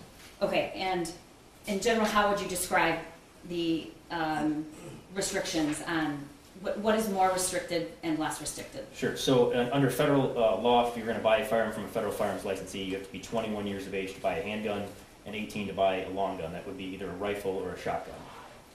All right. And what about registering a weapon? So there's no federal requirement for registration of a weapon. There is, however, obviously based on my experience in this case and others through the task force work, I'm aware obviously in Michigan that there are certain registration requirements for handguns. And why the same requirements for long guns? No. And do you know why that is? Objection, Your Honor, speculation. Only if you know, did you I say? have to ask him first if he knows that's what I'm trying to do. Did you say in the state, there isn't federally, but there's a state? Correct. Okay. State of Michigan. Through your position in the ATF, do you know Can you why? answer my question? Yes, Which- I thought he Is did. it state of Your Michigan? It is the state of Michigan, yes. Thank you. Honor. Do you know why there are more restrictions on handguns? I believe it's due to concealability. Okay. Under state law, who can register a weapon? Under state law, register a handgun? Yes. sir. Okay. So under state law, you can register a handgun at 18 years old, but obviously you can't buy one until you're 21 from a federal firearms licensee. So you can, in one way, buy a private sale from someone that's 18 to someone that's over 18, and then register that firearm. So I have seen through previous experience that you could register a weapon at 18, a handgun, but you could not purchase that handgun from a federally licensed gun store, if that makes sense. Okay. Were you made aware at some point if James Crumbley owned any other weapons other than the weapon he purchased on November 26th? Yes. Your Honor, I'm going to object to the reference of a weapon. I think it's a vague question. I think what Agent Brandon is aware of is alcohol, tobacco, firearms, and explosives. I think that the classification of a weapon is vague.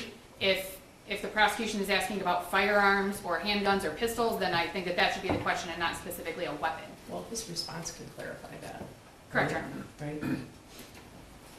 So go ahead. You were made aware, what other, the reason I'm using weapon is because I don't want to specify because that'd be leading, so I'm trying to get him to explain it without asking a leading question. You were made aware, what did he also own or purchase, if you know? So in June of that year, he had also purchased a Cobra Classic Derringer and also a Keltec P17 .22 caliber pistol from that same gun store in Oxford. So that was about 5 months earlier? Yes. Okay. Were both of those guns bought at the same time? They were bought within several days of each other, but they were not bought at the same time. And how, did the gun store have any record of those sales? Yes. What was it?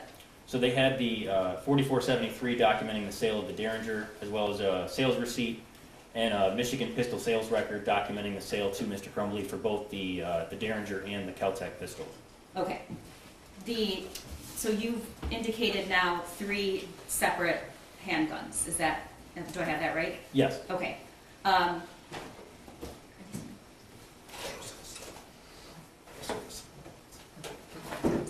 All right, I am going to start asking you about each of these handguns and describe the difference in each. I'm putting on gloves because this is evidence, and I want to touch it with my gloves on. And the first handgun I'm going to ask you about is the handgun purchased on November 26th. Do you know what type of handgun it was? Yes. What was it? It was a 6-hour SP 2022 with a specified serial number. And so was it a 9mm? Yes, it was. Okay. This is all right. So before I do that, Special Agent Brandon, what is the way to handle a handgun safely before you even pick it up? I know there are firearm safety guidelines, but how do you make sure when you're handling a weapon for the first time that you're doing so in a safe way before? Object relevance, right? Response? I think the element of the crime that the defendant is charged with goes back to a legal duty in handling and storing a firearm, and so I absolutely think it's relevant. Okay, do you mean picking it up or? In every way. I'm gonna allow it. Thank you. How do you safely pick up a handgun? Sure. So based on the fact, so there is a zip tie in it, so everyone is aware that firearm has been made safe already, but for the purposes of this, so if you pick up the firearm, you want to keep it pointed in a safe direction, you want to keep your finger off the trigger, and you want to visually and physically inspect the chamber of the weapon and the magazine well of the weapon to make sure that it's not loaded. Okay, so I'm going to pick up this. We know that is this the murder weapon? Yes, it is. All right. And we know that this has a zip tie in it. Correct. Okay. Can you specify what exhibit number that is? Yes, I'm sorry. 163. I think it's either admitted or there's no objection to it. Correct. Okay, this is the murder weapon. There's a zip tie in it.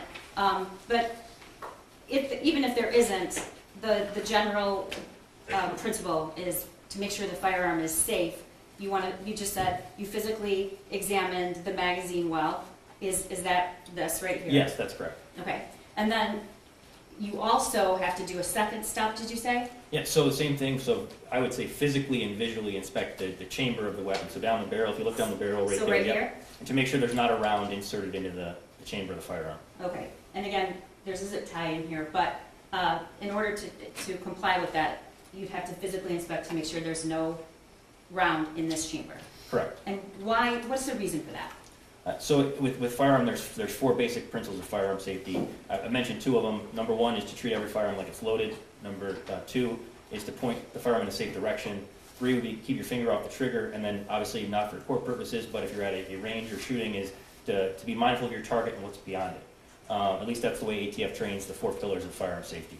So the purpose would be to make sure that firearm's not loaded, that in case the trigger was accidentally or unintentionally discharged, that there's not an actual round in the chamber to be discharged.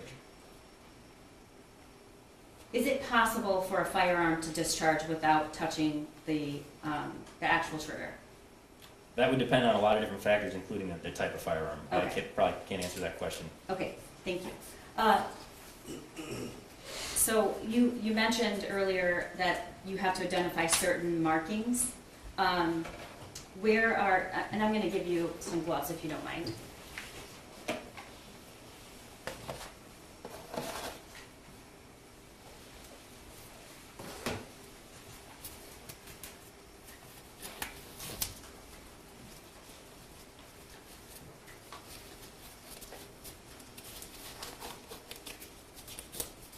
We practice with the gloves, so it doesn't take this long, but it's still. Okay, if you wouldn't mind standing if that's okay with the judge. Okay. I'm gonna hand this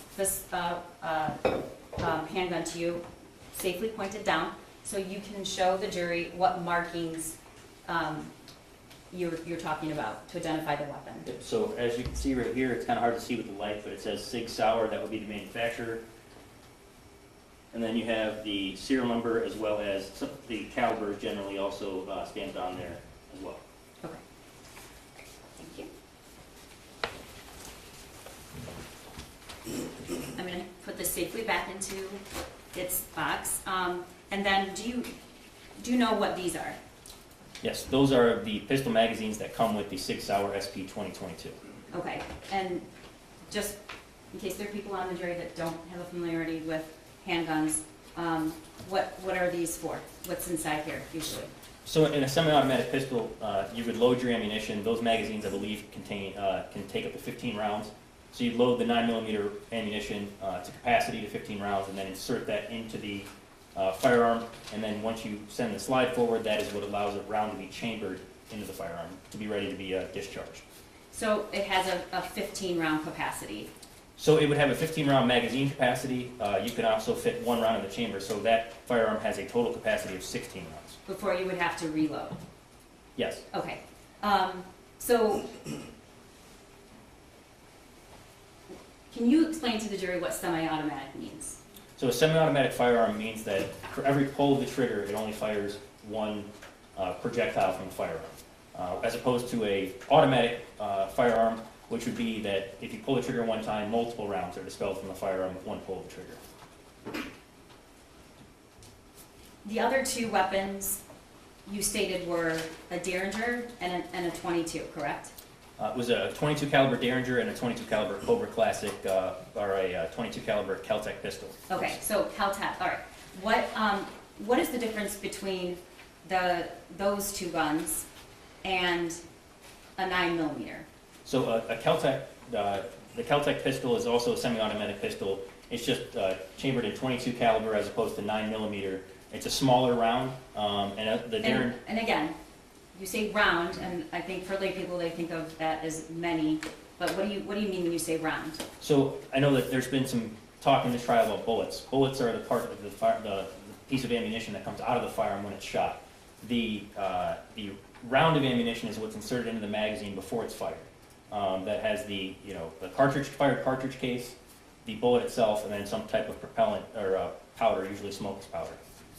Okay, so a bullet is what comes out of the shell casing and is expelled from the chamber, but a round includes the shell casing and the bullet and any kind of, what was the last thing? Yes, it would be like the powder that's used to yeah.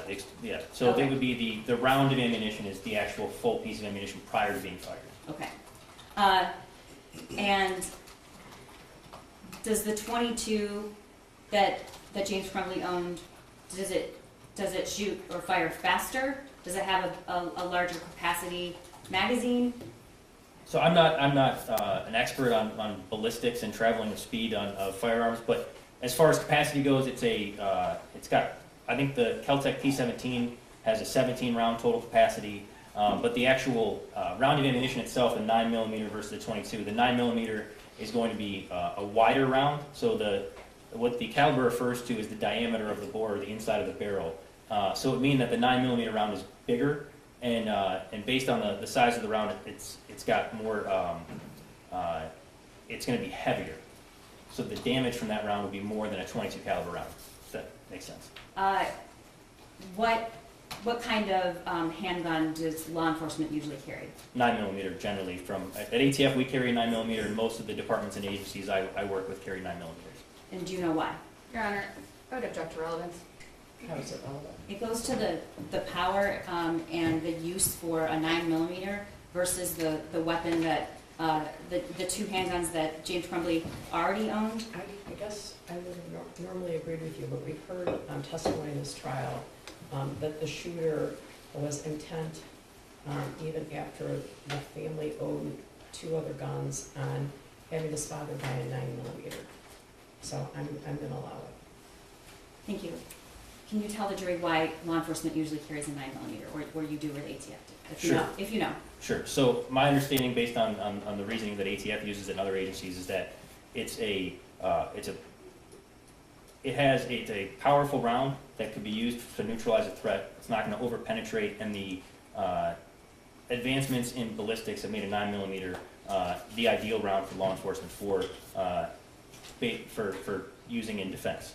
And to put this into context, the hundreds of shooting investigations that you've conducted or have been a part of, are those done normally with a .22 or 9mm or something else? If you can say Sure. generally. I don't think I can't recall working a shooting with more than one victim involving a .22 caliber firearm. I can't recall several shootings that I've worked in the past were multiple victims involving a 9mm.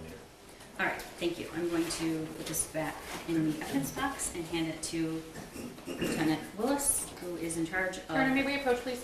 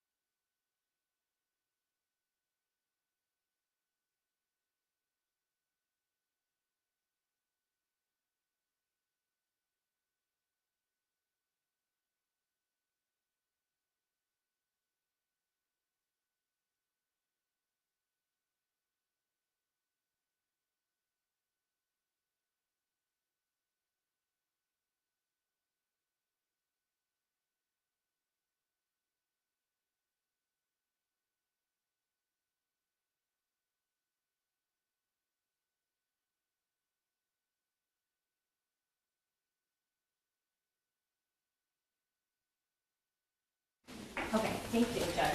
I appreciate that. All right, so, I'm going to now introduce Exhibit 164. And,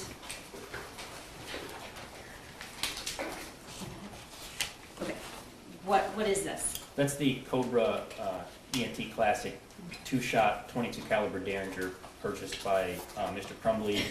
I believe he paid for it on the 15th of June of 2021 and picked it up on the 16th of June 2021. Okay, and this is pretty small. Yes. Okay, so what is this used for typically, if you know? And how many rounds can it hold? It can hold 2 rounds. I mean, in today's, I don't know if I can say exactly what it's used for. People use firearms for very different purposes, but you know, I know that that's been used in the past for a variety of different things. Okay, thank you. And again, this was purchased when, if you know? It was June 16th of 2021. Okay. And that was 164.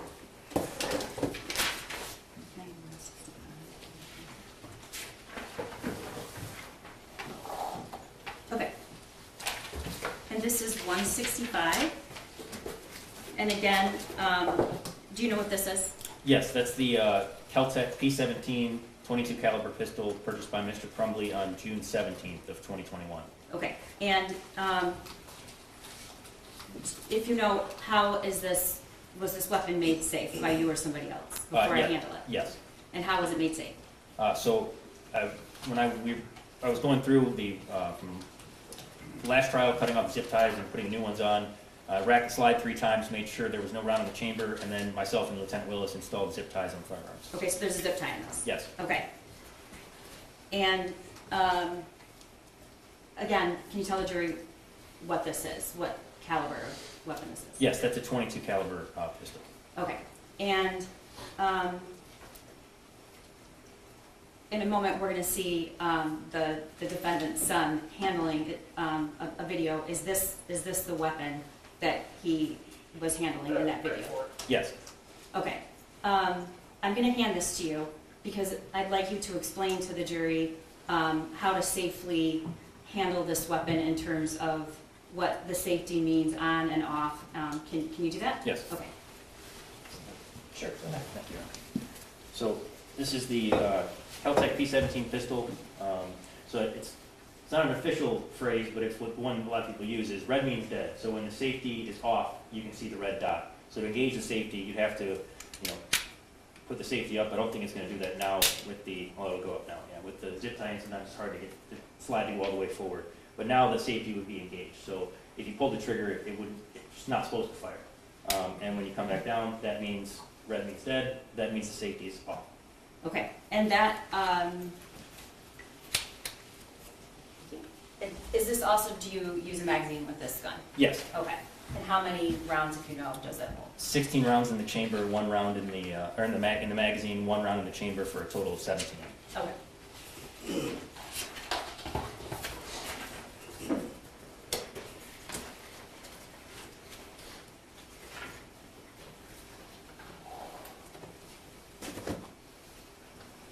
Were there any gun cases recovered in the home? Yes. All right. I'm handing you what's People's Exhibit 166. Can you tell the jury what that is? Yes, this is the pistol case that goes with the Kel-Tec P17 pistol that I was just holding. It was located in the kitchen under the, I guess the island in the kitchen of the Crumbley residence. Okay, and can you, if you wouldn't mind standing and showing how that is opened and what it looks like? And this is the Sig Sauer, the cable lock that comes with the Sig Sauer pistol that was We're gonna get to that. inside the Kel-Tec box. So, this is proposed exhibit 42. This case was this cable lock found in this case? Yes. Okay, and you said it was located in the kitchen? Yes. Where exactly in the kitchen, if you know? I believe it was one of the cabinets underneath the island of the kitchen, or a kitchen cabinet. Okay, was there any gun in it? No. Okay, thank you. That's the Kel-Tec box, right? This Yes, is Your Honor. this is the Kel-Tec box, 166. All right, and was there any other case found in the home? Yes, one Gun other. case. Okay, I want to just make the distinction here. Is there a difference between a gun case and a gun safe? Yes. Okay, what is it? And when I'm saying safe, I mean a portable safe. Sure. So a gun case is generally what comes from the manufacturer, or sometimes a gun store, if they're selling you a used firearm, will use an old gun case to give with you. But the Kel-Tec box I was just holding has 2 holes in it that can be locked. That's a gun case. That's what comes with the purchase of a firearm, specifically a handgun most of the time. Is this what you're talking about? Yes, there are Okay. holes on both sides that a locking mechanism could be run through to lock the case itself. Did you find any of those locking mechanisms, or was it found just like this? There were no locking mechanisms in it when it was found. Okay. I'm going to hand you People's Exhibit 167. And you might have to stand to show the jury so they can, what, do you know what that is? Yes, this is a small pistol safe, so it's got a combination lock, and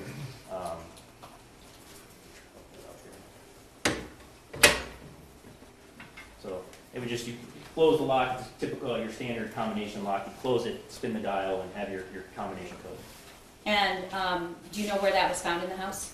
Yes, it was in the, on a TV stand in the Crumbley, Mr. and Mrs. Crumbley's bedroom on the right-hand side inside of a cabinet. All right, and was there anything in it? Yes. What was in it? So there was the Kel-Tec P-17 pistol as well as a Derringer 22-shot 22 caliber handgun as well, both inside this safe. And that was the small gun that we just showed the jury, correct? Correct, yeah, they both fit in here. And then the Kel-Tec that you just showed them with the safety? Yes. Those two weapons, That's okay. correct. So, This one, hold down here. there's a combination on this thing, Yes. and do you know what the combination was? Well, I know what it is, I just opened it, it's 000. Okay, was this the combination at the time when this safe was found? Yes, Okay. Does the SIG fit in that gun case? it does The not. gun safe, It does not fit, even if it's just by itself without any other handgun? correct. Okay.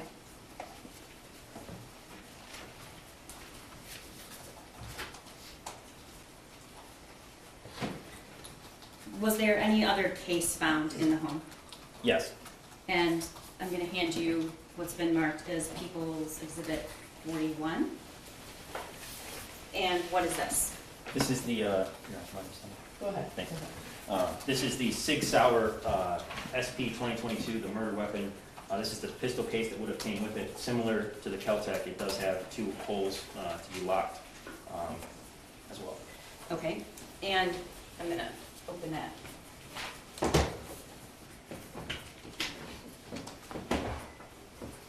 All right, and where was this found, if you know?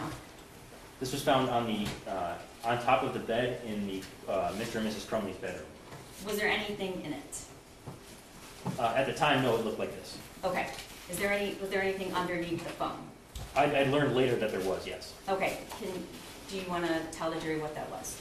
Yes, so there is a receipt for the SP 2022 from the gun store in Oxford, as well as the ATF Youth Handgun Safety Act notice pamphlet that was previously discussed. Okay, and is that something they have to provide? Yes. All right, Special Agent Brandon, what was your reaction to finding that? When did you find that the pamphlet was in here, if you know? For this pamphlet, I found that this was in the case during preparation for the trial of Mr. Crumbley's wife. And did you know where it was at, up until that point? Your Honor, I would object to relevance on this line of questioning. About where it was? Mm-hmm. I guess I didn't really understand the question, where that box was? So, I don't want to put words in his mouth, but as an offer of proof, it was not clear to Special Agent Brandon, based on the crime scene and the search of the home, where the ATF pamphlet was that he knew had to have been sold with this gun. And he picked up the phone and saw it sometime after, is what he's saying. Okay. So not the case itself, Your Honor, but the pamphlet that was within the case along with the receipt. I'm objecting to the relevance of questions about that, not the case itself. Okay, well, I think the pamphlet being sold with the gun is relevant, and its location in the home is relevant, so I'm gonna overrule the objection. Thank you, Your Honor. Thank you, Your Honor.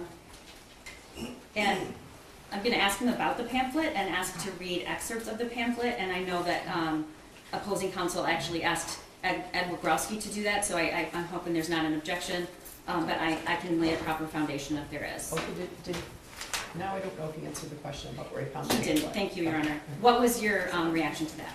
To finding the pamphlet? Yes. So when I lifted up the phone and saw the pamphlet in there, I was shocked. Okay, why? As the pamphlet says on the front, it says Youth Handgun Safety Act notice.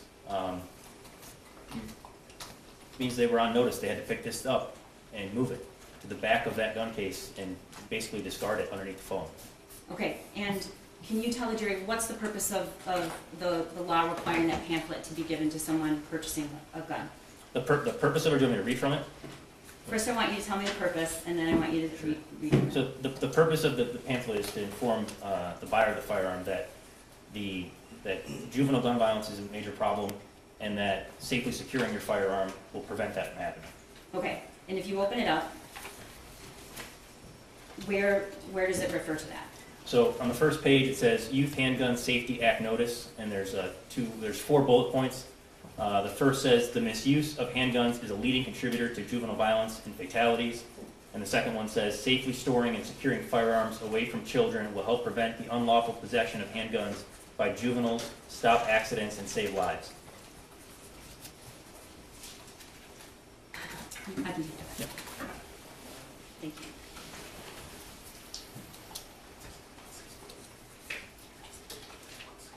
And, Your Honor, we've marked the pamphlet as, we're going to mark it as 168.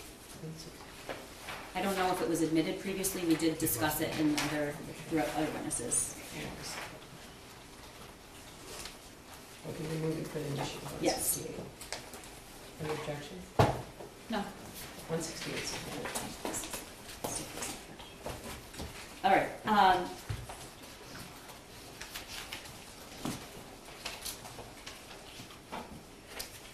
want to go back to make sure, like the Caltech box, there is the same, these two like little plastic loops. What are those? So those are designed by the manufacturer so that the case is capable of being locked, so you could actually lock your pistol inside that case. Okay. When this was found, do you know if there was any locking mechanism in it at all? There were not. Okay.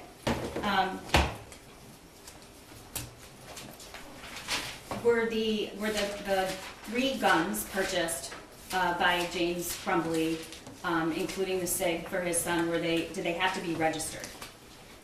So it's my understanding, based on prior investigation as part of the task force and as part of this case, that the handguns were required to be registered within the state of Michigan, yes. And what's the timing on that?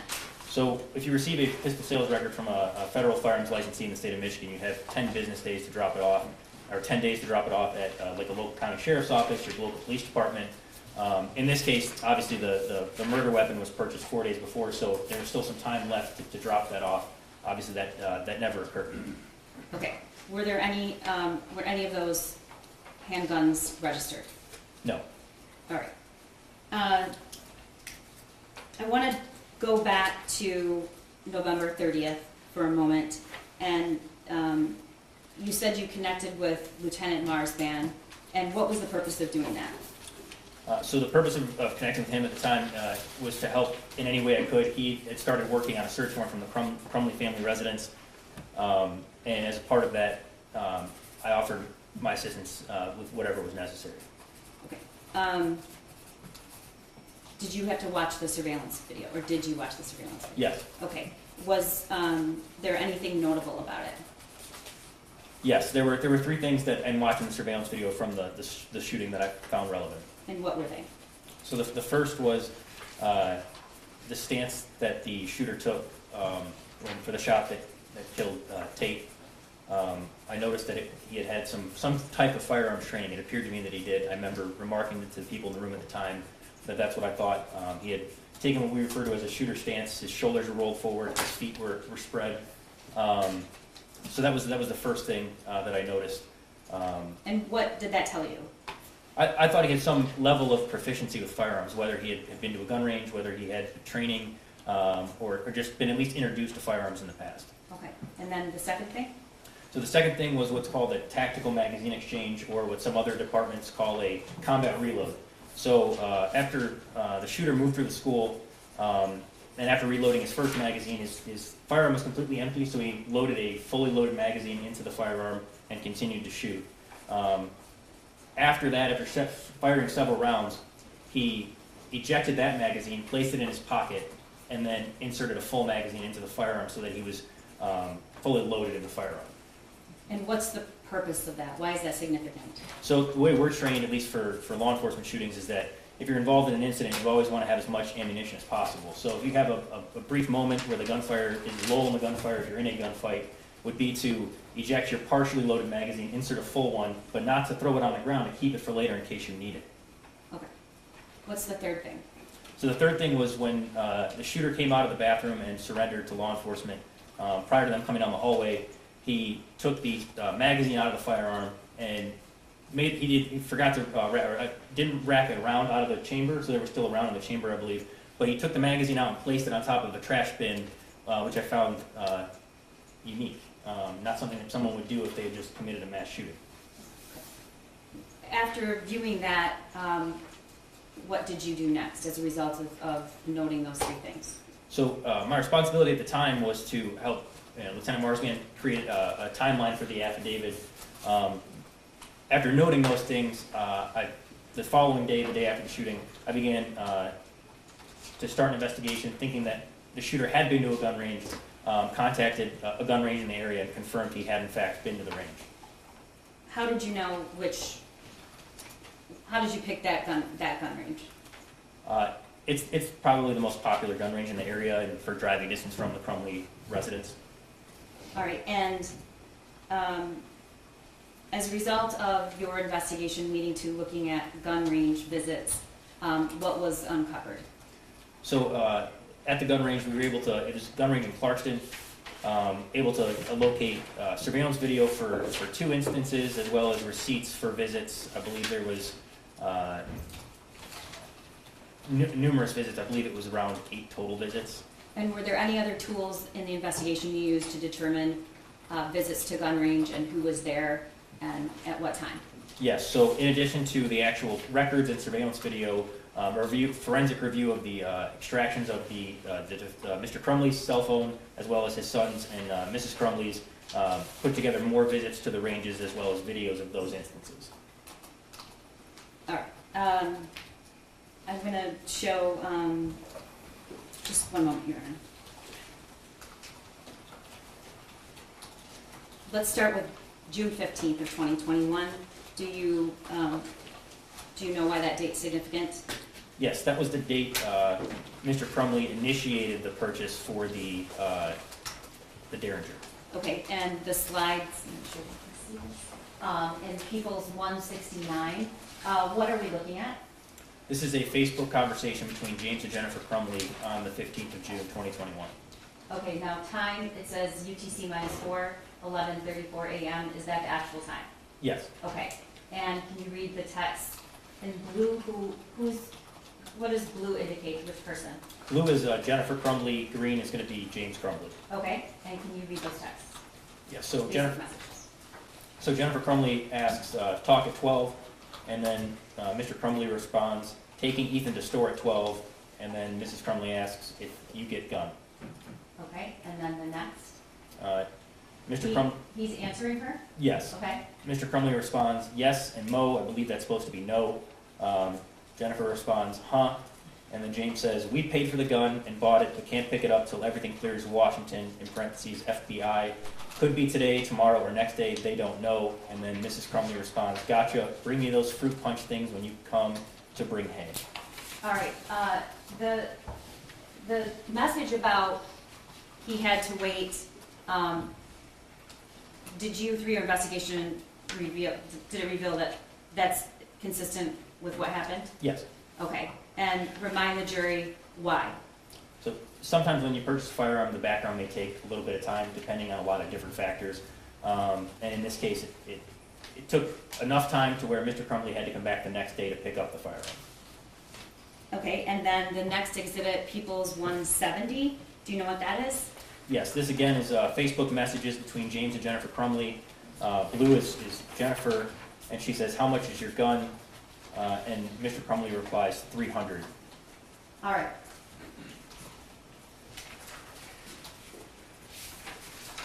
I'm going to show you what's been marked as, and admitted as People's 29. This is a receipt for, what is it for, do you know? This is the receipt for the Cobra, for the Derringer. This is dated 6/15. It says 6/16 at the top, which is the date the actual sale went through, and it's for $180.15. So this is not $300. Was there a gun he purchased that was $300 that day? Approximately, yes. And what gun was that? That would have been the Kel-Tec P17 22 caliber pistol. Okay, so the Derringer, the small one, was $169, and this is the receipt for the Kel-Tec. What else is on that receipt? It's 2 boxes of ammunition at $14.95. Okay, thank you. I'm going to draw your attention to June 26th, which is about 10 days later. Do you know if James Crumbley went to the gun range on that date? Yes. What? I'm sorry, 1 minute. I'm sorry, I skipped a page. Sorry about that. June 20th. Yes, that's correct. And the People's 171 is on the screen. Can you tell the jury what that was, what that is? Yes, this is, again, Facebook messages between James and Jennifer Crumbley. In blue, Jennifer asks, "Can you guys answer your phone?" And then James Crumbley responds, "No, at gun range, loud." All right. And People's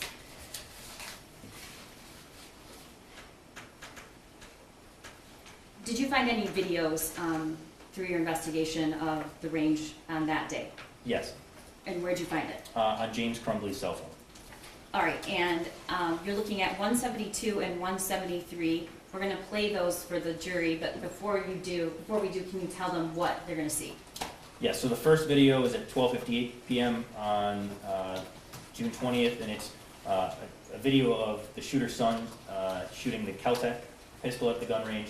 And then the following video is a video of the the defendant's son shooting the Derringer at an outdoor gun range a couple minutes later. Okay? Same range, both? Yes. Go ahead.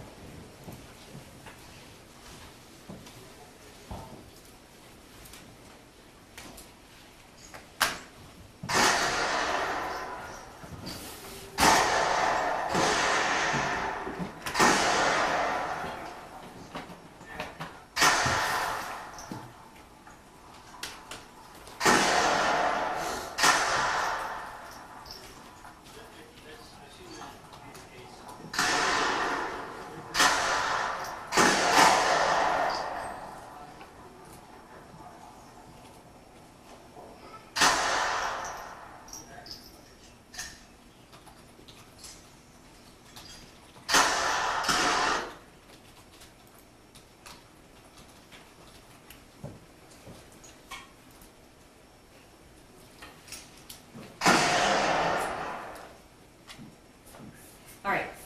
What, if anything, do you see or notice in that video?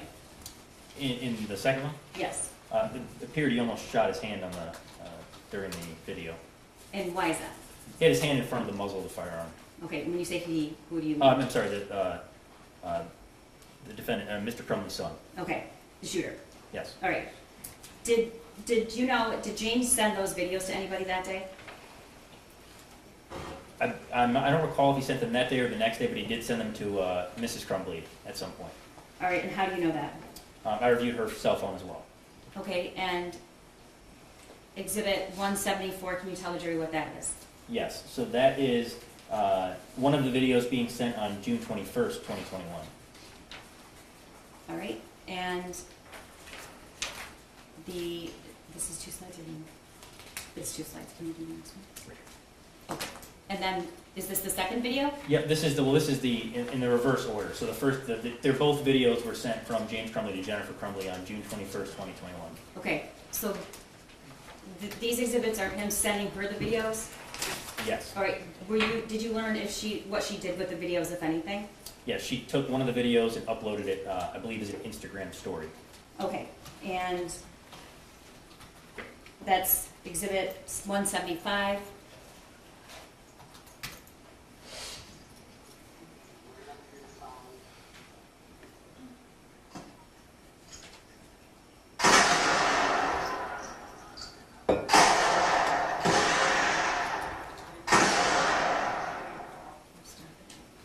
Can you read what the post says in addition to the video? Sure. It says Ethan, and it tags, I believe that's Mr. Crumbley's Instagram account. Both got handguns this week, testing them out at the range. All right, and then now we're to drawing your attention to June 26th. Did they go to the gun range that day? Yes. Do you know where it was? It was at so for the rest of these, I believe it's the indoor gun range in Clarkston, Michigan. Okay, and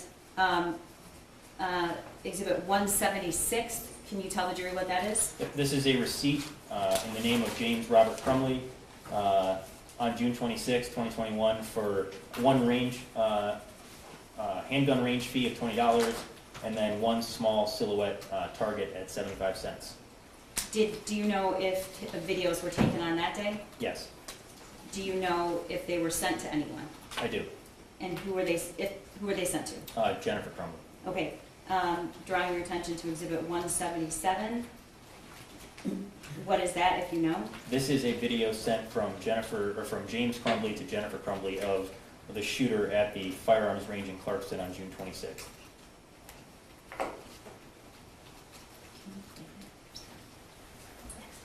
Okay.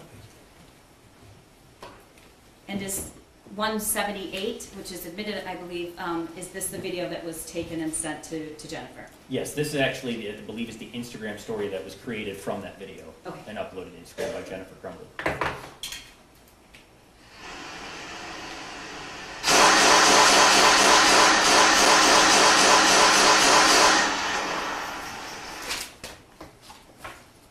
Can you tell from the video which firearm he's using? Yes, that's the Kel-Tec P17 22 caliber pistol. Okay. Drawing your attention to July 2nd, did you uncover any evidence that James and his mother-in-law, Jennifer's mother, went to the range with the shooter? Yes. And how did you discover that? So there were messages between James Crumbley and his mother-in-law on Facebook discussing a range visit. I think the conversation occurs on July 2nd, 2021, but it's actually for a range visit occurring on, I believe, July 3rd, 2021. Okay, can you read that to the jury? Sure. So in blue is going to be James Crumbley's mother-in-law. She says, still planning on taking the shooter to the gun range tomorrow morning. Then lunch, is he still available and do we need to make reservations? Mr. Crumbley responds, he is good, no reservations needed, I'll go with you guys. His mother-in-law replies, awesome, glad you could join us, we don't know what we are doing, LOL. For And the then record, this is 377. 377. And then the next response from James? Just take Maybe Road up to Dixie, turn left, and it will be on the right-hand side. The shooter will be excited, we will rent a few different guns. They have a special for 9mm on 25 for a box of 50. His mother-in-law replies, sounds great. Mr. Crumbley says, make it closer to 1045. Right, and do we have any video from that day? We do not. Do we know who was there? Well, first, it's 179 and 180. What are those? Those are receipts from July 25th. Those are not from that visit. Okay, so now we're to July 25th. Yes. And what do those receipts show? So on the left-hand side of the screen is looks like a purchase of ammunition for 6 boxes of 22 caliber ammunition for a total of $47.90 or $50.82 at the bottom. And then on the right, it's a range visit by Mr. Crumbley. It's a handgun range fee at $20, a small silhouette. I should mention that the receipt on the left also is in the name James Crumbley. What's a silhouette mean? It's a silhouette of a person that's used at a gun range. Okay, and Exhibit 181, can you tell the jury what that is? Yes, so this is geolocation information for the Gmail account for James Crumbley, and for, I believe he is in green on this, and then the purple dots would be Jennifer Crumbley meeting on July 25th, 2021. Both Jennifer and James Crumbley were at the firearms range in Clarkston, Michigan. Okay, drawing your attention to August 15th, Exhibit 183. This is a receipt. What is it for? This is dated August 15th, 2021. The receipt has a range fee of $20 again. I believe that's so it'd be 200 rounds of 22 caliber ammunition and 1 small silhouette, again a silhouette of a person target. And 184, what is this? This is James Crumbley's Gmail geolocation information showing he was at the Clarkston gun range at that time. Okay, and you were here for Ed Wogrowski's testimony, correct? Yes. All right. Did you see the video that the shooter sent to his friend in August of 2021? I did. All right.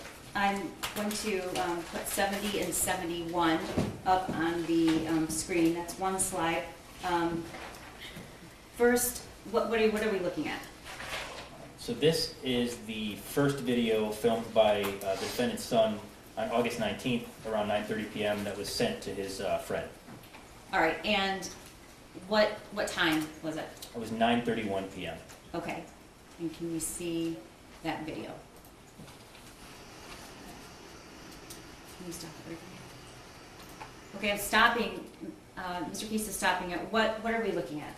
So this is the defendant's son holding the Kel-Tec P17 pistol. It doesn't appear to have a magazine inserted, didn't appear to have a round in the chamber. The safety was, again, red means dead, the safety was not engaged. Okay, and can you continue?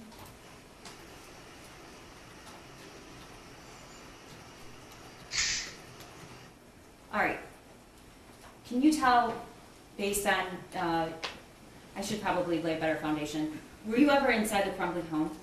Yes. When were you there? On the night of November 30th, 2021, the night of the shooting, we executed the search warrant there. Okay, so you were there during the search? Yes. Okay. Do you recognize anything in that video that signifies where the shooter was? I do, but not from being in the residence. It was from other cell phone extractions from, I believe, Mrs. Crumbley and Mr. Crumbley's phones. I believe they changed couches in that living room at some point. It was a black leather couch that I recognized being in the living room. Okay.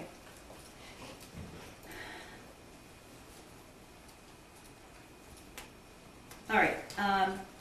Exhibit 72 and 73, they've both been previously admitted. Can you tell the jury what this is? This is the video that I believe Detective Bobrowski had testified to previously. It was sent to the defendant's son's friend by the defendant's son on August 20th at 12:30 in the morning.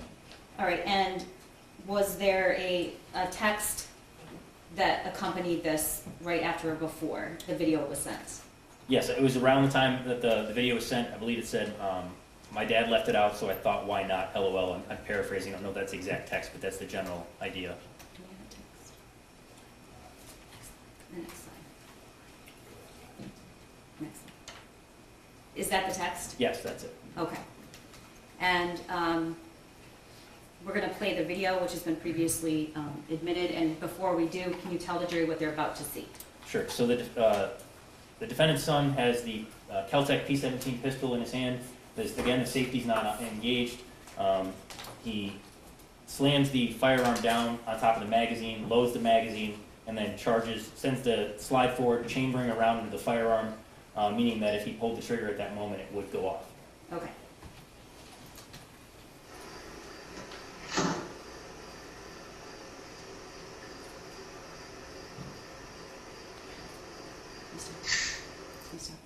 All right.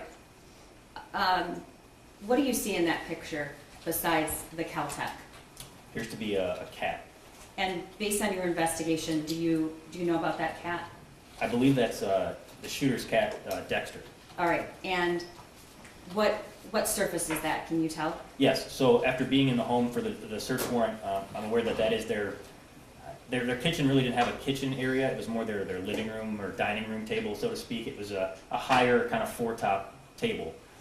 That is the same wood grain that's on the table in their dining room. All right. And we know this was taken at 12:30 a.m. Is that what you said? I believe it was sent at 12:30, but I think it was taken relatively close to that time. Okay. Do you hear anything else in the background? All I heard was crickets and then the sound of the magazine and then the slide going forward. Okay, and we previously introduced the GPS data that shows whether or not James Crumbley was in the home during this time. Was he? He was. Okay. Okay, can you finish the thing? All right, I just want to talk to me about this video, Special Agent Brandon, and what your view is on whether or not what was happening in that video was safe.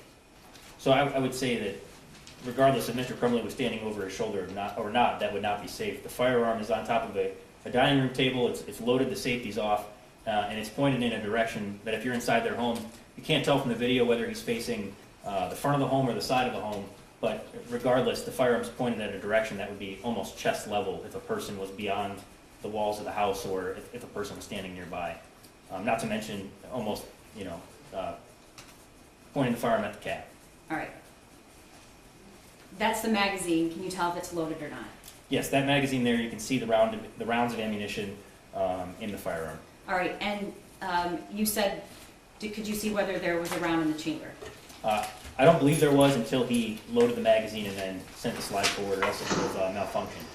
Okay, where's he loading? That's loading the magazine. Is that that's the safety? Yep, so the safety's not engaged, and the round is, yep, the top of the magazine is visible there, and if, once he sends that slide forward, that's what takes that round and puts it into the chamber. Okay. What if that was being supervised by somebody like James? Would it change your opinion of the safety of that action? No, so based on what we spoke about before being the 4 rules of firearm safety, so obviously that firearm's loaded, so treat every firearm like it's loaded. Point it in a safe direction, so there's really no safe direction for that firearm to be if it's chest level on a table. The only safe position would be whether it was outside or pointed at the floor. You know, obviously if you're loading a firearm to carry on your person, you know, you point it at the floor where it's away from people so it can't hurt anyone if it discharge. Okay. I want to draw your attention to September 1st. Did the defendant, did James and take his son to the shooting range on that day? Your Honor, I'm just going to ask for clarification, September 1st of what year? 2021, the weapons weren't purchased until June 2021 and November 2021. Yes, I believe that's correct, yes. All right, and Exhibit 185, what is that? It says, it's a Facebook message from James Crumbley to Jennifer Crumbley, and it says, the shooter and I are headed to the gun range. And Exhibit 186 and 187? Those are receipts from the gun range in Clarkston, both in James Crumbley's name. The one on the left is for range time. It's like 200 rounds of .22 caliber ammunition, 2 silhouette targets, and then a rental of a .22 caliber revolver. And then on the right-hand side is one 50-round box of .22 caliber ammunition. Did James take a video of his son that day? Yes. And how do you know? It was located on James Crumbley's phone. And that's Exhibit 188? Yes. All right, we're going to play that.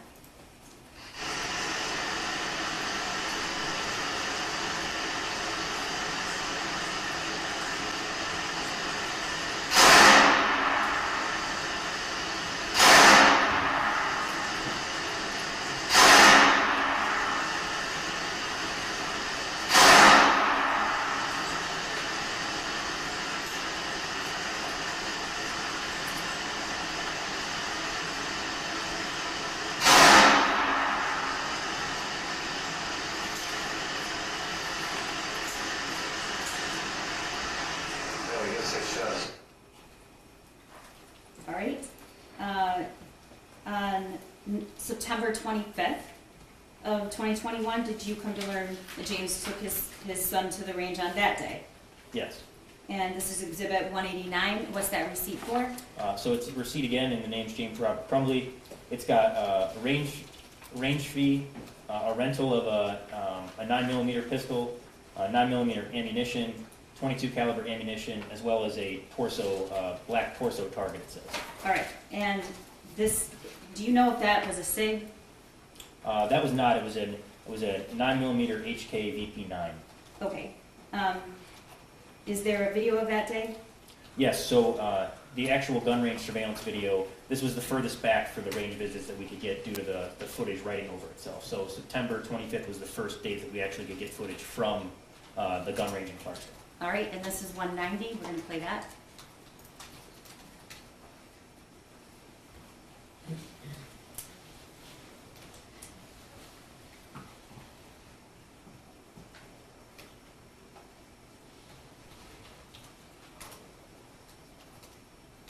And what are we looking at here? So this is at the gun range in Clarkston. This is outside of the shooting area. This is where you pay for targets, ammunition, rent firearms. In the white sweatshirt is Mr. Crumbley wearing the, looks like a Seattle Seahawks ball cap. And then you have the shooter wearing a gray sweatshirt, dark colored pants, Nike shoes, and a black hat.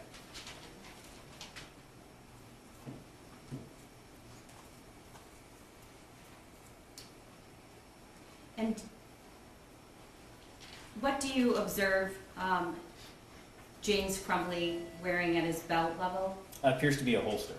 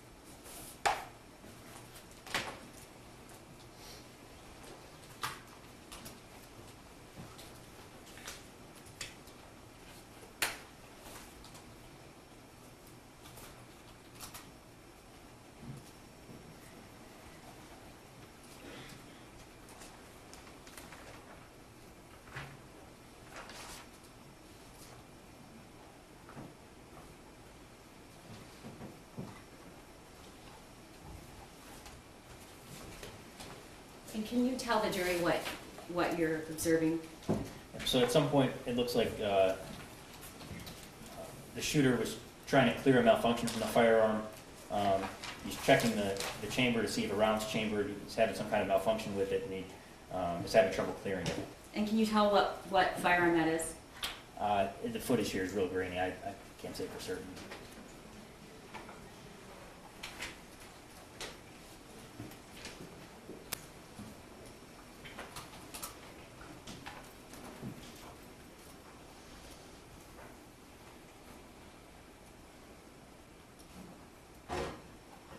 And what does he appear to be doing right at this time? So he keeps checking the chamber for a round. He's having issues with it. He goes over to to Mr. Crumbley. They walk back over. Mr. Crumbley picks up the firearm. He racks the slide 3 times to try to see what's going on with the firearm, and then he inserts the magazine here and gets the firearm back in operating condition.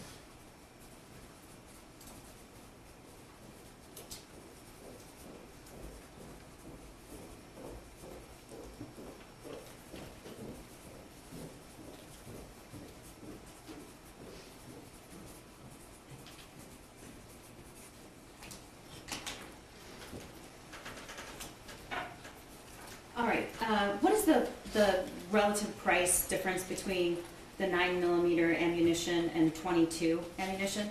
So just generally speaking, a 9mm ammunition is more expensive than 22 caliber ammunition. 22 caliber ammunition is more for target practice, and 9mm ammunition can be used for anything from target practice to home defense. It's generally more expensive for 9mm ammunition. And when you say more expensive, can you roughly say about how much, generally? Honestly, Objection to relevance, Your Honor. Yeah, what's the relevance? The relevance is that 9mm ammunition is expensive, and it's typically not something that you would buy just to shoot at the range, particularly if this is your hobby. It's expensive. That calls for speculation, Your Honor. Well, unless he knows, unless he knows. Is 9mm ammunition, because of the cost, is it something that you typically see at a range?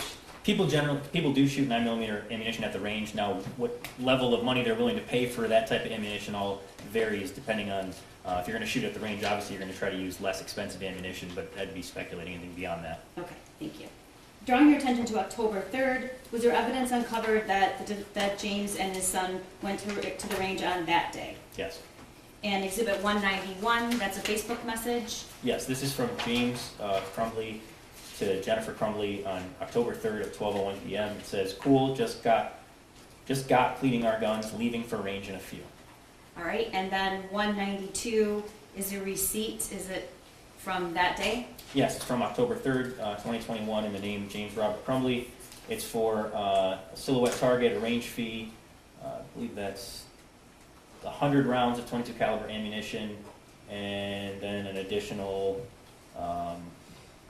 looks like an additional 2 boxes with 22 caliber ammunition. All right. Drawing your attention now to November 26th of 2021, you testified earlier that you were involved in the tracing of the weapon and the purchase of it on that day, correct? Yes. All right. And was that 9mm SIG purchased on that day? Yes. I'm showing you previously admitted 37 and 38. We've talked about this. What are these? This is the receipt from the gun store in Oxford for the Sig Sauer SP 2022 9mm pistol that was sold to James Crumbley. All right, and the cost? The gun itself was $489.95 with tax. It was a total of $519.35. All right, and 38 is what? This is the pistol sales record that would have been completed by the gun store and signed by Mr. Crumbley, documenting his purchase of the Sig Sauer pistol. And were you able to, or did you review any posts that the shooter made with this firearm purchased for him? Yes. All right, and I want to draw your attention to Exhibit 95, and there are 3 slides here. What's the first one?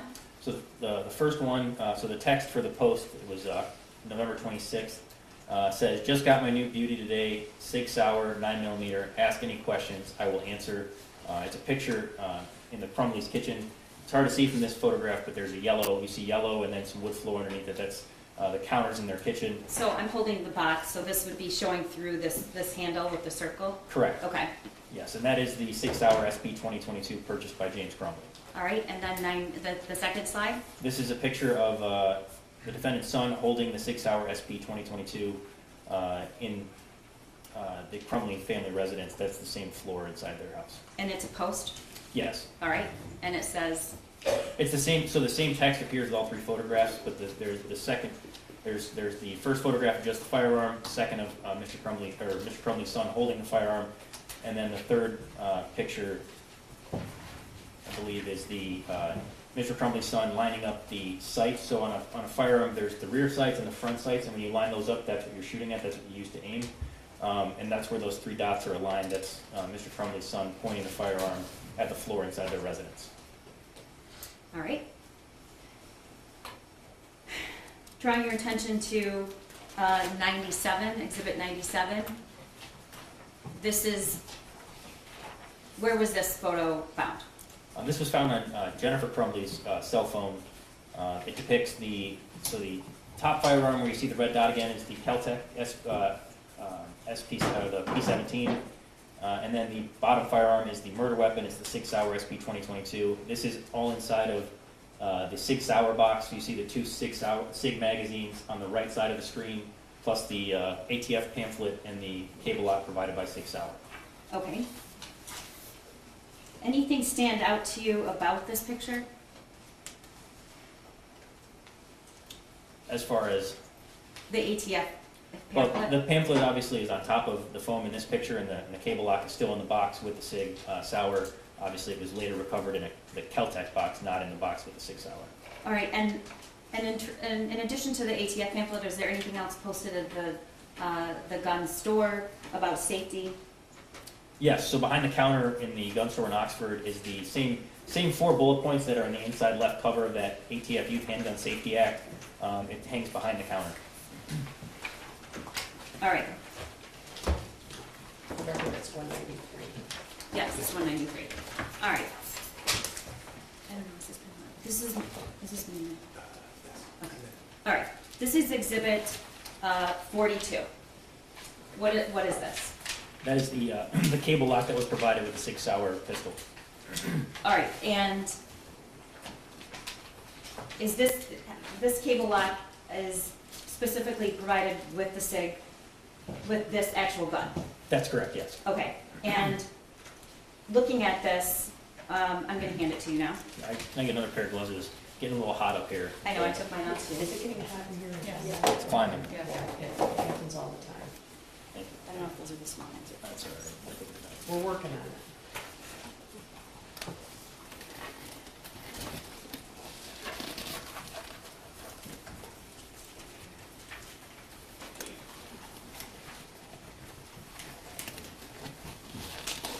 Definitely smaller ones this time. Sorry, Sorry. sorry, I do have the bigger ones, but That's all right. you got them on. Okay, I'm gonna ask you I'm gonna hand this to you, and then I'm gonna ask you to tell the jury whether or not you think this has ever been opened.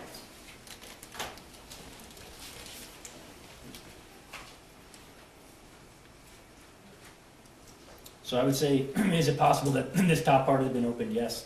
If this was used consistently and pulled out of this packaging, there'd be more tearing on the side.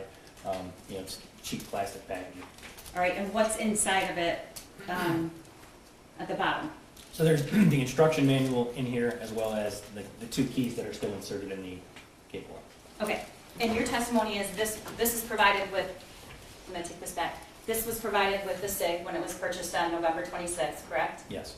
And where was this found in the home when you searched it on November 30th, 2021? That was in the Keltec box in the kitchen.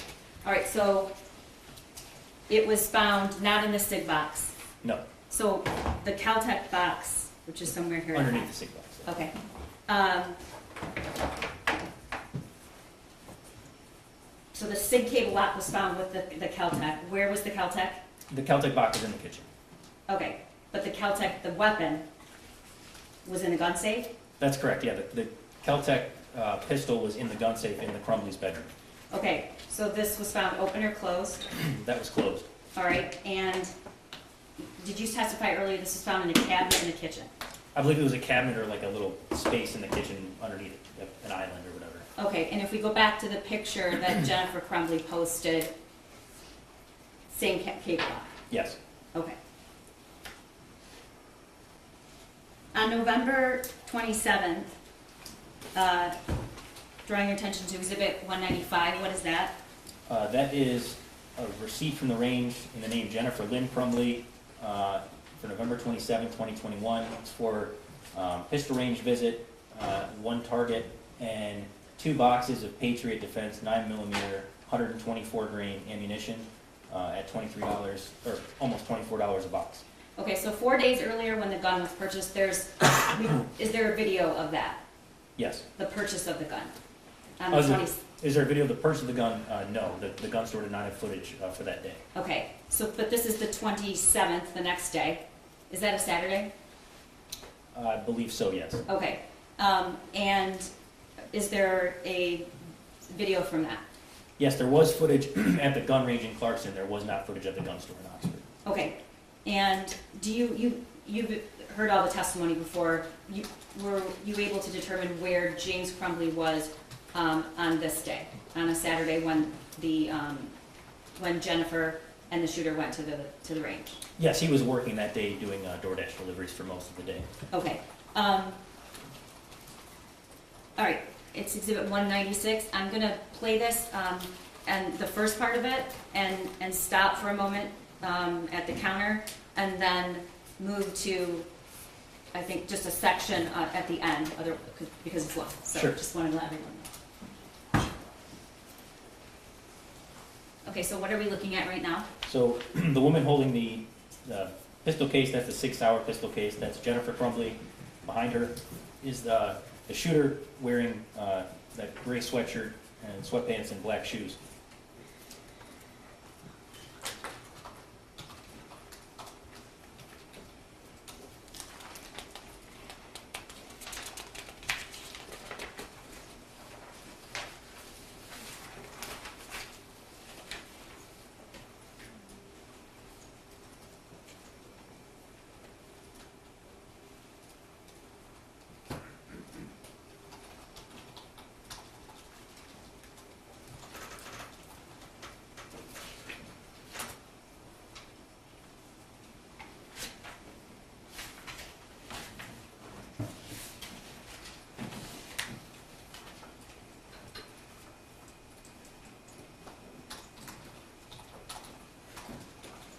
Now, she's paying for what, if you know?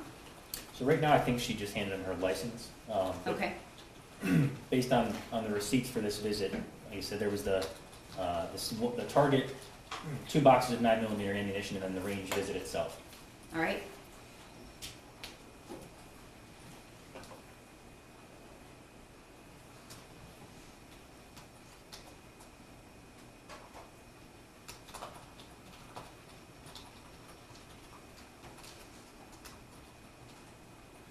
Okay, I'm gonna stop it there. What is he doing? He made it 2 with his hand. All right, and how many boxes of ammo did they actually purchase? 2. Your Honor, I'm gonna object. It sounds like the prosecution is asking Agent Brandon to speculate as to what the number 2 could be. There are also 2 people there. There could be 2 sets of ear protection. It could be 2 targets. It could be 2 of anything. She's asking for speculation.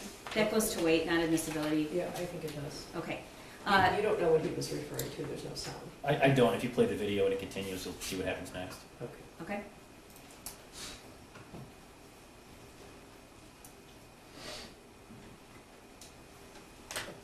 And if you know what is happening now? He's picking up the targets and 2 boxes of ammunition. He's ringing the 2 boxes of ammunition up now. And how much were the 2 boxes of ammunition for 9mm? A 9mm. I don't recall. It would be on the previous slide for the receipt, but I think it was around $24.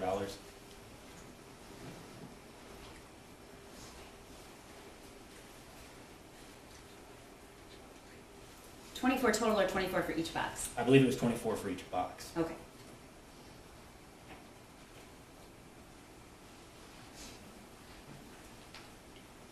All right, we're going to now go to, what happens after they leave here?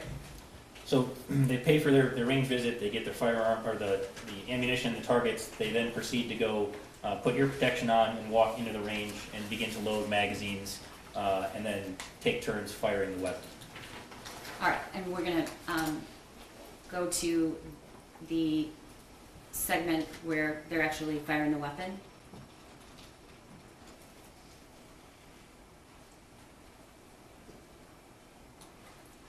Okay, what's happening here? So in the back, the shooter is loading ammunition into the magazines. At one point during the video, Mrs. Crumbley does help load at least a couple rounds of ammunition as well into the magazines, and then they proceed to take turns shooting the firearm.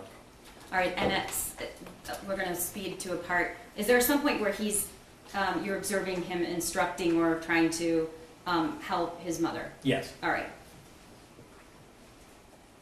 Okay, what are we seeing here? So this is one of the times that the shooter shot the murder weapon. He sends the target down range, loads the magazine into the firearm, and then discharges it several times.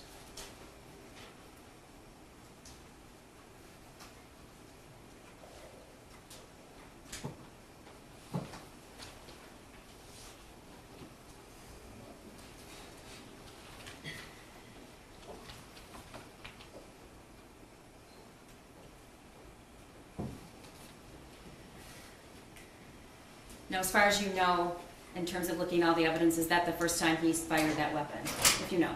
Yes, based on all the evidence I was able to locate, this is the first time, yes.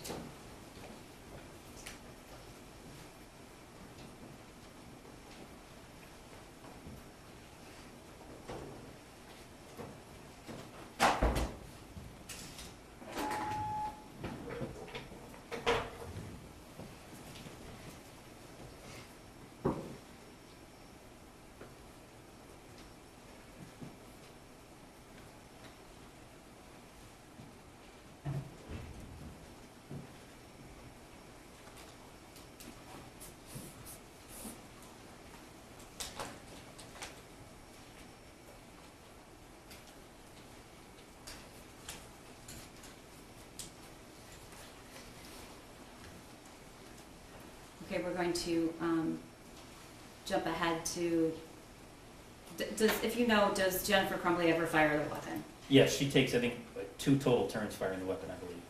Okay.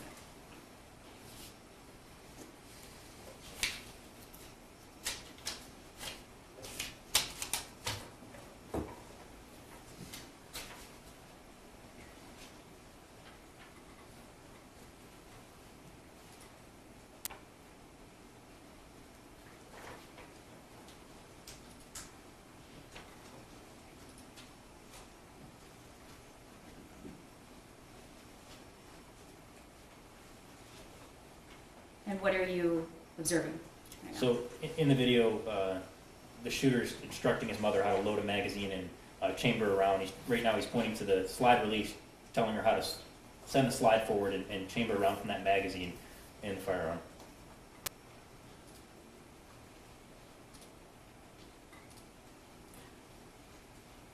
How many rounds, if you know, did they fire that day? I believe it was a total of 50. There was 2 boxes of 50 rounds of ammunition, and they left the range with 1 full box of 50 rounds.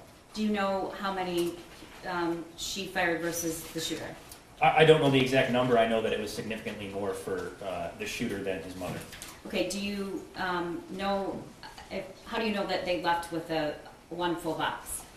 So at the end of the video, the shooter packages up the 6-hour in the 6-hour pistol case, and then hands the box. His mom takes the box, Mrs. Crumbley takes the box as they leave, and the shooter walks out carrying the box of ammunition. Okay, and we're gonna fast forward to that part.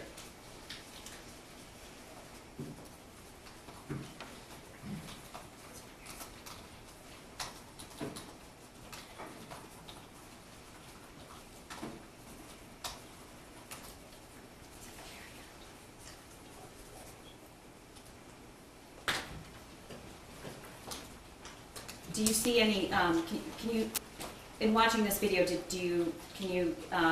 it visible, the actual case? Yes. And do you see a lock or the ATF pamphlet? No, not during this video, no. Okay. And is that the SIG case? It is.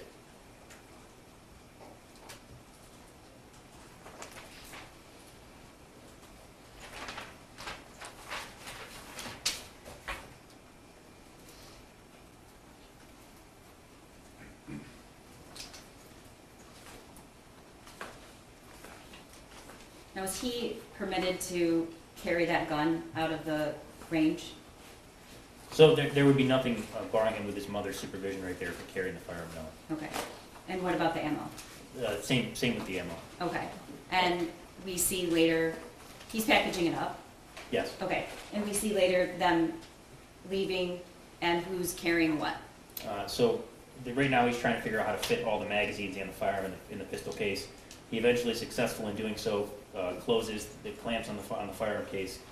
His mother walks out with it, and he walks out with the ammunition. Okay.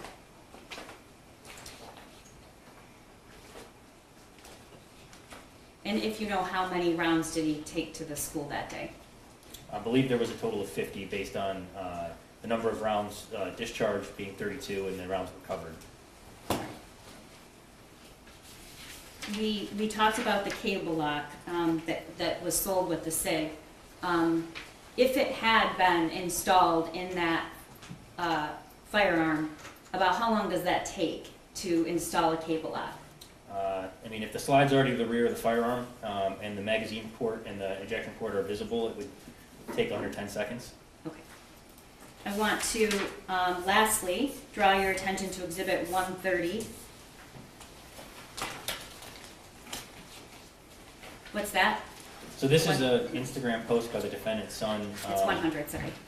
Oh, yeah. By the defendant's son, after returning from the shooting range, took my new SIG out to the range today, definitely need to get used to the new sights, LOL, and then there's a picture of his target. All right. And this is a post that Jennifer Crumbley posted that day? Yes, that same day, mom and son day, testing out his new Xmas present. My first time shooting a 9mm, I hit the bullseye. And this is just a different picture with the same post? Yes, I believe she had 3 photographs with her post, including the 6 hour on the kitchen counter with the ATF pamphlet underneath. And do you see a cable lock? I do not. Okay. Moving to Exhibit 130. This is the math worksheet.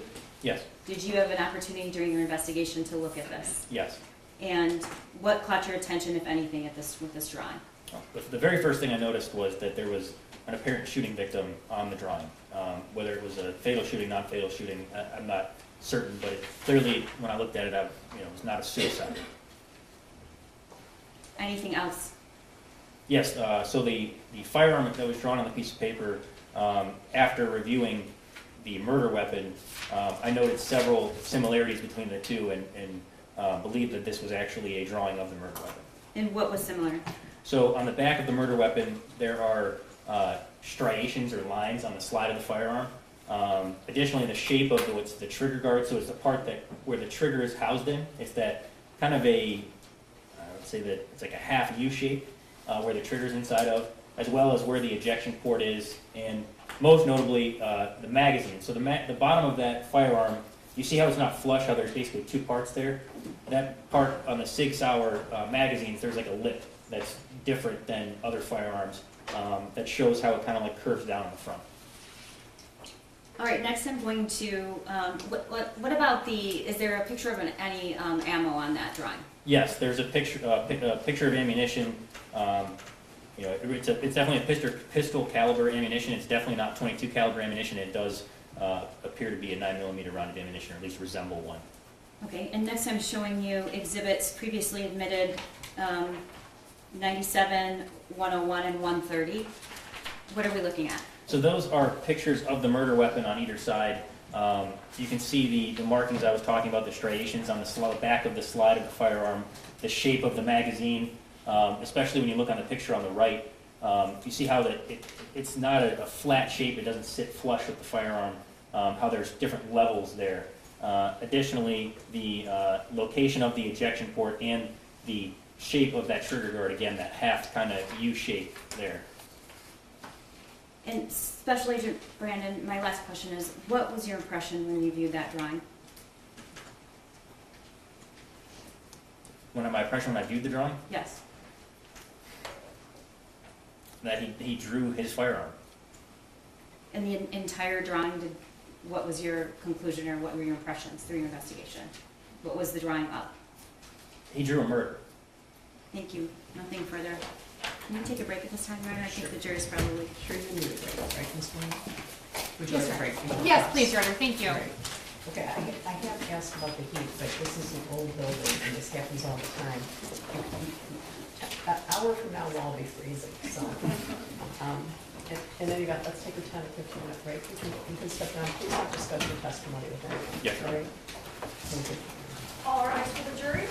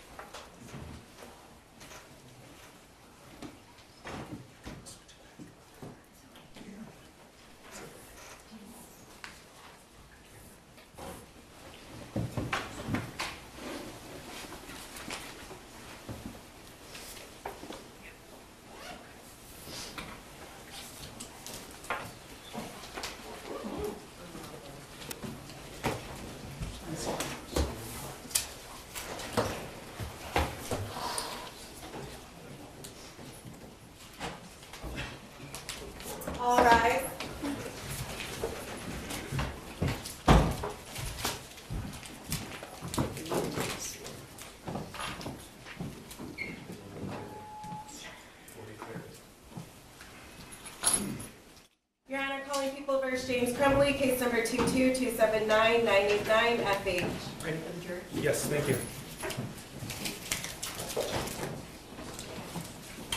You could retake your seat.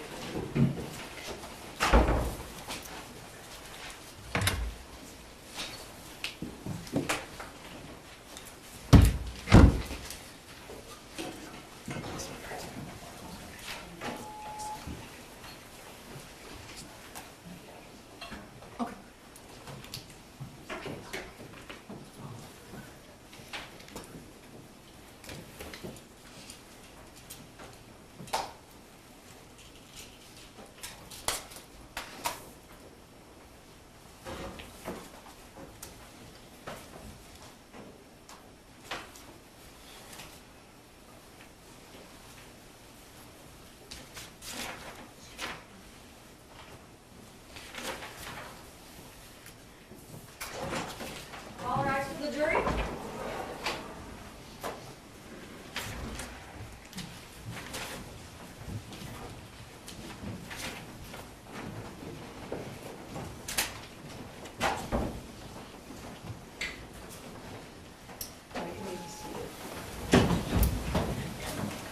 You are so good.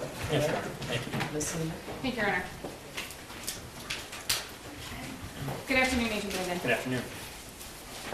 I'm going to go back just a little bit and get just a little bit of background information. In November of 2021, you were employed by the ATF, and you also worked on was it a task force? Did I understand that correctly? So at the time of the shooting, I wasn't on the task force yet. I was working on cases in Pontiac that which morphed into, led into the creation of that task force.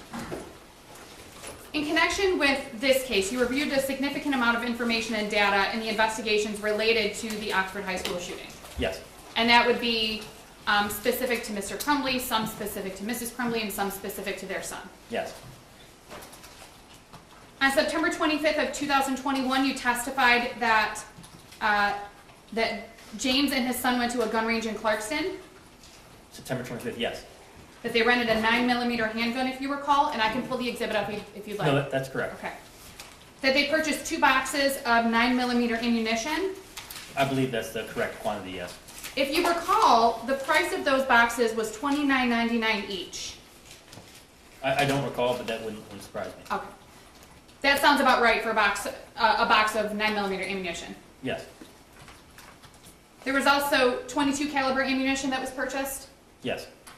They fired a .22 caliber pistol, I believe the video we have, yes. and that was the Caltech that's owned by James Crumbley. I believe that is the firearm that's depicted, yes. Okay. And you also learned that they also fired a 9mm pistol, Yes, which is the one that they rented. correct, That was the HK. yes, In October 3rd of 2021, they went to the gun range again, they being James Crumbley and his son. yes. They purchased .22 caliber ammunition. I don't recall the exact receipt for that day, but that sounds correct for that day, yes. And in October of 2021, to your knowledge, based on your knowledge of the investigation, there were 2 pistols in the home, and that was there were BB guns as well. I'm Sure. not referring to those. Sure. There were 2 pistols. There was the Derringer, which you've been shown, and the Caltech. Correct, Okay. Those are both .22 caliber handguns. yes, November 26th of 2021 is when the Sig Sauer 9mm was purchased, yes, and that was done so by James Crumbley. yes, And if you recall from the receipt, there was, it was a handwritten receipt, yes, the receipt was handwritten, yes, and the receipt had the firearm listed, yes, the serial number of the firearm, correct, prices, and things of that nature. Yep. Okay. On November 27th of 2021, James Crumbley's wife, Jennifer, took their son to the gun range. I'm sorry, what date was that again? November 27th of 2021. Correct, So that was the day after the 9mm was purchased. yes, They purchased 2 boxes of Patriot Defense 9mm ammunition. yes, Based on your investigation, you learned that they fired 1 full box of ammunition, or at least you believe that that occurred. that's correct, You recall that each box was approximately $23.99. yes, That they left with 1 box of 50 rounds of ammunition. correct,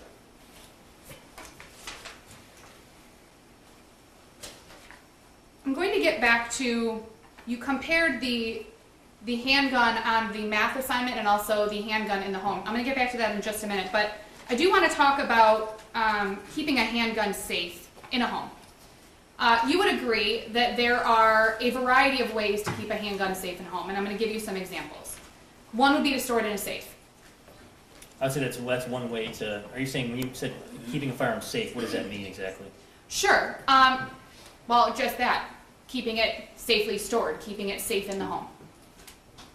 Safe, I'm not trying to play a game, I'm just trying to, so you're saying like keeping it safe from access or from a person, like I'm trying to understand. Sure, safe from others, safe from accidents, safe from accidental discharge, Sure. safe from mishandling, safe from ...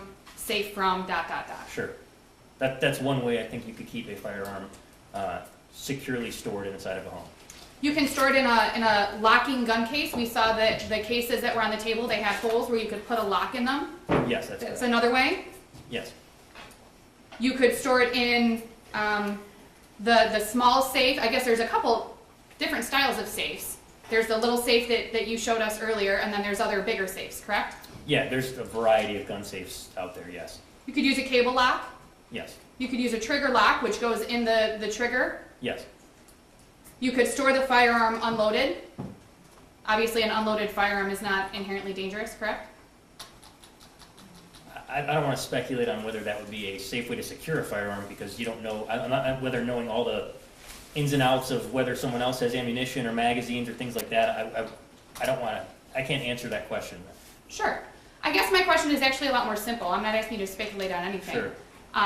Simply having an unloaded firearm, is an unloaded firearm in itself dangerous? Or does it become dangerous when you put ammunition in it? I would say that the answer to that question really depends on the proficiency with firearms of people in the home.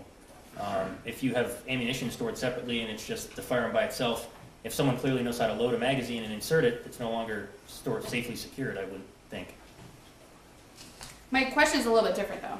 It's not necessarily talking about, and we can get to the other stuff too. I'm not asking you to avoid that. I'm part. I'm really just trying to answer your question. I'm trying to understand what you're trying to ask. Sure. Yeah. What I'm trying to ask is an unloaded firearm in and of itself, no ammunition in it, no magazine in it, is that itself unsafe? Again, I don't know what else, not knowing what else is in the home, I can't answer that question. Okay.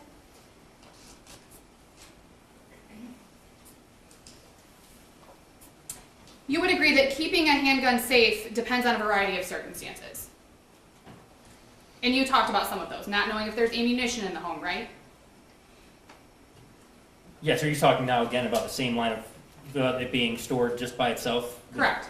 I mean, yeah, there's so many factors that would go into whether that would be a secure way to store a firearm, yes. Where it's stored could also be dependent upon the age of the people in the home. I think that's one relevant factor, yes. The people who live in the home, their knowledge of firearms. And I think you mentioned proficiency, like whether or not somebody could load a magazine. Right. I think we're getting into an area that's kind of, I don't know how to answer that question. I'm just really trying my best here. I don't know how to answer that question. There's just too many variables. There's a number of variables. That's kind of the point that I'm making. There's a number of variables that go into determining whether or not a firearm is stored safely. Is that fair? Yes. There are a number of variables that come into play when considering how to store a firearm, yes. Okay. One of the ways that we just discussed was a cable lock. Cable locks can be removed in more than one way, correct? It can be removed by using a key and unlocking the cable lock. Yes, that's the way to unlock a cable lock, yes. And I think that one of our witnesses previously also testified that you can also cut off a cable lock. Yes, I'm aware that there are tools you can use to defeat the cable lock, yes. As for the youth handgun safety pamphlet that the prosecutor showed you, you're aware of federal law, which that ATF handgun safety pamphlet is about federal law, correct? Yes. It's not about Michigan laws. Correct. I believe it references state and local ordinances at one point, but generally speaking, yes, it's a federal law. Okay. And you're aware that it is legal under federal law for a minor to possess a handgun in certain circumstances? Yes, that's correct. That includes going to a shooting range? So we have to be careful about how we're using the words in that sentence. So there's certain five specified things in particular about what minors can do alone with firearms with written consent from their parents. It would be hunting, ranching, employment, target practice, and hunting, I believe.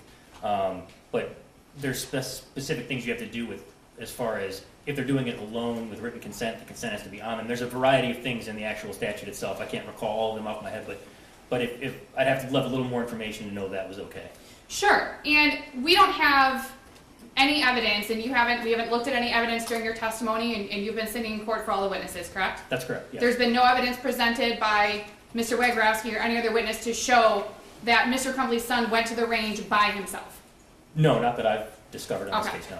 So we're talking about going to a shooting range with a parent. That itself is not illegal under federal law. No. Learning firearm safety. A minor can handle a firearm while learning firearm safety. Again, assuming they're with a parent. Right, there's only certain things that are covered by federal law that federal law even touches upon, and it's the transfer of a handgun to a minor. It's not even contemplating those scenarios you're discussing. So there is not a federal law that says a parent can't show their child firearm safety, no. And during your involvement in this case, you found no evidence that James Crumbley was aware that his son had obtained unsupervised access to any of the firearms in his house. Can you repeat the question? Yes. During your involvement in this case, you found no evidence that James Crumbley was aware that his son had obtained access to the firearms in his home. I don't recall him ever having the videos of his son playing with the firearm or anything like that, just the fact that he was present during the time. So he was in the home during those times, but you don't have evidence that James was aware that those activities were occurring. Is that fair? And I'm not trying to trick you. No, I haven't. I understand your question. If I understand it correctly, you're saying that there's not evidence that he sent the video to his dad saying I was playing with this gun or something to that effect. I never found anything like that, if that's what you're asking. You've been involved in this case since November 30th of 2021. We heard your testimony about that. You were involved in the search of Mr. Crumbley's home, Yes, and that was on November 30th of 2021. yes, And we talked about there were various BB guns found in the home. That's not illegal, correct? I can't even comment on. I don't know. I'm sure they are. I have no idea. No idea. I Okay. mean, under state law, I have no idea what's legal and not with BB guns. There were also 2 pistols which were located in the gun safe, which you testified about previously. Yes, that's correct.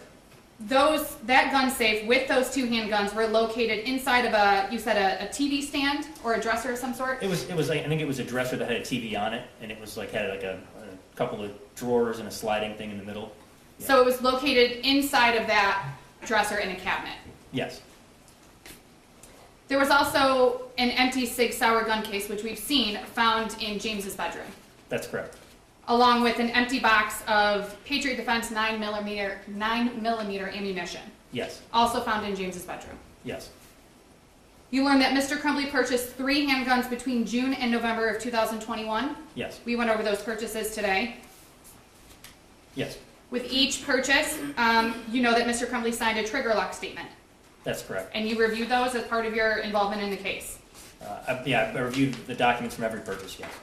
Now, you also know that for an FFL dealer to be compliant with federal law, that they also have to provide the ATF safety handgun notice Correct. with each purchase.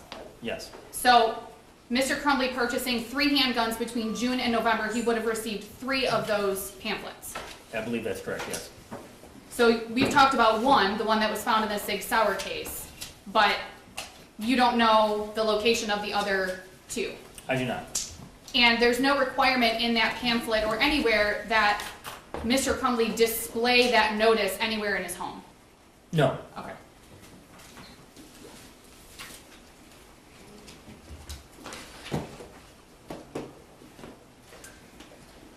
Federally licensed firearms dealers provide the cable locks to each seller, and typically the cable lock comes with the firearm from the manufacturer. Is that fair? Correct. With new firearms, that's generally the case. Yes. Used firearms, the cable lock might come from somewhere else. Is that accurate? Yeah. Either the store will have you buy one, or sometimes people throw it in for free. It all just depends. Yeah. And I think Ms. Back testified that the cable lock that we have was from Sig Sauer, correct? Correct.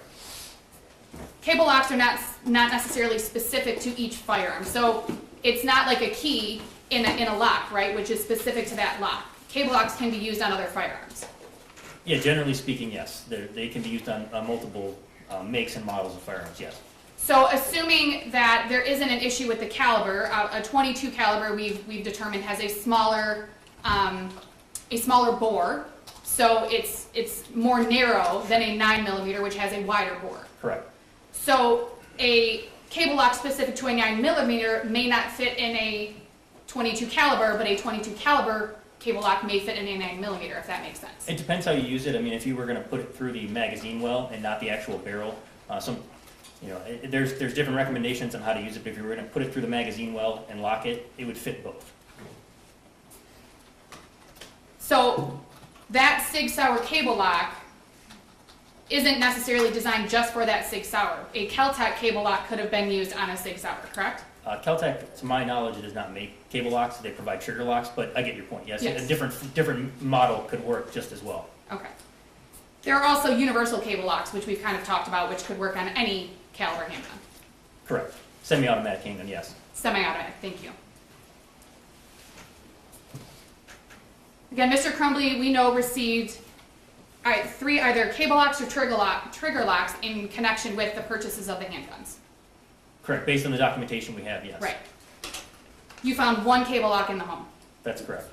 The keys were still in the lock. Yes. You did not find the other 2 No. or their keys. Not to my knowledge, no. You don't know where those other 2 cable locks are. I believe there would have been a trigger lock with the Kel-Tec, but to your point, yes. Okay. You don't know whether Mr. Crumbley had a cable lock on the SIG or not at the time that it was taken by his son, based on your Taken by investigation. his son. And based on statements made that we've heard in court and other things like that, I've never heard mention of a cable lock. I've always heard hidden. Okay. You don't know though. Is that fair based on your investigation? I know that one wasn't recovered at the school or in the house. Is it a certainty? No, I think it's highly improbable. You said that 1 was recovered at the school? I said one was not recovered at the school. Oh, I'm sorry, I didn't hear you. So it would, yeah. I found no evidence that a cable lock was ever installed in that firearm. The prosecutor was asking you about the difference between a .22 caliber round and a 9mm round, and there was something about the size of it, the bigger the round, the bigger the hole, things like that. I don't know if I said that today, but I know it, yes. Okay. There's no evidence that you've learned to show that James bought a gun because he wanted more damage. I think that's what you said, more damage. More damage? Yeah, I don't think I found any evidence that James decided to purchase that firearm. If my understanding is right, based on things, is that the only person who ever researched the purchase of the firearm was the shooter. We also heard Ms. Back testify that, and confirm that when Mr. Crumbley went and purchased the 9mm Sig Sauer, that he had made indications that he had been looking at it for a few days. Do you remember that testimony? Yeah, I remember it was either a few days or quite some time. I'm not sure the phrasing, but I remember hearing that testimony, yes. And we know that James Crumbley also has fired a 9mm prior to November 26th of 2021. I believe it was September or October of that year. Yes, I recall he had at least fired it then and then maybe in July of that year too. We talked about Exhibit 167, which was the small safe. Yes, The combination on that was 000. yes. You have no knowledge if anyone other than James knew the combination of that safe? I do not. Specifically, you have no knowledge if his son knew the combination of that safe? I do not know if he knew the combination was 000, no. You don't know if James was aware if his son had the combination to that safe. Is that fair? I have found no evidence that he provided the combination or if his son knew the combination, but based on the fact that we recovered the firearms in the home in the safe and that we have videos of, at least there's the one video on, was it August 19th and August 20th, the 2 videos of Mr. Crumbley's son playing with the Kel-Tec. There's also a video, I forget the date, of the shooter playing with a Derringer inside the house at one point. So if they were in the safe, I don't know if his father was there or not. I can't answer that question for certain whether his son knew the code to that safe. Okay. And you talked about August of 21. That was obviously before November 30th of 2021 when you recovered that safe from the cabinet. Correct. You testified with the prosecution that you were, I believe you used the word shocked to find the ATF youth handgun pamphlet in the 6 Sauer gun case, right? Yes. Now, we just talked about the fact that there were at least, we believe at least, 2 other pamphlets that were provided to Mr. Crumbley. Correct? Because we know that because there were 2 other firearms in the home, and you have no reason to believe that those were not sold in compliance with federal law. Correct. You don't know when or how often Mr. Crumbley reviewed those pamphlets with his son I do not. prior to November of 2021? No. In fact, it would be an assumption that because it was in the Sig Sauer case, that must mean that Mr. Crumbley wasn't reviewing those rules or following the rules with his son. Is that fair? Can you either rephrase or repeat the question? Yes. It would be an assumption about whether or not Mr. Crumbley reviewed those pamphlets with his son just because it was found in the Sig Sauer case. Correct, yeah, I think that's why I said I was shocked that it was just kind of discarded to the back, yes. And we also established that there was no requirement that he post that pamphlet anywhere in his home. Correct. Prosecutor asked you about registering handguns. You don't know whether James mailed the pistol sales records, correct? You mean mailing them in to, if For- they were mailed in process, they would have shown up in the registry. I've actually ran it between or either right before the first trial or this trial, and it still wasn't in there, so it'd be odd if all 3 got lost in the mail. Even assuming that James didn't mail them or drop them off, the penalty is a civil infraction, correct? Yes, I was only answering the question that they weren't registered. It's a fine, correct? I don't enforce that state law particularly. I generally deal with other parts of state law with firearms offenses, so I'll take your word for it. Well, and I can show you the exhibit if you'd like. The pistol sales record actually lists the penalty at the top. Sure. You talked about Mr. Crumbley's son's stance while at the shooting ranges. And you said that it shows that there's some level of proficiency, that he has some level of proficiency with firearms. Do you remember saying that? Yes, I believe I was talking about the surveillance video from the school, but yes. Okay. You would agree that it's important for people in a home where there are firearms present to be familiar with them. And let me clarify that question a little bit. Sure. Obviously, if you have a 2-year-old in a home, you are not going to familiarize your 2-year-old with a firearm. Is that fair? Sure. Not intentionally. Correct. If you have a teenager in the home or other adults in the home, they should be familiar with the firearms if they're going to be in the home. Is that fair? I think that's obviously a personal decision. It's not something covered by federal law that you're required to do that. I think some people may choose to not do that and just keep them away from their kids and out of view, but like I said, that's not something I can speak to.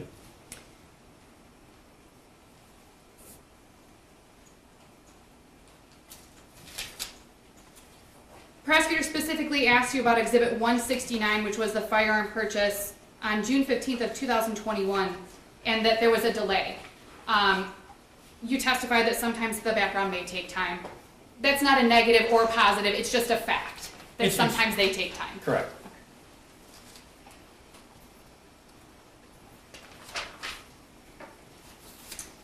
You heard voices, if you recall, in Exhibits 172 and 173 at the outdoor range, which was where the videos on Mr. Crumbley's cell phone of his son firing the Kel-Tec and the Derringer. Do you remember those videos? Is that the June videos, June 20th? Yes, June 20th, yes. Yes. And you recall that there were other voices. Do you recall hearing other voices? I don't recall hearing them. I don't disbelieve you.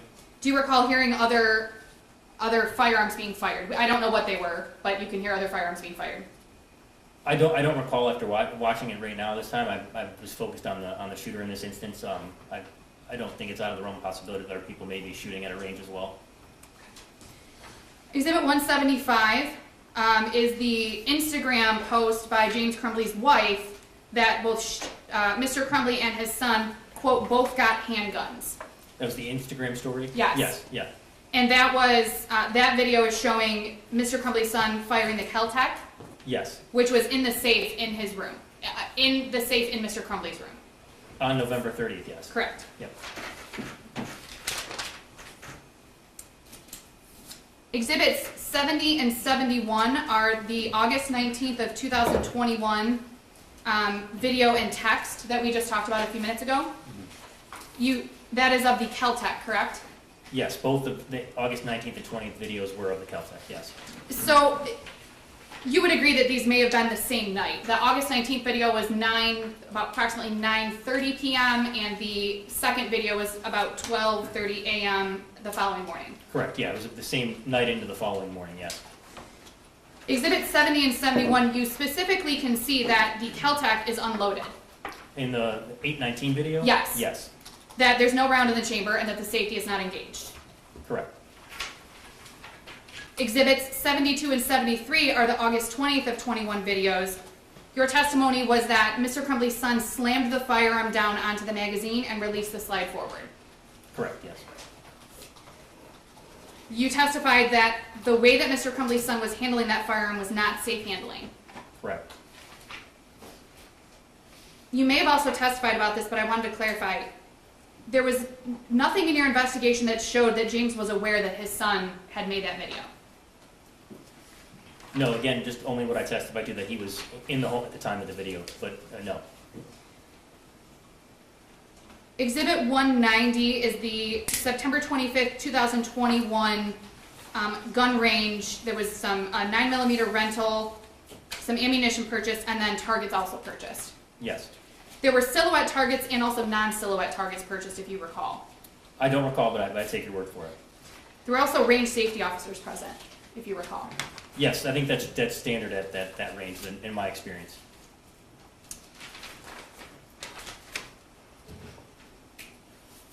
You described a little bit and discussed a little bit watching Mr. Crumbley's son, and I don't know if you used the word misfire, but you indicated in your testimony that Mr. Crumbley's son was having an issue with the semi-automatic handgun. Yes.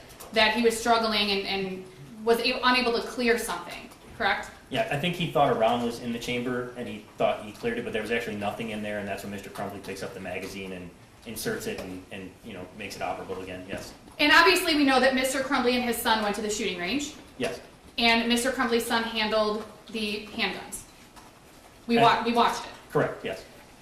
You would agree that it's important for a person who fires a firearm or a handgun to know how to properly clear a misfire. Well, I wouldn't say that it was a misfire. I would say that, what it appeared to me is that he was, being instructed by his father on how to properly deal with any malfunction of the firearm, which is when he racked the slide and then, inserted the magazine. So same question, but worded a little bit different. It's important for somebody who handles a firearm or who fires a firearm to know how to deal with things that come up while you're firing it. Is that fair? I would say that's a safe way to, if you're going to be shooting a firearm, that's correct. And if somebody handling a firearm or shooting a firearm doesn't know how to properly do that, it can have potentially very dangerous consequences. Yes.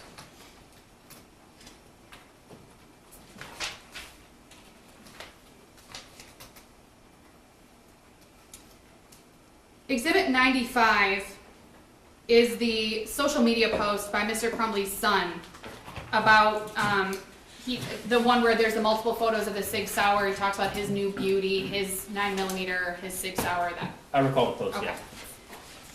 There was no evidence other than those pictures. Well, let me say this, and I've asked this question before, you've heard it. Based on those photos, you don't know if Mr. Crumbley is standing right outside the frame of the photo, correct? I do not know. Okay. You've learned nothing during your investigation to show that Mr. Crumbley wasn't standing there with his son. On the date he purchased the firearm, when he took those photos? Yes, November 26th. Correct. There's no evidence that Mr. Crumbley gave his son that Sig Sauer and that he had it unsupervised. Is that fair? Other than on November 26th of 2021. So I recall there being another video that Detective Wogrowski testified to that I've also observed. I believe that was later that night, showing the shooter in possession of that firearm, filming down the barrel of it. I don't recall any other videos or photos of that on the devices. And along the same lines as I've asked previously, you learned nothing during your investigation that Mr. Crumbley was aware of that video, the one that you just described, later that night on November 26th of 2021. Yeah, again, the only thing I believe he was also present in the home for that one, but that's the only thing that I could find, yes. In fact, the Sig Sauer case was found in Mr. Crumbley and Mr. and Mrs. Crumbley's bedroom. That's correct. It was on the bed it was open next to the box of Patriot Defense ammunition. Exhibit 97 was a photo taken by, I believe, Jennifer Crumbley of the open Sig Sauer box with the Caltech and the Sig Sauer in the case, correct? Yes, That has the ATF pamphlet and the cable lock. correct. In looking at the Caltech, there's no magazine in the Caltech. I don't believe so in that picture, no. You testified about the Exhibit 42, which is the cable lock that was found at the Crumbley home. Your testimony was if it was used regularly, the bag would be damaged. That cable lock was provided 4 days before you found the cable lock in the home, correct? Correct, yeah, but if you tried to take that in and out of there, the way that the cable lock expands in that bag, it would tear up the edges of it. So there would be more wear and tear on the bag. Exhibit 95 is the receipt on November 27th of 2021 when Jennifer Crumbley and her son went to the shooting range. Yes, I think I've already discussed this. There was Patriot Defense 9mm ammunition purchased that day, 2 boxes. correct. Based on your investigation and your involvement, that was the first time after that 6 hour was purchased that ammunition was purchased. From records we've located, yes, that's correct.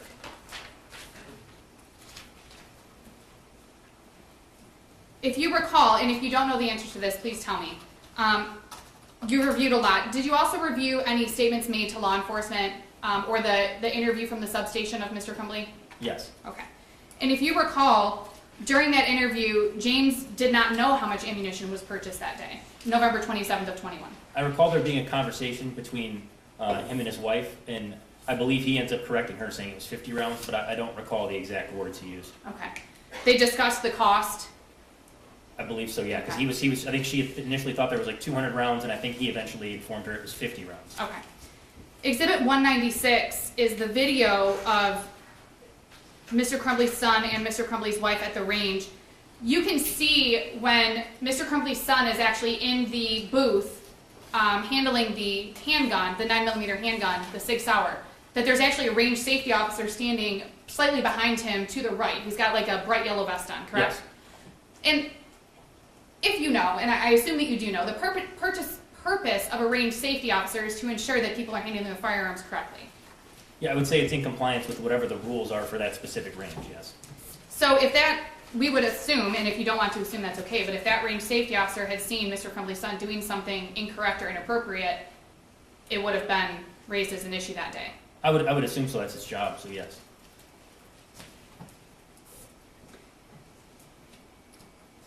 The empty box of ammunition that was discovered in the Crumbley home on November 30th of 2021 was Patriot Defense ammunition. Yes, And I think you testified earlier that there are 9mm ammunition is more expensive than .22 caliber ammunition, correct? generally speaking, yes. Okay. But within that, there are varying levels of expensive for the 9mm ammunition, correct? Correct. And we know that there were 2 different prices on 2 different purchases of 9mm ammunition in 2021 by James Crumbley and by his wife Jennifer Crumbley. Yes, And obviously, if you're going to the shooting range, you need ammunition to shoot, correct? yes, So it's not unheard of for somebody to buy rounds of ammunition at a shooting range. no, During your involvement in this case, you saw no information that James Crumbley was aware of the Instagram post by his son. Let me clarify, because I think there were a couple. The Instagram post where his son commented, it was Exhibit 100, about his, quote, new SIG. I don't recall if he saw that one. I know he saw the social media post by his wife of the firearm, but I don't believe that there was evidence of the him viewing that specific post that I found. You also talked, lastly, you talked about the similarities between the drawing of the handgun on the math that we've seen, the math assignment that we've seen in Exhibit 130, and also, and let me see if I can get back to it, and also the similarity to the handgun, the Sig Sauer handgun. Do you remember making that comparison? Yes, Okay. Let me see if I can pull that up.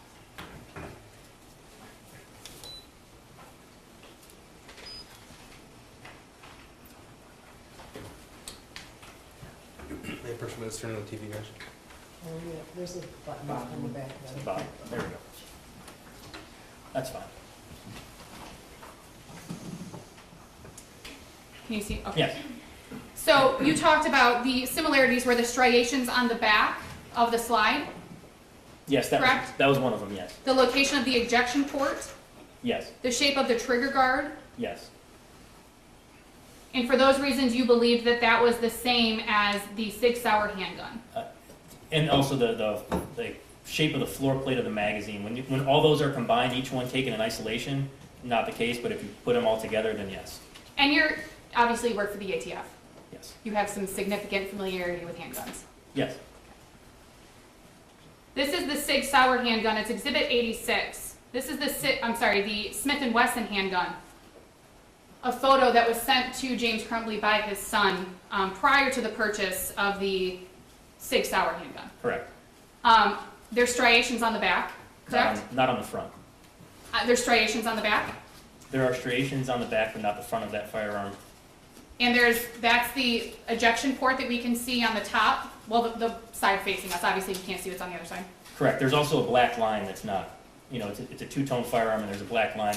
There's vast differences between that one and the one that's drawn. There are some similarities like we discussed, but I said again, taken in isolation, it could be a different firearm, but when all put together, it appears to be the same firearm. And you don't know if anyone who viewed that handgun on the math homework even made the connection between that and the Sig Sauer. Is that fair? Other than you. We know you did. I found no evidence that they did it. I know that if you buy a firearm, you generally know what it looks like, but no. I have no further questions, Your Honor. Redirect. Briefly, Special Agent Brandon, Defense Counsel just asked you some questions about other cable locks being used or could have been used. Do you remember that? Yes. All right, and she asked you about the other 2 cable locks. Do we have any evidence there were 2 other cable locks ever given to James Crumbley? No, there were 2 trigger lock forms that could have been trigger locks or cable locks. And honestly, the cable lock for the Derringer probably wouldn't even work because you'd have to have one small enough to fit through the actual firearm itself, which the SIG one would not. All right, and you just testified that you believe a trigger lock was what was sold with the Caltech. Did you say that? Yes, that's correct. Okay. Did you find any evidence of a trigger lock or another cable lock anywhere in the home? No. Anywhere in the school? I didn't search the school, but I'm not aware that one was ever located. Okay.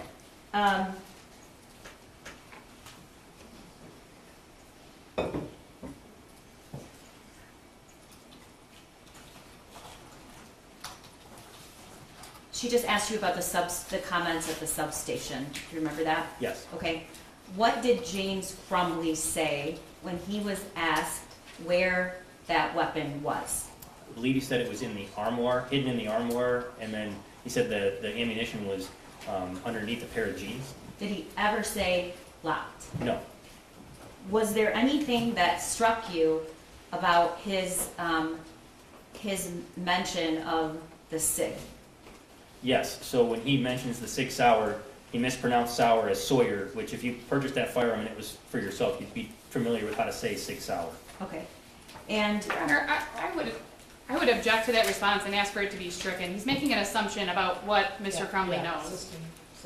I'll move on. Special Agent, last question. You mentioned earlier that you reviewed the cell phone data and web searches that were on the phone of James Crumbley. Yes. All right. And did you ever find any searches that he did relating to firearm safety or minors? I did, there were searches related to that topic. It was after the shooting had occurred. Okay, so December something, after the shooting occurred. Yes, I don't recall the exact date, but it was after the shooting. Anything before? Regarding firearm safety, not that I recall. Thank you. Nothing further. May this witness be excused, Your Honor? Yes, you can step down in your excuse. Thank you, Your Honor. You don't have someone read for today. Not 15 minutes, Brief Judge. We have somebody here, but we wouldn't get through my direct, that's for sure. All right, so 9 o'clock tomorrow. Yes, Your Honor. Thank you, Judge. I need to tell you, ladies and gentlemen, during the trial, do not read, listen to, or watch any news reports about the case. Under the law, the evidence you consider to decide the case must meet certain standards. For example, witnesses must swear to tell the truth, and lawyers must be able to cross-examine them. Because news reports do not have to meet these standards, they could give you incorrect or misleading information that might unfairly favor one side. So to be fair to both sides, you must follow this instruction. Do not go on social media, do not post, do not do research, do not discuss this case with anyone. And please fill out your lunch order for tomorrow. All right, have a great night, stay healthy. 9 o'clock tomorrow we'll start. All right, for the jury.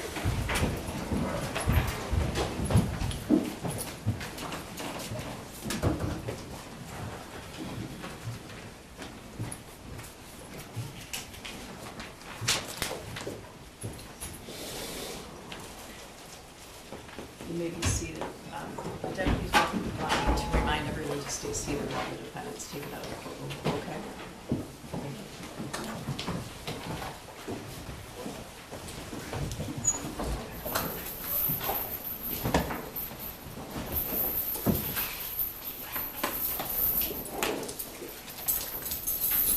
Oh, I thought you were just.